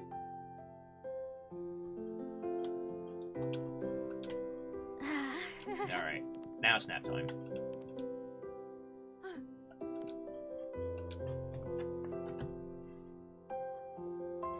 Red Burning says, I'm pretty sure Big the Cat was a stealth ad for Sega Bass Fishing. That's true. Although Sega Bass Fishing, correct me if I'm wrong, that was already an arcade title. Like a lot of Sega's creations from the Saturn era, they were games that were also, like... Hang on. Aww. Like a lot of Sega's creations from that time, they were things that were also available in the arcades, like with House of the Dead, Virtua Cop, Sega Rally, shit like that. They were big arcade games that you could play, and to my understanding, Sega Bass Fishing was part of that. Now, Sadlin would be able to tell you more than I, but it was like Sega Marina Fishing, the one that had a larger non-bass cast of fish. That, I believe, was the one that was made specifically for home console. So it could have been that. I mean, it did have similar mechanics to Sega Bass Fishing.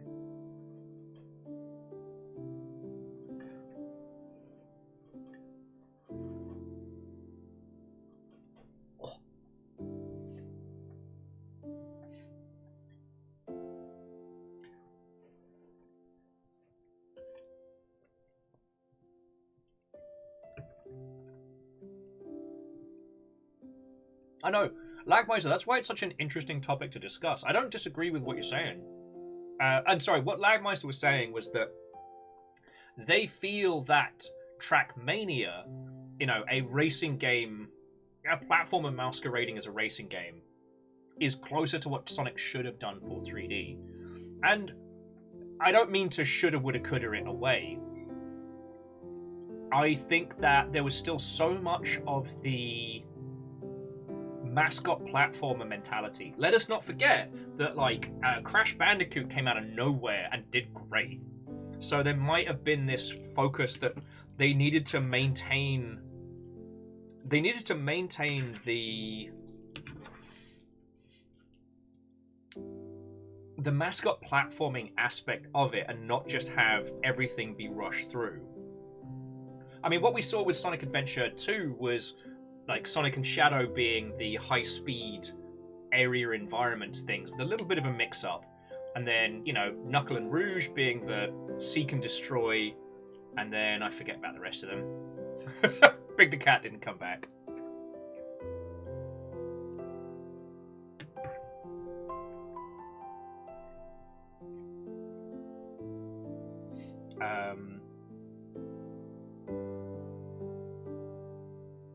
I mean, Lagmeister, if it didn't have a fishing minigame, would it even be a video game?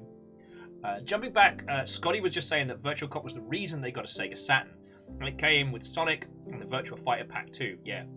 Interestingly, the Sonic collection on the Saturn is a very unique title that contained a proto 3D Sonic game. So if you look into it, it's fucking... The history behind it is wild. Oh yes, it was Amy and Omega. Thank you, Legend. But I mean, the history of Sonic is also a fascinating one to read into. And I don't just mean this as someone who worked for a Sega-owned studio. Sonic is a franchise that makes mad bank from licensing. It's easy to forget that it was a time when we had fucking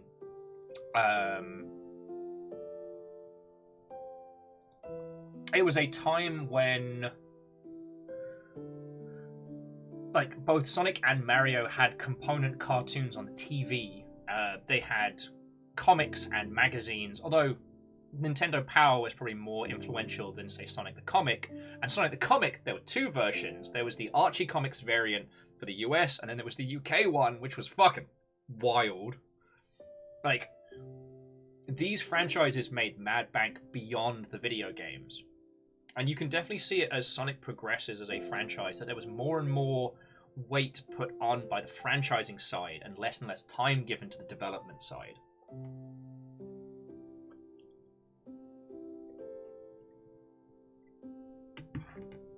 And I think Sonic is still struggling to find its identity. We saw Sonic Mania, absolutely brilliant. But then the Sonic Remake pack, it wasn't great. It wasn't great.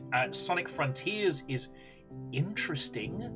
And the most that a lot of people could say about it was that, boy, that sure was an open world Sonic game. It's curious. It's curious.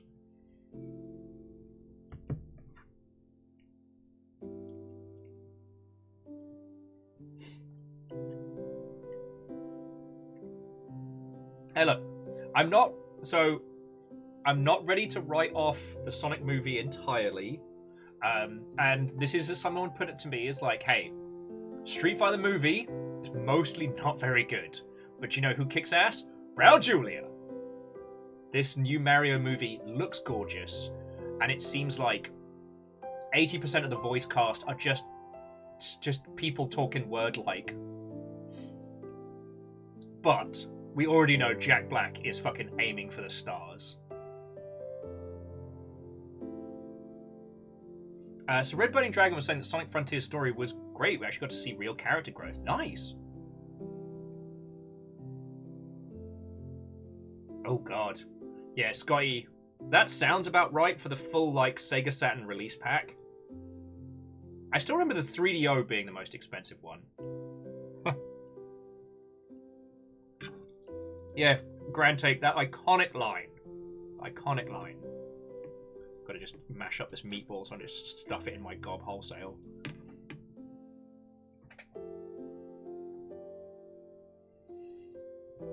But yeah, it's important to remember that despite them being main staples of the space, they're still fucking huge.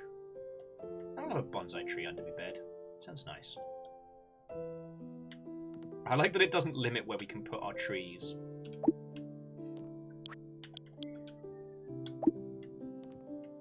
Get a little pot over here. And let's get a little plant pot next to the bed.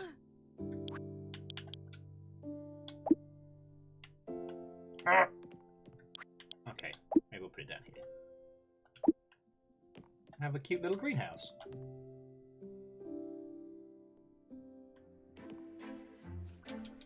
Oh, no, they just need water.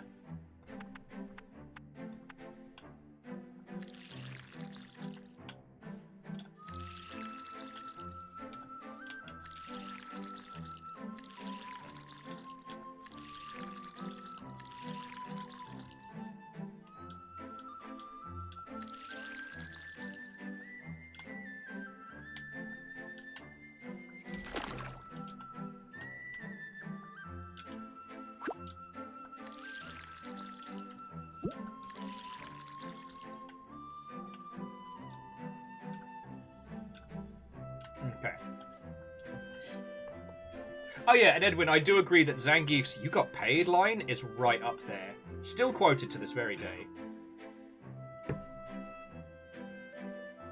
Or, I mean, one of my favourites is Raul Julia being like, "And DJ, we shall fight them to the last man. As they send their warriors in, we shall fight as any true warrior of Shadowloo. as DJ's slowly slinking into the background like, peace out. There are loads of great elements. But no, I just wanted to bring that up because, you know, we look back, especially on the Sonic's move to 3D, and it's easy to forget that they were trying to learn how to be a 3D game in a space where Sonic was really struggling with an identity, and still kind of does. Because of the way in which Mario has been handled, Mario has a very strong identity. And so it's not... The team behind that don't have to struggle so hard as to go, alright, what is a Mario game? They already kind of nailed it.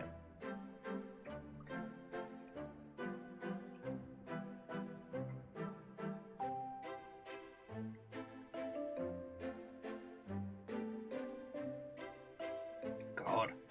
Scotty, I don't know if you were there when we were talking about it, but I keep talking about, like, all the great game shops in Tottenham Court Road there used to be. Oh, good times, good times.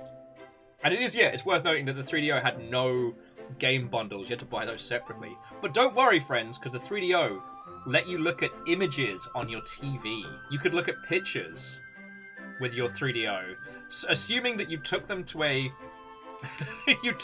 photo development place and then got them burnt to CD rather than printed, which was an incredibly expensive process.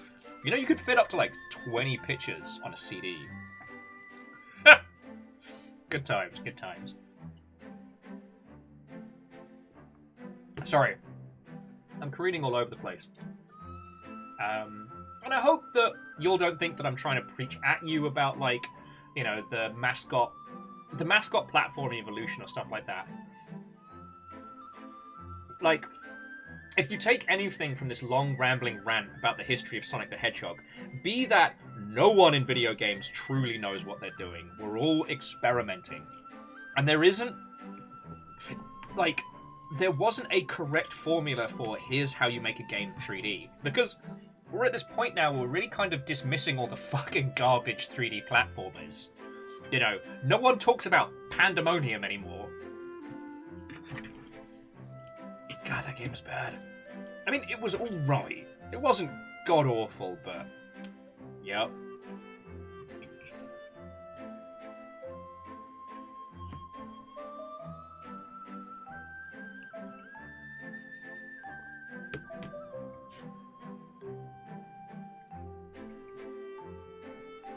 And Andorf, that's entirely fair. No one knows what they're doing.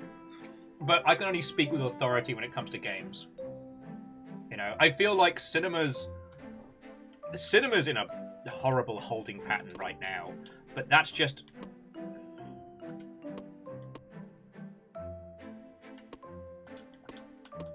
but that just... The cinema nonsense feels more like...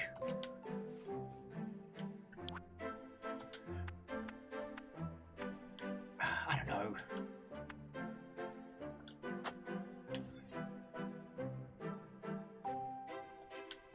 A lot of the problems with cinema feel I don't want to say self-inflicted, because that makes me seem like a really heartless bastard.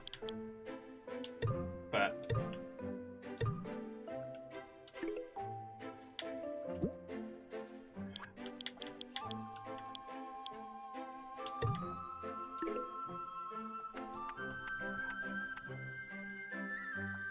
like I said, I don't know cinema like I know video games, and I never want to pretend to you that I do.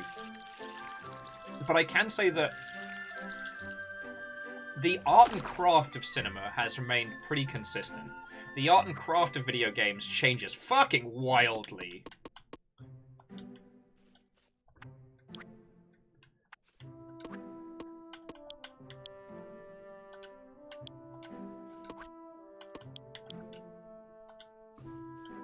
And I think there's something to discuss in that one. In certain genres... Sorry, in certain medias... God damn it, kitty! Okay, a roof for the cat.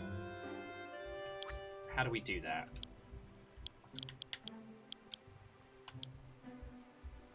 Wood, rope, grass. We can do that.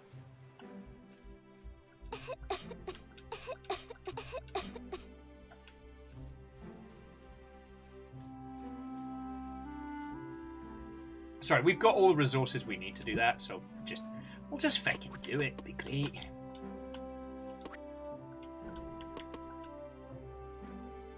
And what was the other thing it needed? Grass, that was it.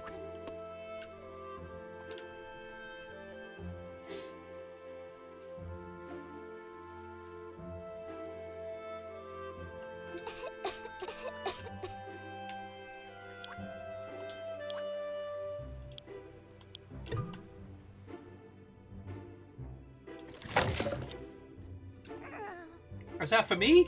Yeah. I had some spare time and some wood, so...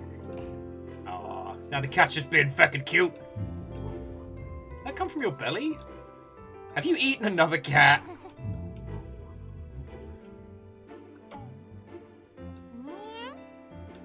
What does a cat eat? Sandwiches! Feed the cat. Feed the cat a sandwich. That seems healthy and smart.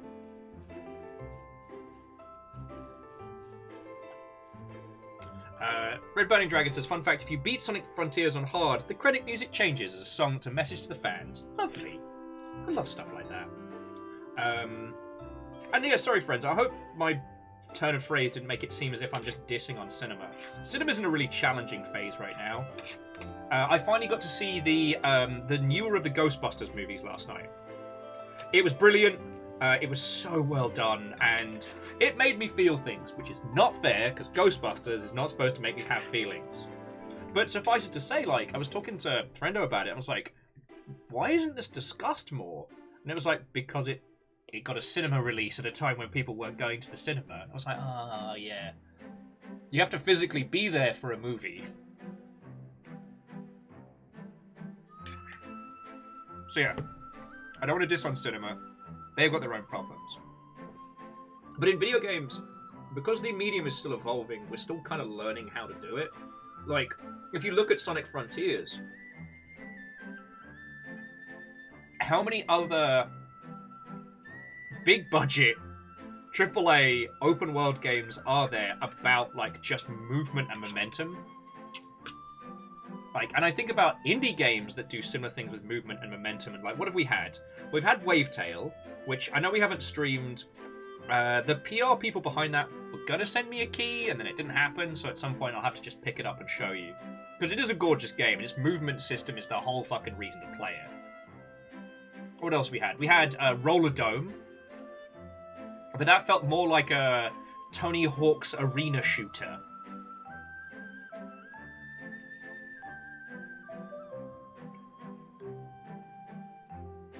And while Neon White does have an incredible movement system, that was definitely trying to capture like high-speed shooty gunbang in tight controlled environments. Neon White is unapologetically about mastery in small controlled spaces. Sonic Frontiers is about like what does speed and movement look like in a huge open world.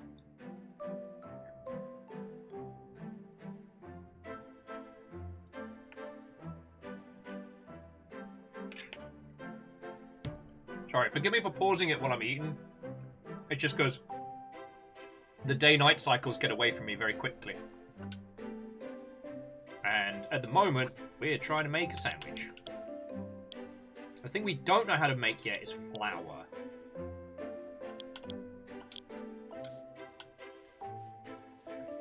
I guess we could talk to some of the other people who might be able to tell us what to do.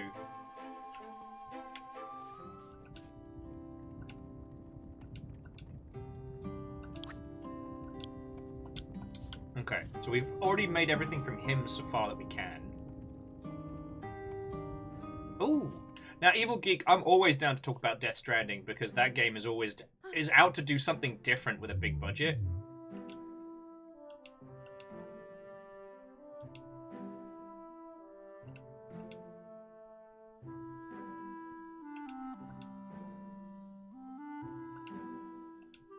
Okay, that's cute. So basically, instead of scarecrows as you would put out in Stardew Valley, certain plants attract certain kinds of bugs and some repel them. Onions repel the bad flies and attract the good flies. and carrots do the same in opposite, so both work in tandem. It's kind of fascinating.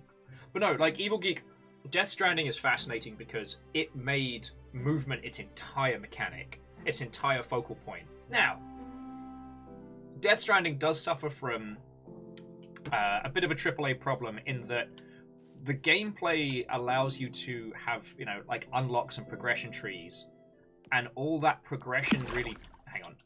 All that progression really does is remove the core mechanic or make it so simple that it's no longer consequential. Which I think is...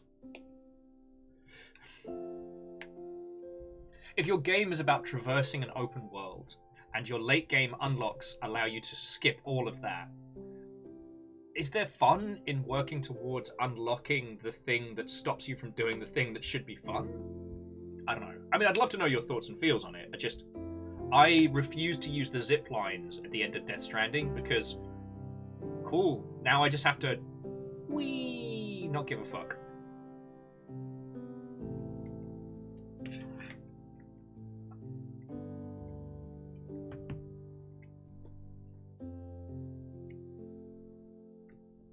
Unreal Hunter, I think that would be a really interesting thing to explore.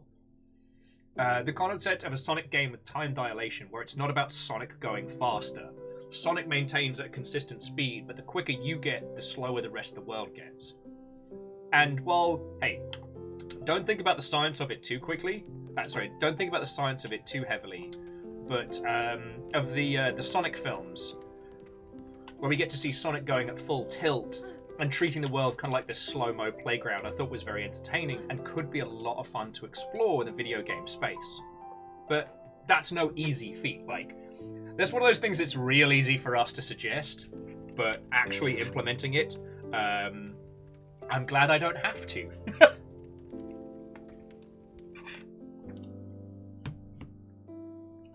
Also, as an aside to an aside, has anyone not seen my new Gundam that I built and painted?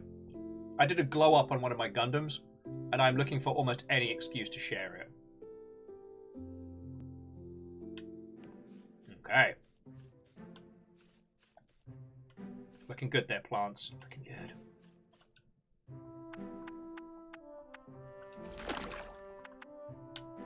Alright, so... Grand Take, have you not seen it? Alright. I want excuses to show off my cool shit. Okay, so I love weird mech designs, as you well know. Have a look at this. So this is the O, which is a feckin' cool design, like a big chonker. This thing is designed to scrap and to fly in 0G. It has teeny tiny surprise grabby arms in the skirt. Like, it'll stab you with its crotchal region. And it's just got this really fresh and different design, but, like, this mustard yellow's gotta go, right? So, I put together this shiny unit. I went for a... Oh no! The bits fell off. I went for a...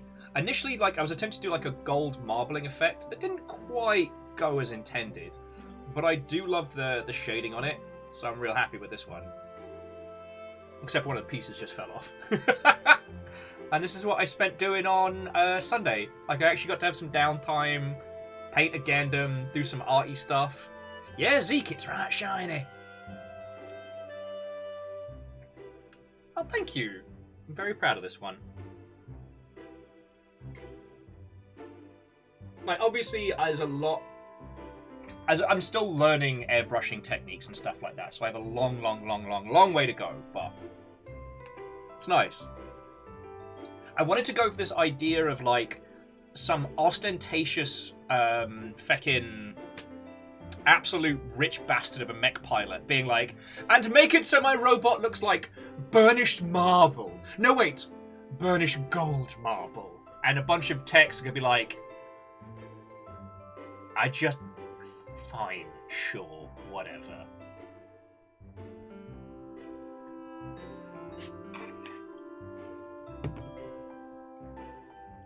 Immortal N, if you're going to quote me of, it'll stab you in the crotchal region, that is Will Overguard, US Gamer, Mech Pilot, Degenerate. That's my full title there.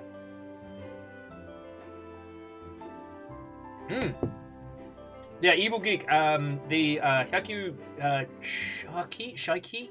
God, I can never pronounce it proper. Yeah, that has that over the top gold look. But I like that one because absolutely not Char Aznable. Wink. Looks like a race car pilot, and then you see that, mate, and it looks like a fucking race car. Like, yes, it's got like the it's got the big. God, I'm trying to remember for what dialect. It's got the huge black icons on the shoulders that give it that kind of samurai kung fu master look. But overall, it's this gold, sleek-looking machine. And when put alongside the Gundam, which is more of a clean-cut kind of white nonsense, it gives it this real fancy look. And not Char Aznable doing some good stuff with it. I mean, shit, it's one of the things that makes those Middle Gundam series so powerful. Is Char, like, after the fall of Zeon, you know, just going out in the world and actually trying to do some good, but then kind of having a philosophical falling out with the rest. Because, you know, he believes that the only way that we're going to get rid of war is by destroying all the people who keep starting them.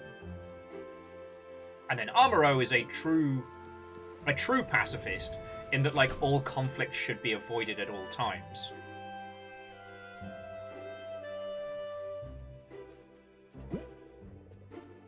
And I'm not...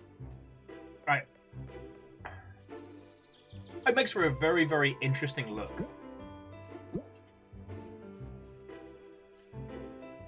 Okay, so Andorf, I really hope you get some decent sleep. For those of us who cannot sleep, you need to sleep good. Have a lovely rest of your evening. Because, yeah, all I was going to talk about was... I think I finally cracked the mech problem. And I can't believe it took me as long as it did. Hello, puppy.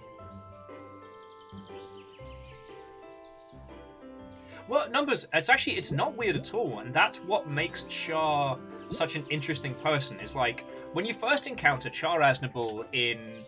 you know, Mobile Suit Gundam, they are the hotshot pilot for the Zeon Empire. Bit villain, bit jerk, but, you know, they're out to do some good. Actually, I'm just gonna take this. Oh, apparently no.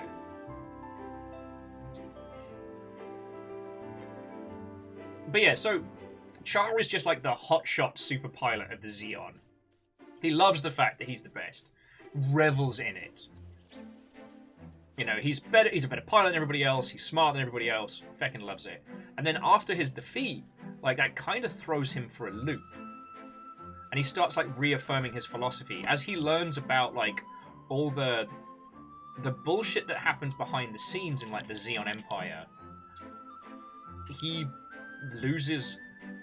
I guess he loses faith with a whole bunch of the system, you know?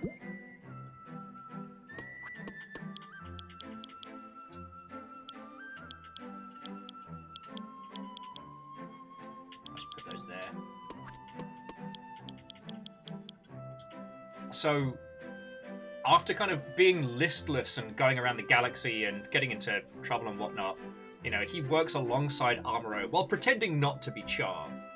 We all know it.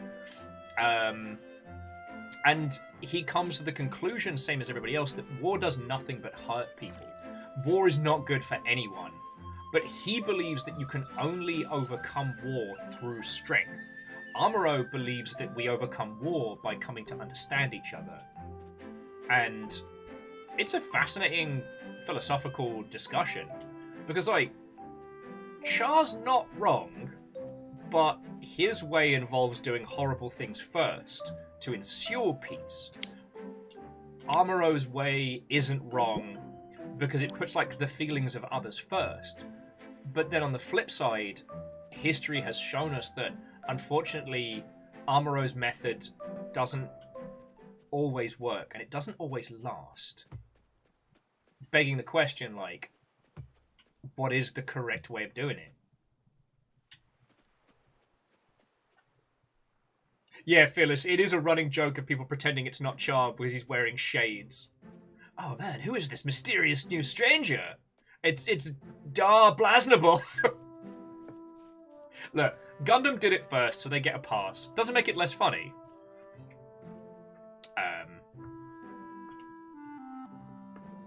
Okay, so we still got to find the key to free the prisoner. And we've got to find cabbage seeds.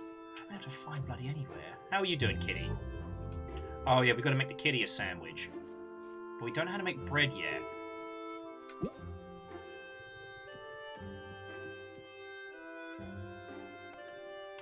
Maybe Grand Alf.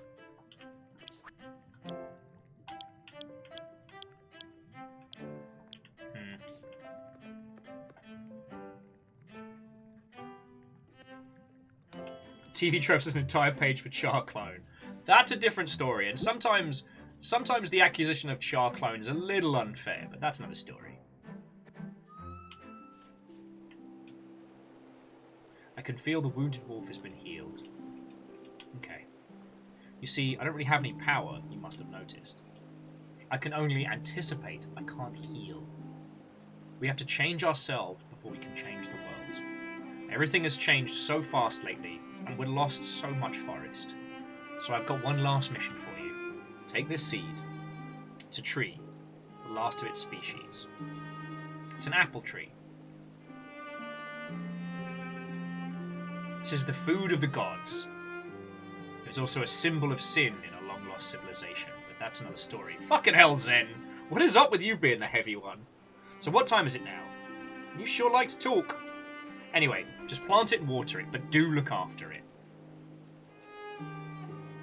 It's a tree, what do you expect? It's gonna take years. Weeks, months, you'll see. Alright, tree planting! Bye, Grumpy Spirit!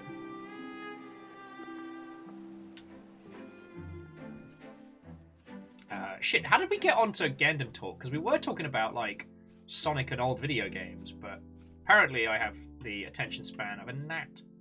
Reactor online. Hey! Online. Weapons online. All systems nominal.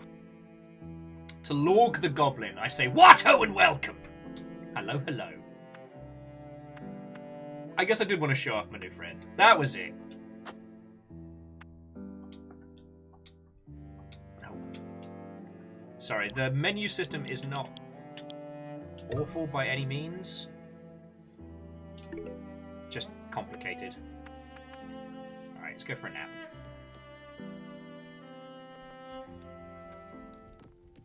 Yeah, the house is looking nice.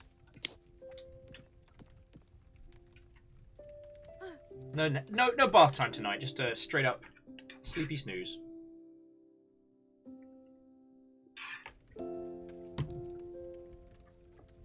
Whee!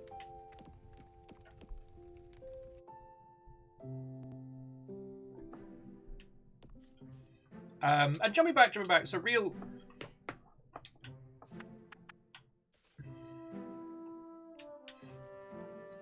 Like, the philosophy of the different Gundam pilots gets very interesting, to say the least.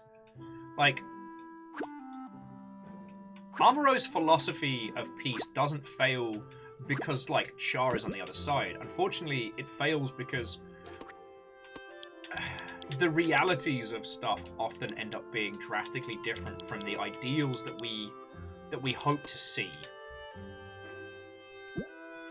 If that makes a strange kind of sense.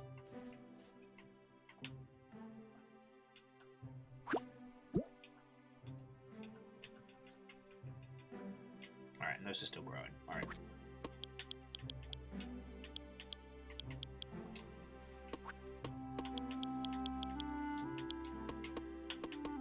Yeah, I'm still trying to swap it so we have, like, food here and seeds in the other one. I'm doing my best. I'm doing my best, friends, I tell thee. Wow, and also we are covering very heavy topics very quickly.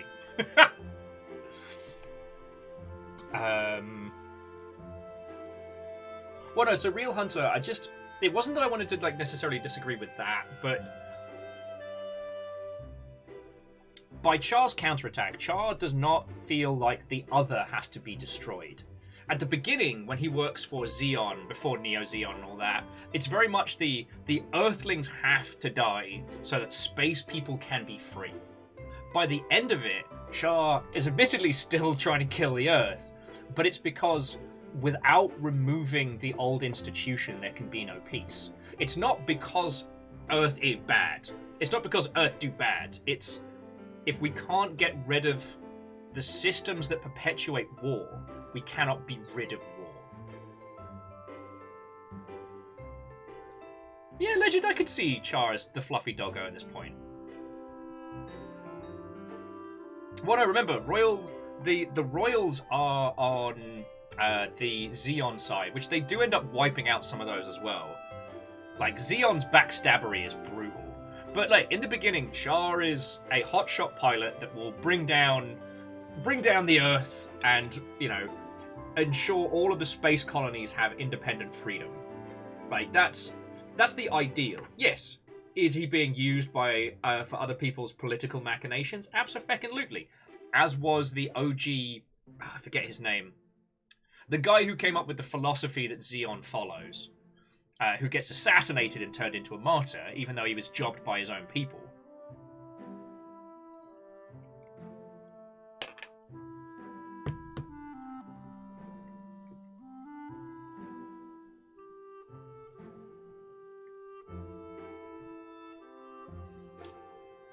But yeah. And sorry, I don't mean to... I hope I'm not getting preachy on all of this. I just find it kind of fascinating that we encounter media, especially when it comes to giant robot media, where there is a good and a bad. There is the attacking, exterminating force and the heroic main force. You know, in most giant robot most giant robot media were really bad at having, like, good guy, bad guy. Because we're so focused on big robot that we don't always take the time to expand upon these concepts.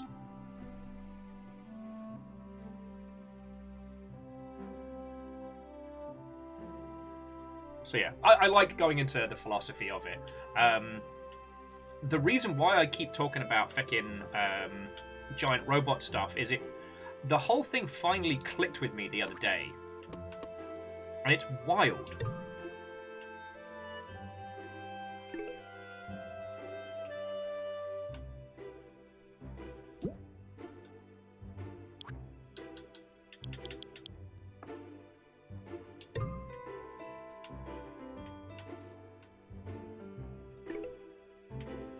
Sorry. Oh, Amos, you're fine.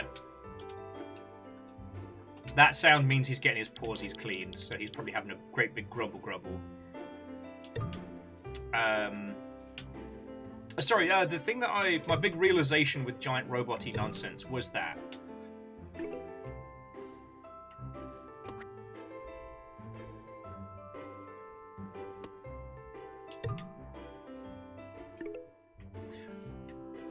currently a larger portion of giant robot media is just other genres of video games in the ilk with a giant robot skin over the top. Do you know what I mean?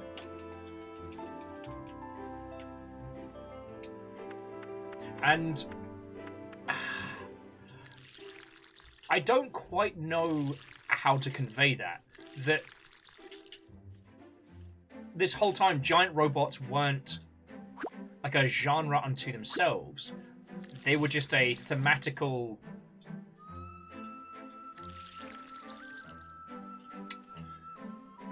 grounding.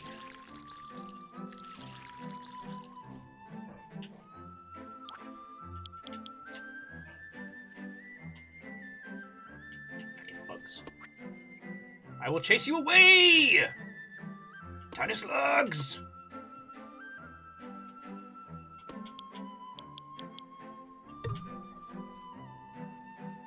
Why won't it let me place one there? That's what I don't understand. I wonder if I have to, like, re-sow the ground.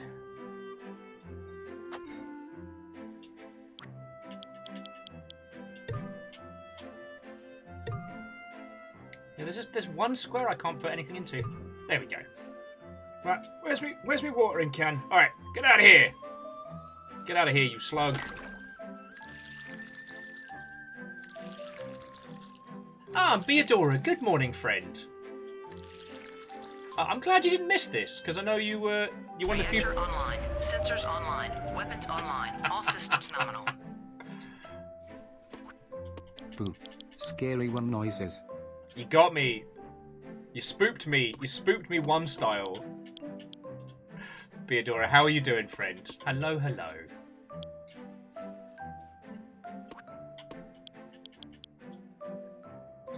She's some fucking cabbages, man!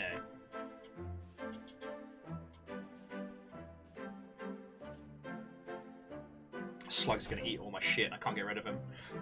Little bastard. So sorry, the point that I was kind of like half bimbling over is that for years I've been trying to work out why giant robot games don't tend to do better. Like, yes, I understand the philosophy that giant robot games don't sell is a misnomer that has kind of been born from the lack of perceived success in giant robot media outside of Japan. That's not a kettle of monkeys. Robot games with giant robots in them do all right, but they don't do spectacularly, and I've spent a large portion of my life trying to work out why. And it hit me that giant robots are just set dressing. They're just the wraparound. When you start thinking about them as other kinds of games with giant robots as the thematic, not the genre, it suddenly makes sense. MechWarrior is not a giant robot game, it's a tank simulator, but your tank is fucking cool and it walks on feeties. In Armored Core, you're playing basically a racing game, but a murdery racing game, or a jet fighter dogfighting style game. You know? I started thinking of some of the other ones in the space. You know, what is Front Mission if not Fire Emblem, but with big stompy stomps? There's very few games that you can just point at and go, that's a robot game! And that might be the big part of it. You know, sometimes the thing that carries us through a lot of these different things is their IP. But, like, what are the big IPs in giant robots? You know, Battletech, Gundam. I guess that's really it. Like, Armored Core is super fucking niche. I mean, Pacific Rim was fucking massive, but Pacific Rim was something that took core inspiration from other things, and we haven't seen much media come from it besides that fucking Netflix animation, which was darker than expected. Grand take, Macross is a good one, but the whole Macross Robotech thing kind of confused the user base. Like, Evil Geek, and that's a good question. Does Transformers count? And in those cases, like, when you think about the games you played in the Transformer world, what were they? Because the ones I remember playing and loving were, for lack of a better term, third-person action games, where you could swap into a vehicle mode.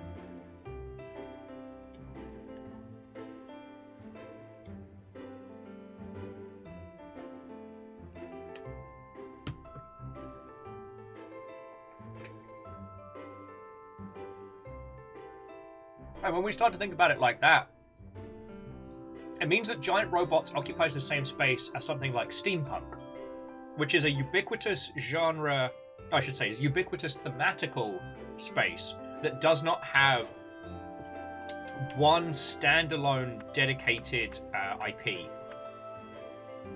There isn't one steampunk IP to rule them all. You know, fantasy, absolutely. Sci-fi, take your bloody pick. But steampunk? There hasn't been one steampunk show to rule them all, one steampunk film. And in fact, the argument of what is and isn't steampunk is a fucking fight in its own, but that's another story.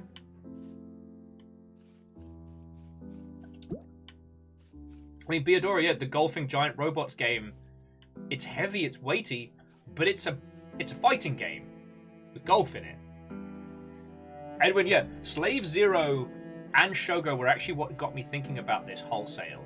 Because Slave Zero is a game where you play as a gigantic robot wrecking face, but in actuality, like Shogun Mobile Armored, Slave Zero is a big old third-person brawler.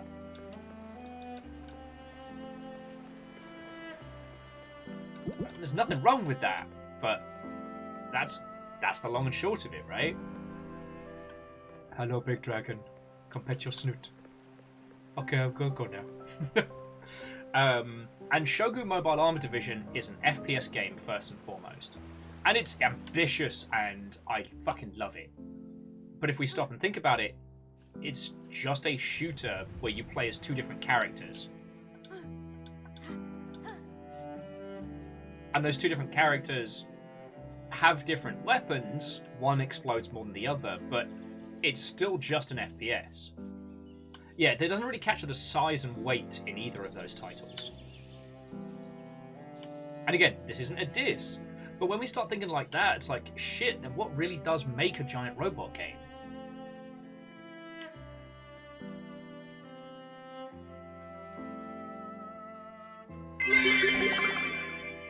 Happy Chocolate Day. My food delivery never got to me, so no Chinese food today. Hope you're doing well. Did you get a refund at least? Oh, yeah, no, I'm doing good. The baby boy was up all night with the horror poos, so I didn't really get to sleep until 6 in the morning. But I'm here. This game is beautiful. And I'm happy to just, like, vibe with it whilst chatting to all of you lot, but make no mistake, this game has emotional teeth. Let's have a soak in the tub. Oh, soak time.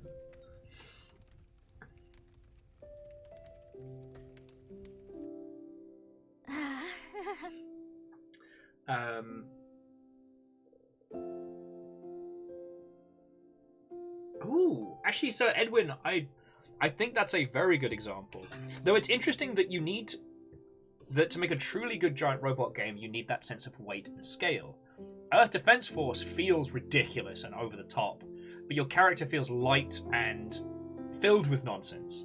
So when you take that character and you put them in a mech, top tier. Whereas the absolute messy disaster of a piece of shit Left Alive, when you get in the mech, it just feels clumsy and bad.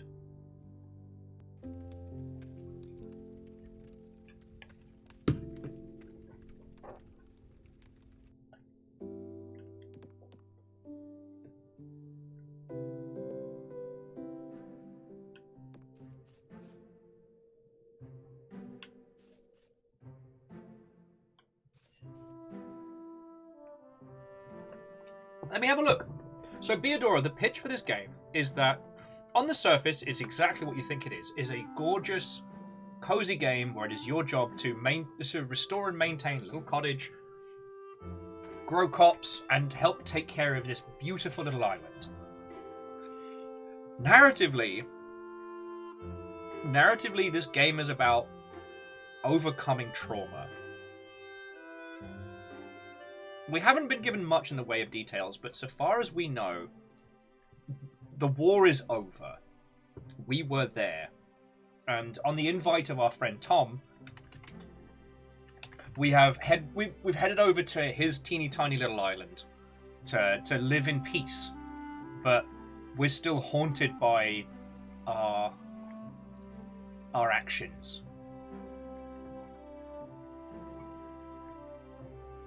Oh,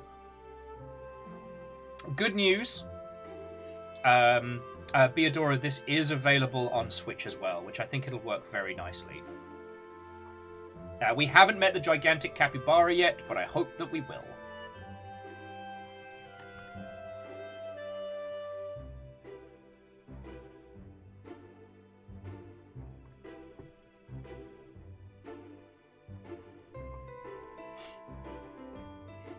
Beodora says, I'm curious about how solarpunk is a new genre. I think solarpunk, again, like a lot of the air quotes punks, is a framing more than a genre. But I do think, what's it called? Terra Nil? I think that's going to be brilliant. And it makes sense that they're taking their time about a game where you lovingly restore nature to its former glory. But I want to play it now. I have played the demo for it 18,000 fucking times.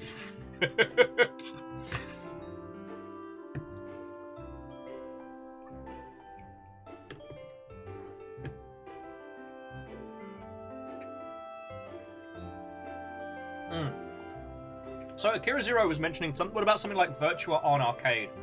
Virtua On is a brilliant game, and I just want to say, like, I'm not dissing on mech games. The point that I'm making here is that there isn't a consistency between them. What we consider to be mech games are actually games from like 5 different genres that have thematical overtones that match, but no experiential that match, if you know what I'm saying. So Virtua On is a fighting game. It's a 3D fighting game, you versus another person, with a combination of distance and close range attacks, and a myriad of different fighters.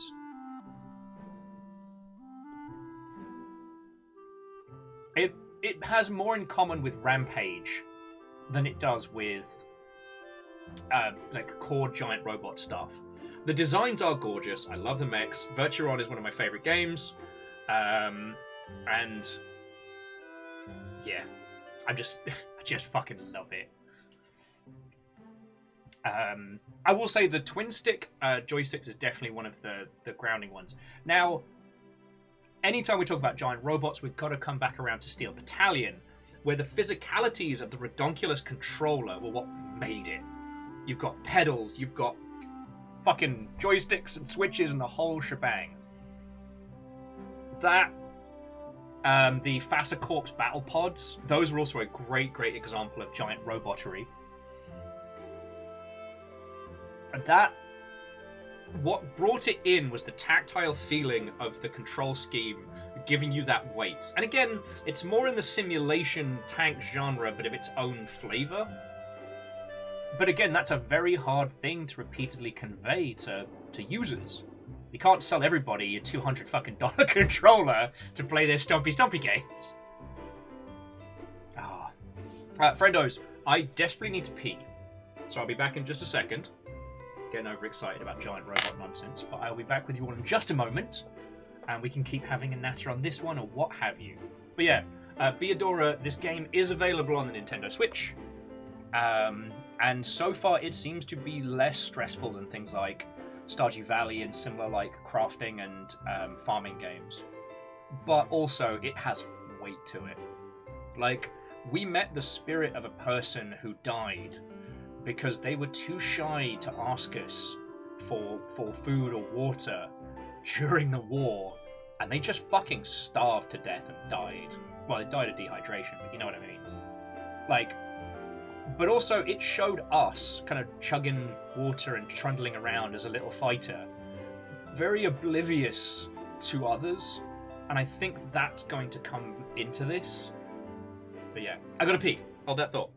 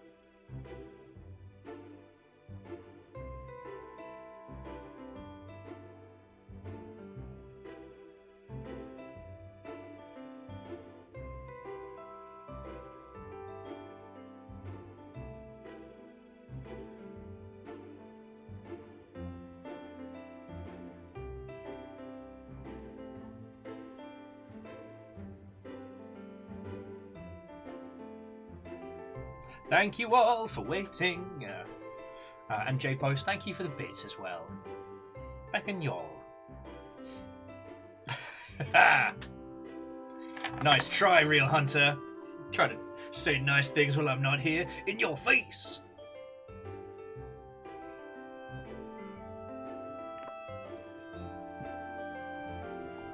Oh.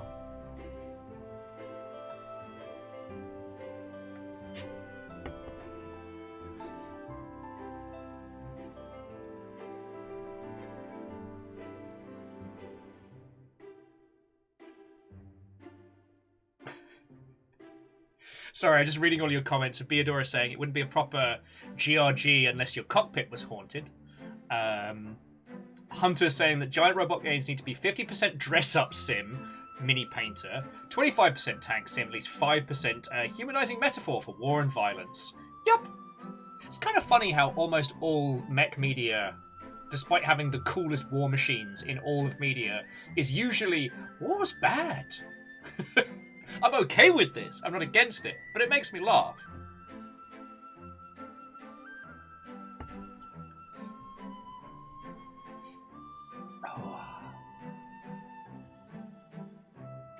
And just Evil Geek was talking about the divide between narrative genre of mech games and the gameplay genre of mech games. Well, so Evil Geek, what I was putting forward is that there isn't much that could be described as the gameplay genre. Now, when it comes to genres in video games, we mostly tend to do it based on... let's go explore the city again. Because we need bloody cabbages. My cabbages! Alright, let's go talk to those weird cats. But yeah, so mostly when it comes to video games, there aren't that many that are the mechanical giant robots. And again, what I was half saying before I got distracted by this cutie patootie game is that most game genres are denoted by the mechanics or the experience of play rather than necessarily by the thematics of. But that's not a hard and fast rule. I love game genres because they are unique to us. It's fucking brilliant. We've talked this conversation a gajillion times. But it's like, there are a lot of games that have robots in them that are far separated. So like one of my favorite RTS games is called Metal Fatigue, where you build giant robots as part of an army with varying customized parts and whatnot. Fucking love it. It's great. You can pop off one of your arms and pick up those of your enemies and use them on the fly, or bring them back to your base and research them. It's fucking great. But when you stop and think about it, it's still an RTS. Thematically, it's about giant robots, but...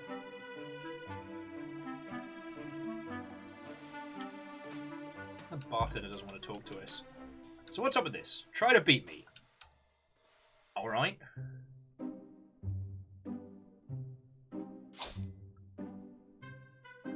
What is the goal?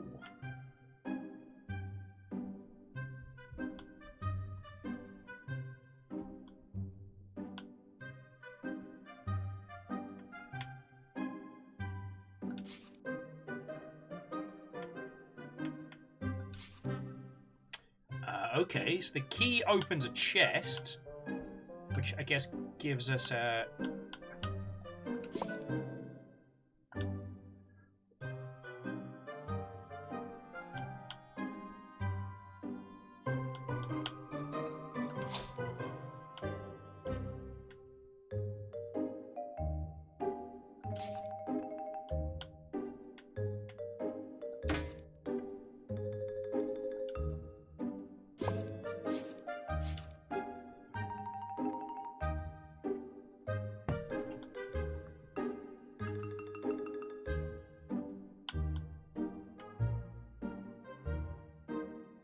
Oh, okay, so we play Punky.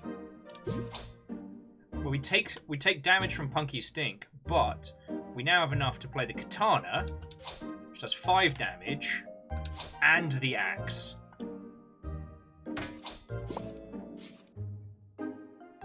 Okay, okay.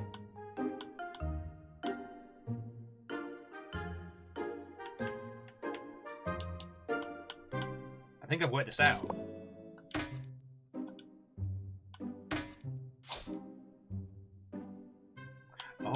and leftover points carry forward.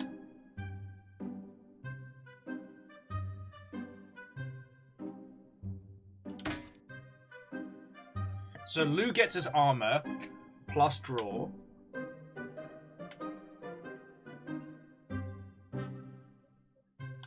But if we play the Crazy Monkey, who does 5 damage and we take 5 damage, and then eat a taco, then we're still quids in.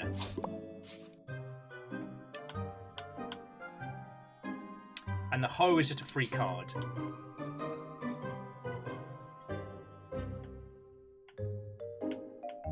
But honestly, we should just strike while the iron is hot. Cards? Are we playing Inscription Apparently now? we are, Lyris. Also, thank you for the bits. You know what? I knew this could happen, but here we are. So we'll go shovel.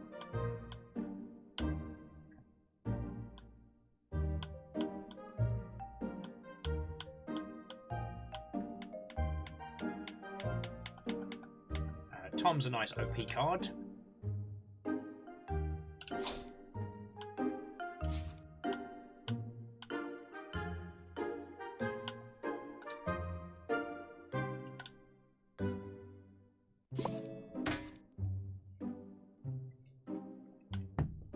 Wellity, wellity, wellity.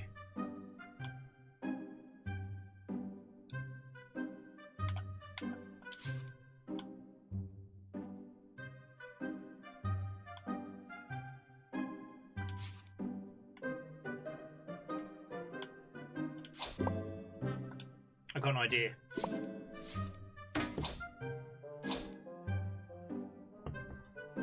Okay, ow.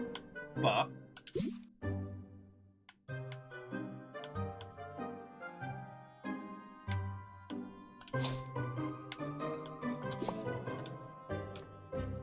oh, sorry, Lyris, thank you for filling the pint glass. I should not have started playing this, because I have no natural defense against in-game card systems.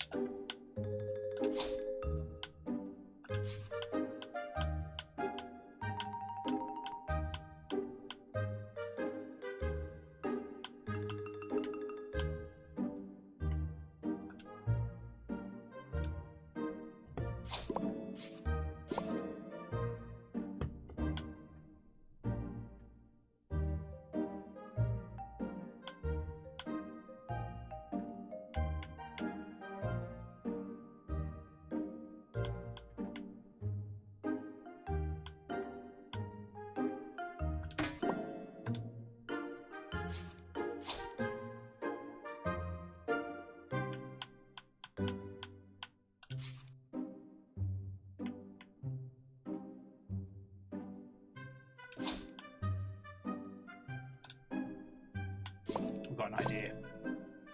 How are you healing so much? Get out of my house.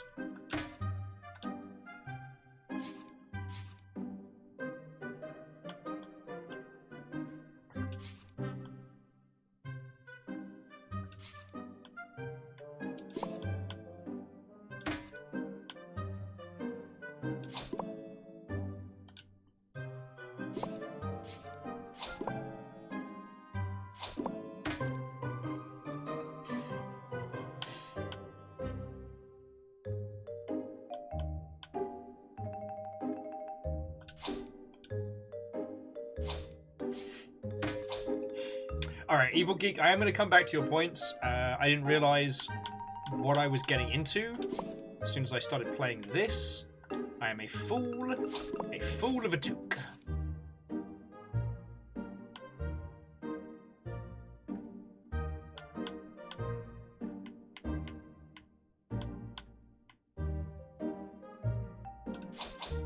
So I'm just playing fucking wildly right now.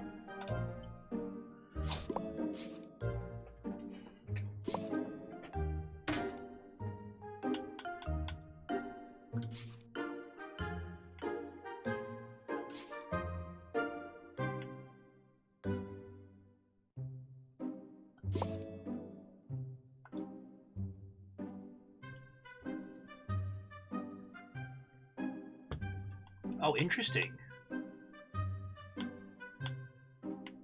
I guess that gives me an extra turn?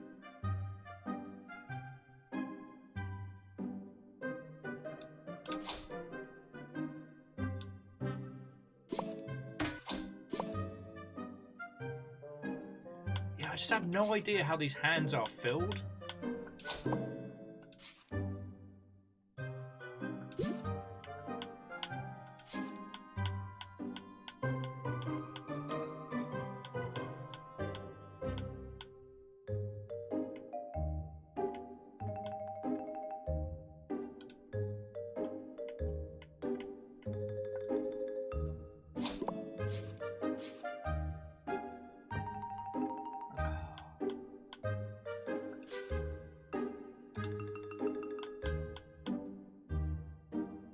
Oh, this might be it.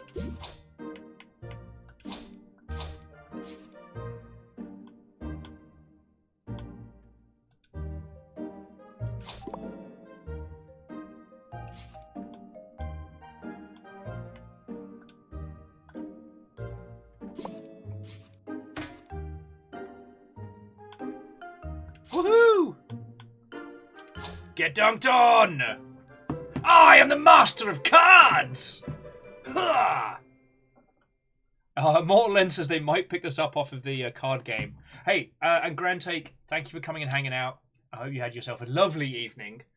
I got the Pickaxe Plus from fighting this person, and now we never need to play that game again.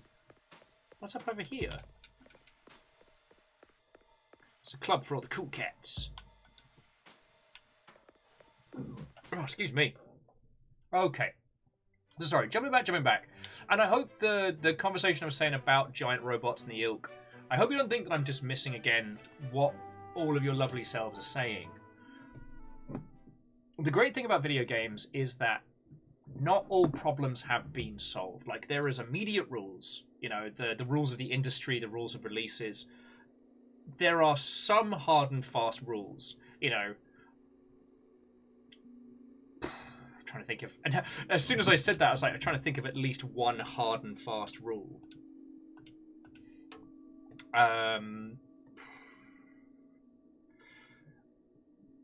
itch.io users prefer to pay what they want rather than have a flat fee. That's a hard and fast rule. But for the most part, the video game industry is still in a state of flux. There's still things that we can decipher and understand intellectually that will have genuine business applications. If we crack how to make giant robot games sell fucking gangbusters, we win. We just win. Alright?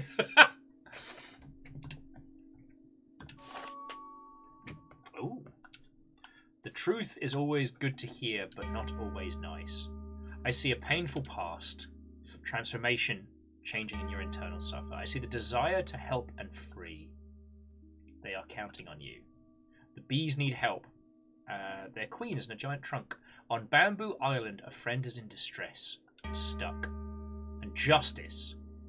Making a fairer world is not easy, and we should do everything we can to help the weakest among us. And you should use every talent you have. And that's all I see. One last thing. The cards will always be the same as long as the situation doesn't change. Come back and see me if you want answers. So I guess this is just telling us how the game, how we progress the story if we're confused. Oh.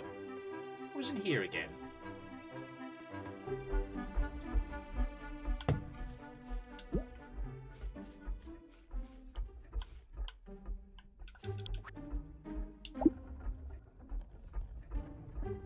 Did we just learn how to make fucking bread?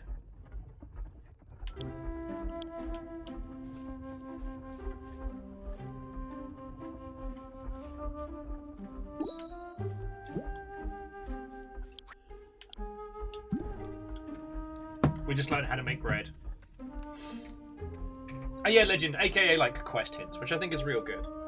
But yeah, it's one of the reasons why I find these discussions really interesting. And like, mech games are so far off of hitting the stride which I feel they can. Because, like, here's the thing. If we sit down and we start talking about fucking Star Wars or something, like, cool, great. Your opinions about a gigantic Disney-owned media franchise are valid, but there's nothing that you're going to be able to divinate from this discussion that will change the face of a Star War. But when it comes to video games, this conversation could be part of what cracks the great indie challenge, you know? Alright. So we can now... So bread we can make. So we need vegetables. Does it matter what veggies?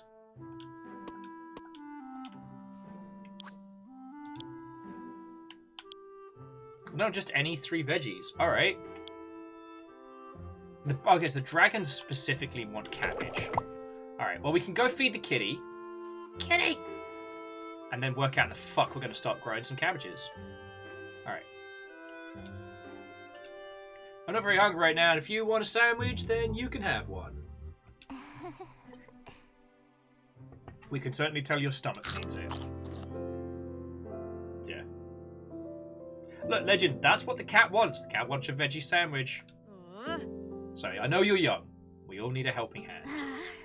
The day will come when I ask for your help too. Cat's like, sure. I thought I had to fend for myself, but it's nice knowing there are others too. So have you been on your own for a long time? You must have been born during the Great War. Ari says yes, and I never knew my father. My mother was always there for me, and I was too young to understand, but she gave almost everything she found. She gave me almost everything she found to eat. Someone told me one day that she went hungry, and that she was in better shape if I wasn't around. She would have been alive if I had been stronger. Fucking hell, this game! Fuck. Well, he was surely too young to understand what unconditional love is. She made this choice fully aware of the consequences, and she wanted more than anything for you to live. And look how you turned out! Crybaby? No. I see a friend who will turn this island into a little paradise. Yeah, Numbers, that's a fucking cruel thing to tell somebody, and the juxtaposition of this adorable art style and people saying some real mean shit, the kind of shit that people do say during times of great strife.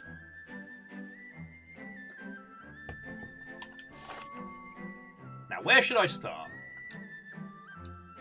I can't wait to get going. Alright, well, you do you, little boo. If you find any fucking cabbage seeds, hook me up.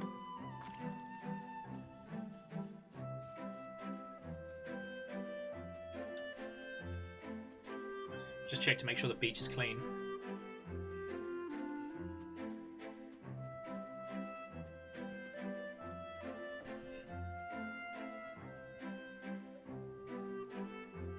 So Real Hunter says, is your ideal mech pilot game a cockpit title like MechWarrior, a third-person high-speed affair like Armored Core? Well, see, Hunter, this is where I think it's very, very interesting to discuss, because I love both. I think the ideal mech experience is probably from cockpit. That is to say, when I mean ideal, I mean that you take an individual and you empower them through both, like, mechanics and through thematics, you know.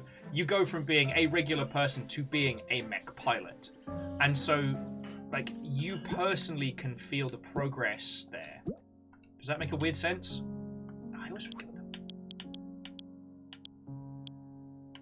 Onion and carrot seeds. No cabbage.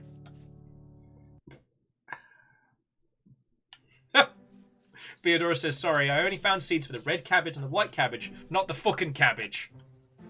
Ah. How about the Beelzebub's broccoli? No?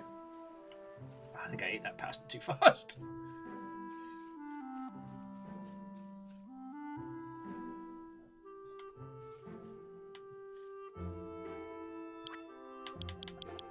Alright, well, let's see if we got any more tulip seeds. Grow some more flowers for the wee babies.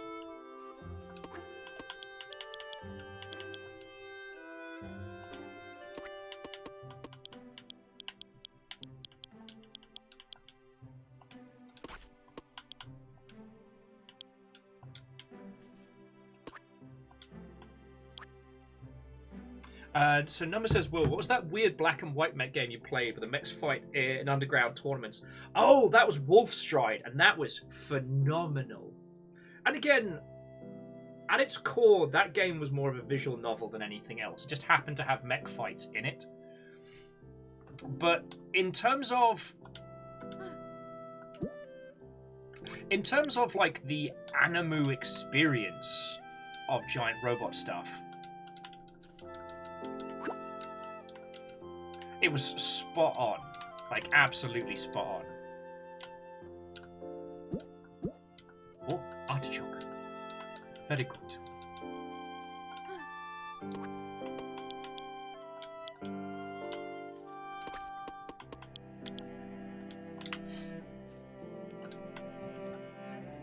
But I think that one Numbers was looking more to emulate like the Animu experience rather than necessarily the giant robot experience. It did a great job of making the mech battles feel like they were really important though. Like, you'd have a fucking, 2-week build-up to one mech fight, doing odd jobs to buy parts, to tweak it, to test it out. So Beodora, Titanfall 2 is a great first-person shooter, and Titanfall 2's story is worth playing. The robots in that feel light and fleeting and easily broken, but your mech, whose name escapes me because I'm a great big dingleberry, but your mech kind of plays the companion character, and they do that in a very good way.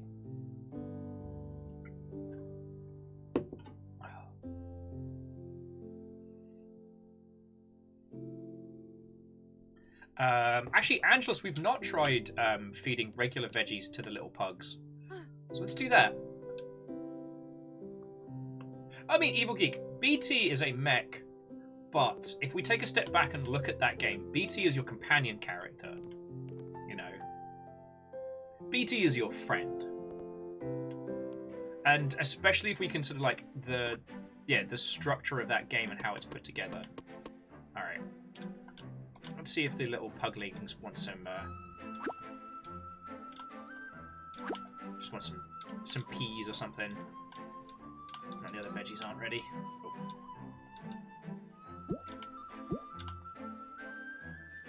What's up, tiny nerd?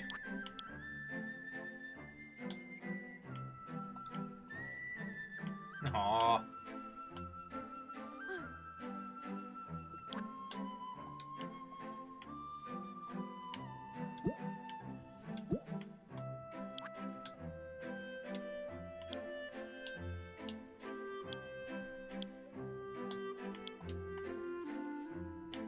Oh, have you all eaten? Okay, they've all eaten, so they're all happy. Oh, so the little puglings, we feed them, and then they do the poops. And then that allows us to fertilize the food. All part of the great circle of life.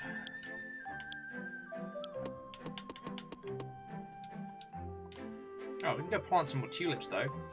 It's also been nice and rainy, so we haven't had to worry too much about watering stuff.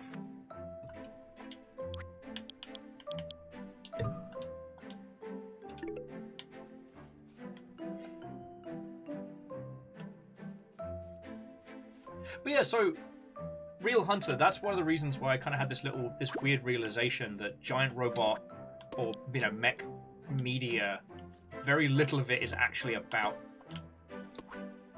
Very little of it is gameplay wise a mech thing.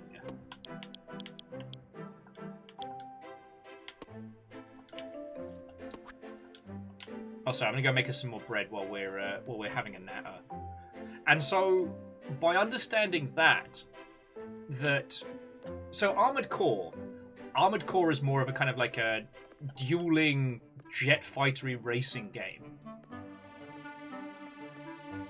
So how does that change how we mechanically look at that game, and how does it change how we sell that game?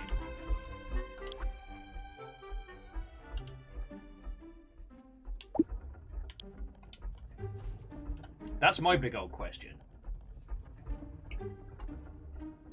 And Angelus, I have no idea where these bloody cabbage seeds come from.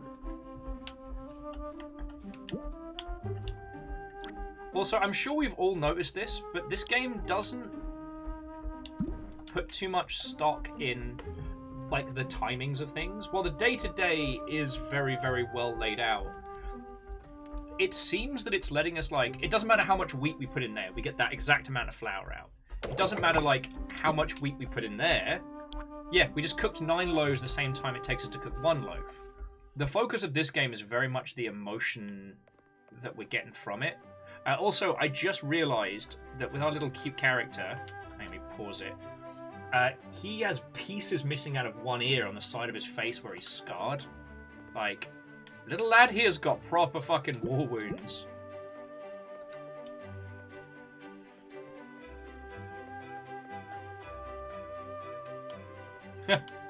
There's no one in the lighthouse, but we can use it to look further. That's real cute.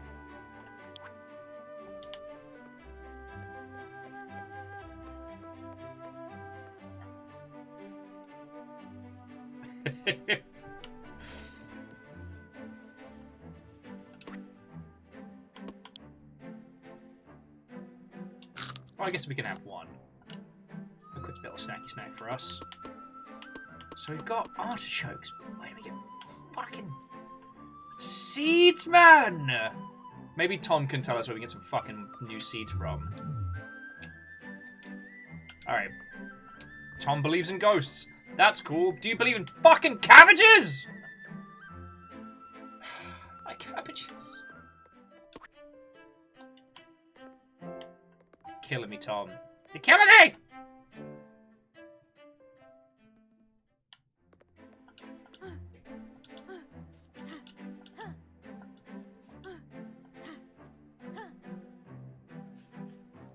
Alright, let's check in on our kitty friend.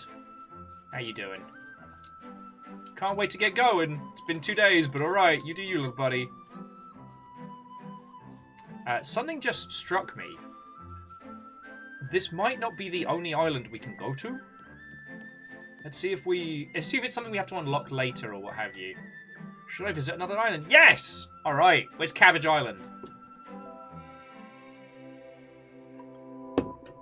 Alright, so do you want to go to Maple, Palm, or Bamboo Island? Let's go explore a little. Yeah, so Real Hunter, like, is it a kaiju? And don't get me wrong, Evil Geek, I love this conversation for shits and giggles. But it's just... I've been such a big fan of giant robots for most of my life, and I want more people to like it. And also, I love the idea of being able to work on a giant robot game at some point and actually make it make some money.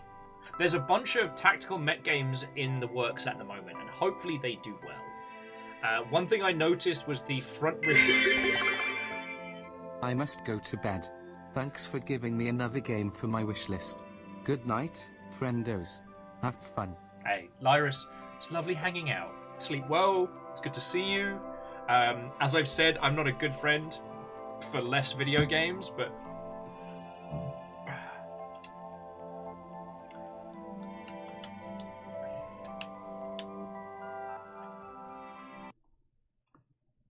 Maple and Bamboo are most likely to. Okay, so what we're going to do, let's go to Maple Island next. Or maybe Bamboo. But whilst I was faffing around, it turned to nighttime because I'm an idiot. But yeah, Lyrus, have a lovely rest of your evening. And thank you all for the bits. You know? Mike, like the great bartenders of yore, I am entirely supported by whatever you lot throw in. So, fucking thank you.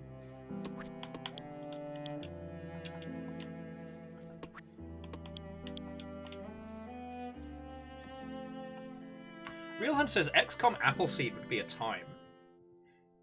Honestly, that might be one of the better ways to tackle that whole universe.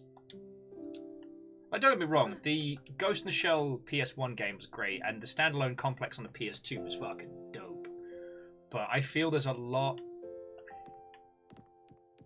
Oh, Angels, were the round seeds in the shed? Did I miss them? Because I am a stupid sometimes.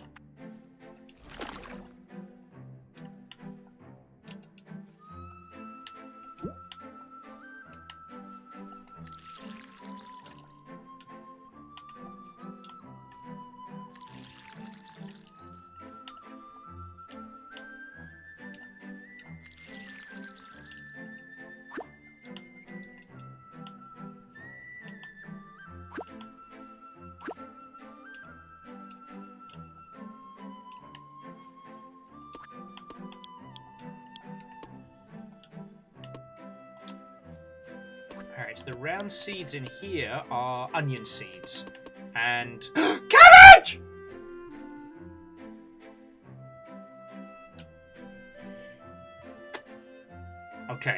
Okay, so maybe I should have been paying more attention.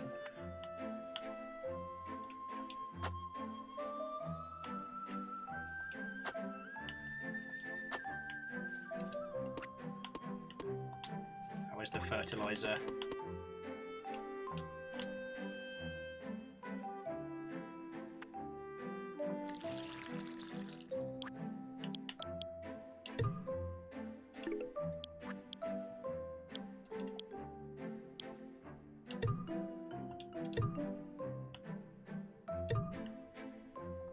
Okay, we're doing good.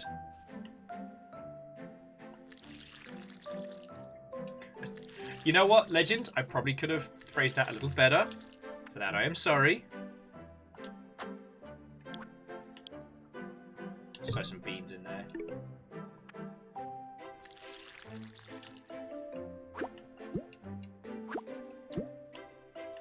And apparently, alongside beans, we get some more onions and some squash.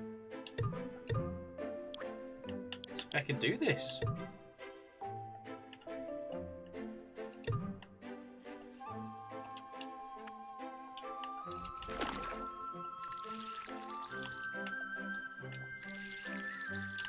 Job's a good one.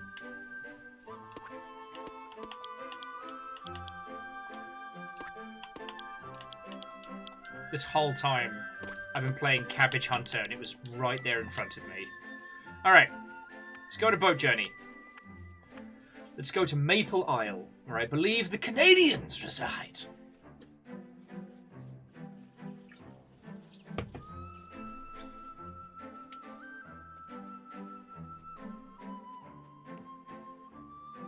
But no, sorry, I distract myself with the power of cabbage.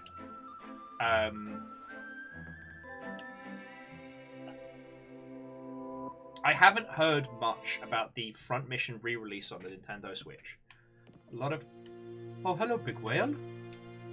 I've never seen a whale so small before. Oh, so really? Well, I've never seen a red raccoon before. I'm not a raccoon. Well, you're a fox then. I'm a red panda. Wait, red panda? Well, that's what people say. I'm not actually a panda. That's complicated. It's true. Are you lost? No, why? Because new faces are rare around here. Anyway, welcome. Welcome, new person. I'm here for cabbage. Oh, okay, and then we have new islands. Oh, that's why we have the power to grow like, to make new hideaways and stuff. Because the other islands will have us exploring and looking for stuff. Brambles. Oh, and we have to make the No More Brambles potion to get through that area. Okay. You know what, friendos? Between that ear-splitting cry and the further adventures, you know what? I think this is a good place to bring our adventures to a close for this evening. Because, as I'm sure you've seen, like, my banter powers are kind of dropping off a cliff. And yes, I know, a casual 5.5 hour stream is very baby for me, but I also think that this is a game best experienced. I am not giving this game the breathing room that it really deserves right now because we're nattering, which isn't a bad thing, it's just...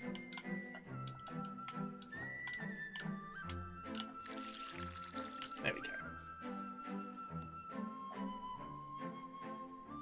Oh, Legend, you're entirely welcome.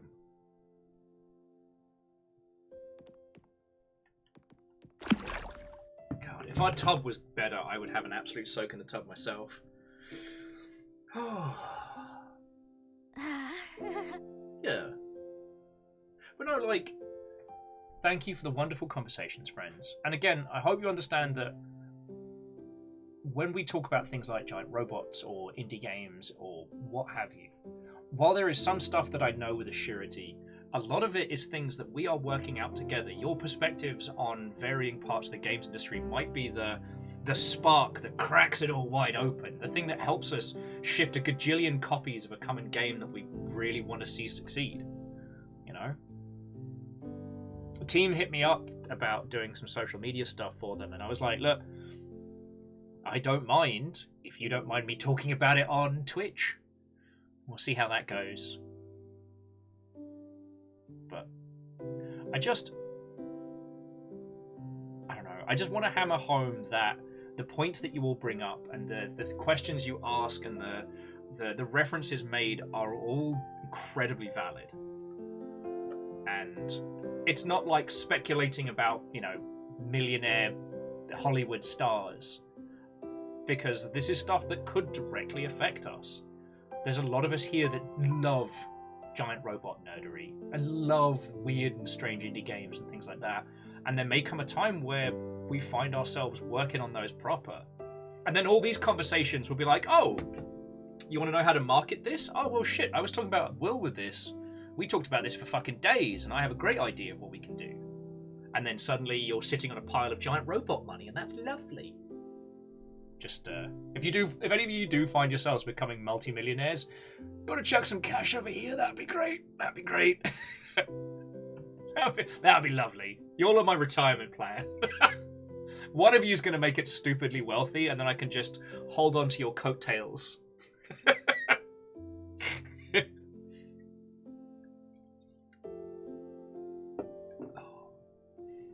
Yeah, and Real Hunter, you're right. Like, for those of us in our 30s and older, like, Transformers and stuff like that were a big seminal part, and any Animu fans here are going to love giant robotry stuff. It's just, I don't know. Most giant robot media isn't about, you know, that macho bravado, punch hard, kill the baddie. Most of it usually has something to say, you know? And that seems to be a weird through point. In a good way. In a good way.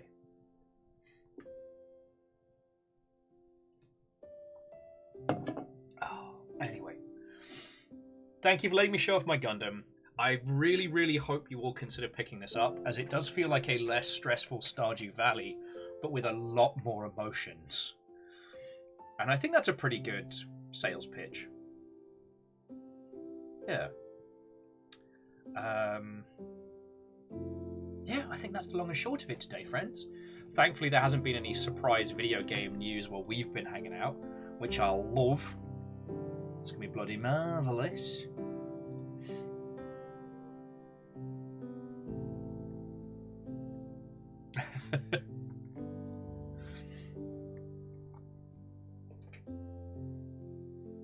It will stress your feels, not your nerves. I like that. I like that. It's not afraid to be real. And I think that sometimes a lot of games might be. So, in true video game fashion, I need to bring our adventures to a close, but I will be bringing you over to one of our lovely, lovely friendos.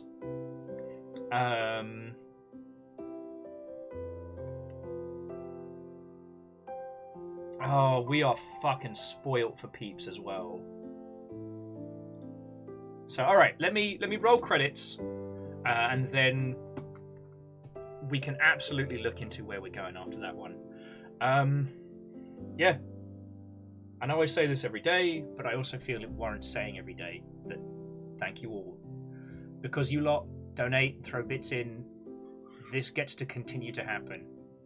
All the money that goes from this keeps this show afloat and keeps this fucking household fed and going. So, thank you all so much. To Catastros and Andolf, Lyra's Dragon, Favor 6, Pun Spectre, Some Numbers, Akira Zero, J-Post and Bacon, and Sorry Green Fire, and Vanderbeest and Legend of Morad, what are you doing? You've got Mischief Face. I'm doing credits. Why do you have Mischief Face? And thank you to the whole ass mod team, not just Caffeine, and to Blood, Neko, and Captain Law. Thank you for following, and I hope we get to hang out some more. You still got Mischief Face! No, it's just... Amos did a dumb. Okay.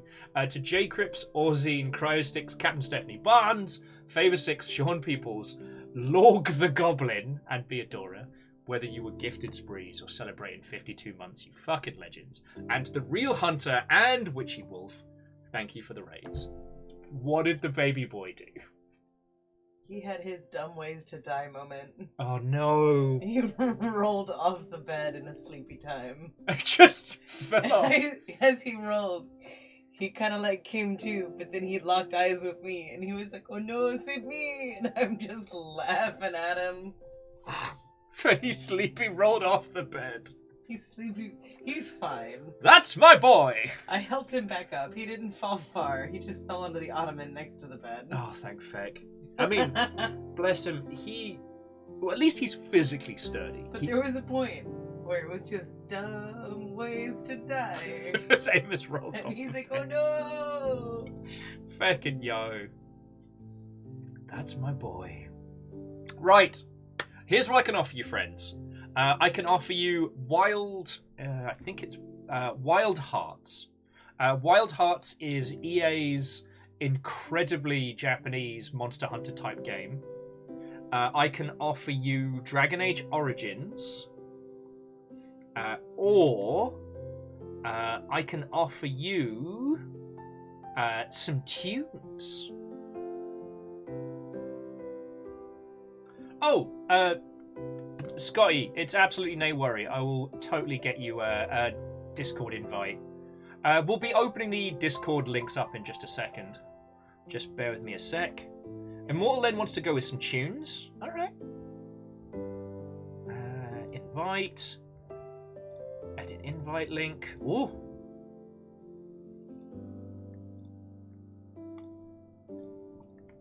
Alright, Scotty, this is just for you.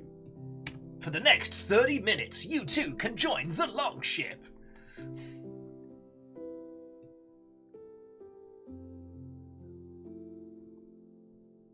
Oh wait, there's Cocaine Bear the movie, the game? Oh, this brings me full of joy. Hey, Scotty, you're entirely welcome. Okay, so Immortal Len says tunes. Yeah, Immortal Len, I just looked over on the Discord and under game news. Cocaine Bear the movie / game.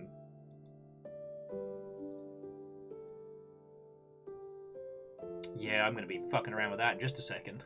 But yeah, Immortal Len is the only person who has voiced a next location. So I'm going to pass you over to my friend Nikasaur. Nikasaur is a games industry veteran, top tier witch, and all round badass. And they are doing a Valentine's Day, as I quote, for love or lack thereof and celebrate. So they're just playing DJ. They'll probably have some like, yeah, they've got some old black and white public domain movies and some tunes going. So it'll be a good place to spend your evening if you just need some jams on in the background. As for me, I'm going to go try and be vaguely useful, and I don't know. I'm halfway through finishing my second of the fancy spangly Gandams, so my brother's Uniqlo might be finished because I've got one of them over there, but I need to show off my big fancy lad to the world. That'll be my next thing. Oh, and Scotty, yeah, thank you for sending me the link on that one. Right, friends, tomorrow, Rain World, Gourmand plus Slug Pop. Also, I accidentally looked at the list of snackadry, and we have a lot of things we need to eat before we finish that game. So we're going to be with the Gourmand for quite some time. Anyway, as we leave our poor red panda soaking in the tub, I'll see you all tomorrow. Fingers crossed, touch wood, the baby boy won't have such a bad night, so I won't be so late. But it's been fucking great hanging out with you all, alright? Fucking wee. Right, go have some fun. I'll see you tomorrow, alright? Alright? Alright. Good night, friends.